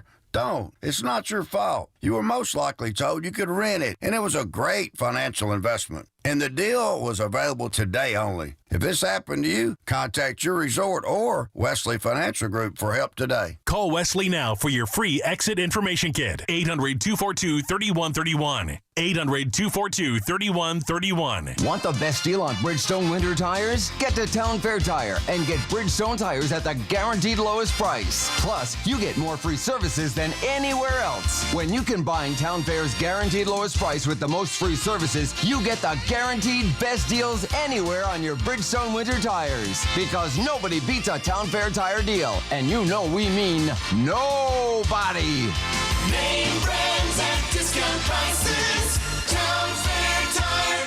Find excellence in every detail in a new Volvo. From Volvo Cars Ramsey, now find excellent offers with your first lease payment waived. Lease a new 2025 Volvo XC90 B6, 7-passenger, all-wheel drive, $609 per month for 36 months. At Volvo Cars Ramsey, where it's all about you. Call 833-853-2975 for lease details. MSRP $69,115. VIN S1350924. Loaner vehicle 5,457 demo miles, $3,700 down payment, tax title registration extra, 0 security deposit. Ends 10/31/25.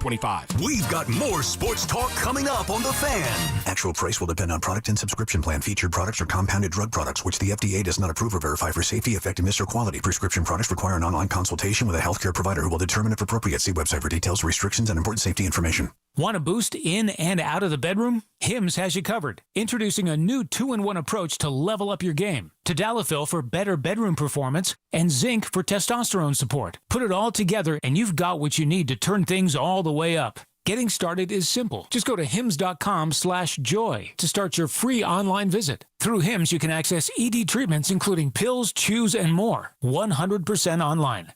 No office visits, no pharmacy lines. Just fill out a simple intake form and a licensed medical provider will determine if treatment's right for you. If prescribed, it ships free and discreetly to your door. Find affordable treatment options at up to 95% less than brand names at hims.com/joy. That's hims.com/joy, HIMS.com/JOY. Take the guesswork out of cooking, folks. The Chef IQ senses a must-have wireless cooking thermometer that eliminates under or overcooking chicken, fish, or steak. Order the newly released 3rd-generation Chef IQ Sense at chefiq.com. That's chefiq.com. My name is Maria. Okay, I lied. It's Mary. But I'm feeling more European after my European-style holiday on MSC Cruises. The restaurants, nightlife and shops and La Galleria. And, of course, American touches, like a sports bar and water slides. Bellissimo. Okay, this is a problem. Book now, starting from $229, plus kids sale free. MSC Cruises. Let's holiday. To book, visit msccruises.com or contact your travel advisor. Restrictions apply. Ships registered in Panama and Malta. 4 distinct all-electric Cadillacs. Some drive them for performance. Others drive them for the range. And some drive them because it's the only way to make an entrance. 3 different ways to turn every drive into an occasion. Whatever your reason, there's never been a better time to say, let's take the Cadillac. The all-electric Cadillac family of vehicles. Escalade IQ, Vistic, Optic, and Lyric. Visit your Tri-State Cadillac dealer today. Dunkin's $6 meal deal is kind of wild. You get a bacon, egg, and cheese sandwich, 6-piece hash browns, and a medium hot or iced coffee, all for $6. That's the main character meal energy you need this fall. Get it now in Dunkin' stores or order ahead on the Dunkin' app. No substitutions. Participation and times may vary. Offer price varies in California and Hawaii. Limited time offer cannot be combined with other offers. Exclusions and terms apply. Call of the day with Brendan Tierney and Sal Licata on The Fan. Today's call of the day, I mean, I can imagine who it's going to be. Today's call of the day brought to you by Edison Heating and Cooling, New Jersey's heating experts. Zach is on Long Island talking about the Giants. What's up, Zach? Like, people keep saying get rid of Dayball. Like, you just hire the next guy and it's all going to be, rainbows and butterflies. I can't think of a harder job in professional sports or football besides being an athlete, than the head coach. People want to move on from Dayball and, get the next guy. What happened with Belichick? He was gone. I mean, the skills were gone when Brady left. Yeah. The schemes didn't matter. They weren't good. Yeah, but hold on. But then they all. got the right guy in Vrabel after a one-year disaster, and look at them now. I mean, that's fair enough, but they also got Drake May and a couple others. All right, well, the Giants have Jackson Dart. You think Dable's done a good job here as a head coach in 4 years? I don't think he's done a good job, but he's had an incredibly difficult task at hand. He's had a garbage roster. Well, everybody that gets fired, they could probably say the same thing. You either, because very rarely, outside of maybe Joe Torre and a few others, like how many times do you start a job where the roster's ready to roll? Besides clock management, how do you really say a coach is doing a god-awful job? He's picking bad defensive coordinators. He's losing! That's how. I'm Hoff. As much as that call was fine, how do you book Sydney Sweeney on the show and not make her call of the day? I don't want to make it about myself. Yo, yeah, okay. Okay. Hoff loves Sydney Sweeney so much that he's going, she's got like 600 million followers. I know. And what did I say? There's 385 million people in America. 600 million followers? Aren't you shocked, though? I thought for sure she was going to be call of the day. I did, too. Come on. And he came in, too. He's like, during the break, he's like, she's like, she seemed to really be laughing sincerely, And so I was like, nah, she's just an actress. She does it. I thought it was sincere. I thought we actually made her really laugh. I think she was vibing. She enjoyed it. Oh, yeah. She did. Yeah, Listen, right. Hey, we could have listened to it back. If it was the call of the day, we could have judged it again.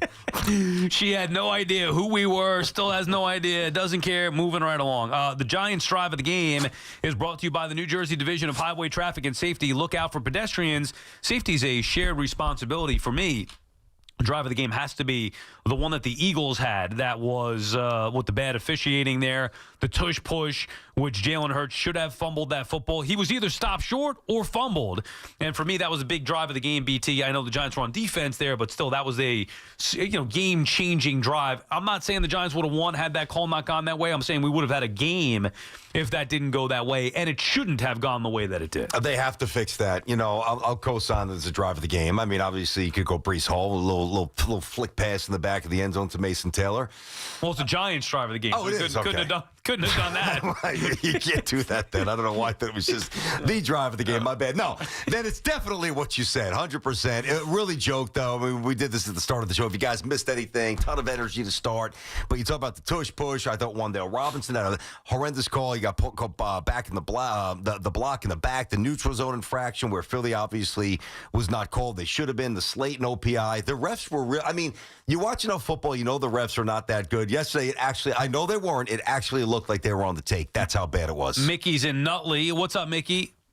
Hey, guys. I think it is hard to say that the Giants would have won if that play was officiated right, or any play for that matter throughout the game. But how much longer do you think that the NFL can kind of let it slide? It seemed to me like they were acting like the first down was the goal line in this scenario. Yes, correct. And it makes no sense. It's going to be gone. It's just, yeah. The competition committee is going to get rid of it this winter. I believe that it's going to finally be gone. I do. And it should be.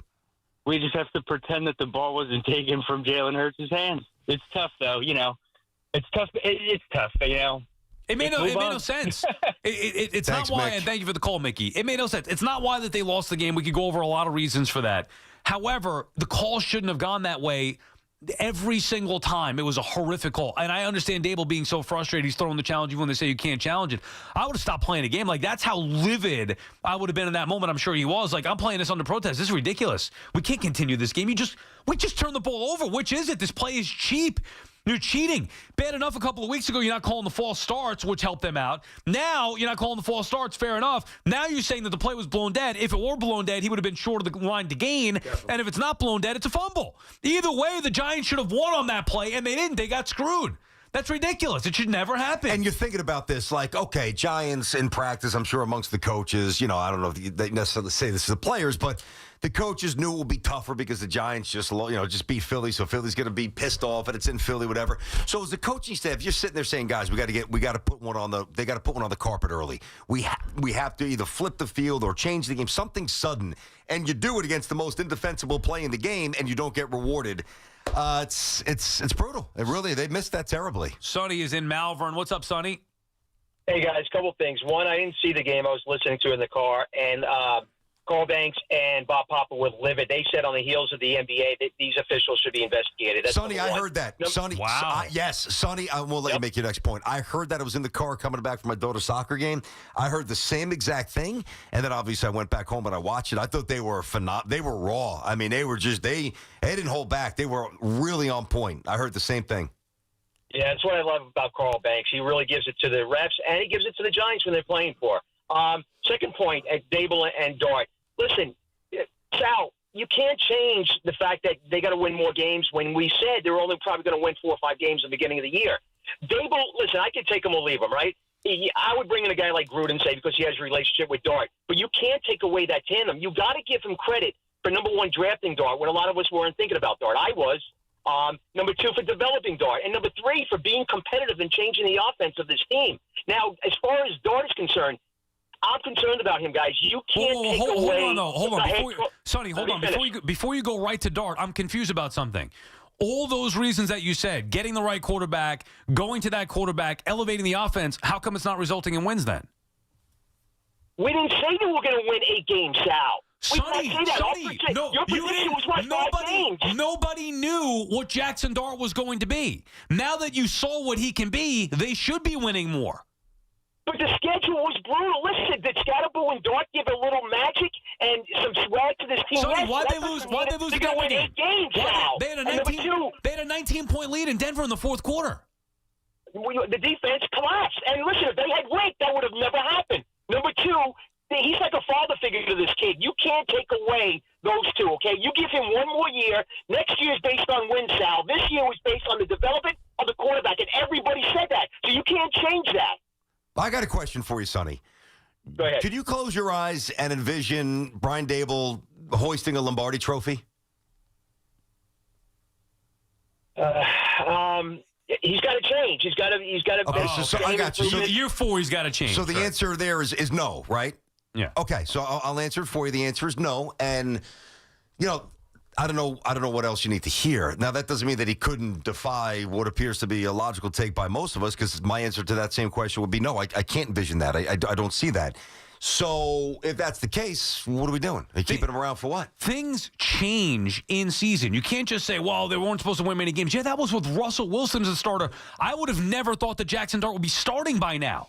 And also, nobody had any idea how good he was going to be. And then immediately we saw him and the impact that it had, to the tune of beating the Chargers, beating the Eagles. Still, losing to the Cowboys the way that they did, losing to the Saints, losing to the Broncos the way that they did, that's not evaluating them based on wins and losses.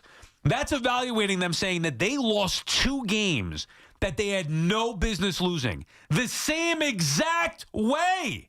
All right, I'll give you week 2. It can't happen again in week 7. That, to me, is on the coach. They've done, and on top of the kicking situation that's been an issue with them for years, costing them games, look at his record. I want to believe in Dable. I'd love to see this through. I don't believe he knows how to win.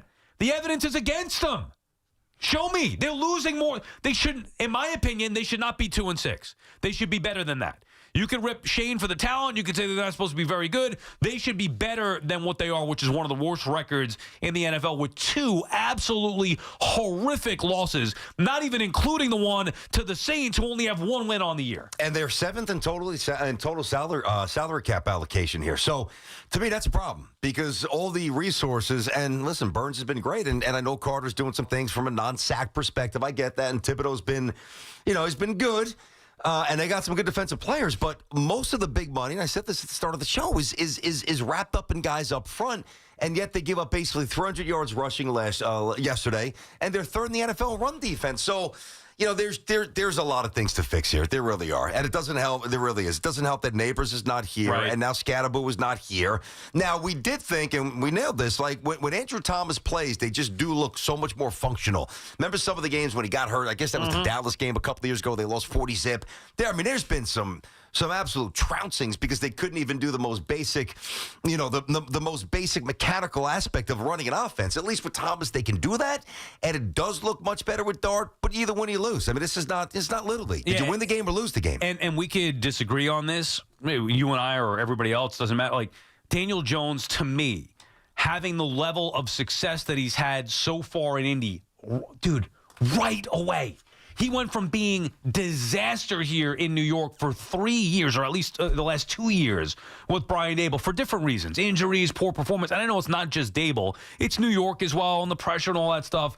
But you can't tell me that Shane Steichen can make Daniel Jones look like that 8 weeks into his first year with the Colts, and Brian Daboll couldn't do that at all with the Giants, because even the success that they had the first year was not there. He threw 15 touchdowns that year, and he's on pace for almost 30 this year. It's funny, I went back and I looked at some of the over-under here. It's like the Browns, the Titans, the Jets, the Giants, Saints. They seem to have nailed all those. Vegas was low.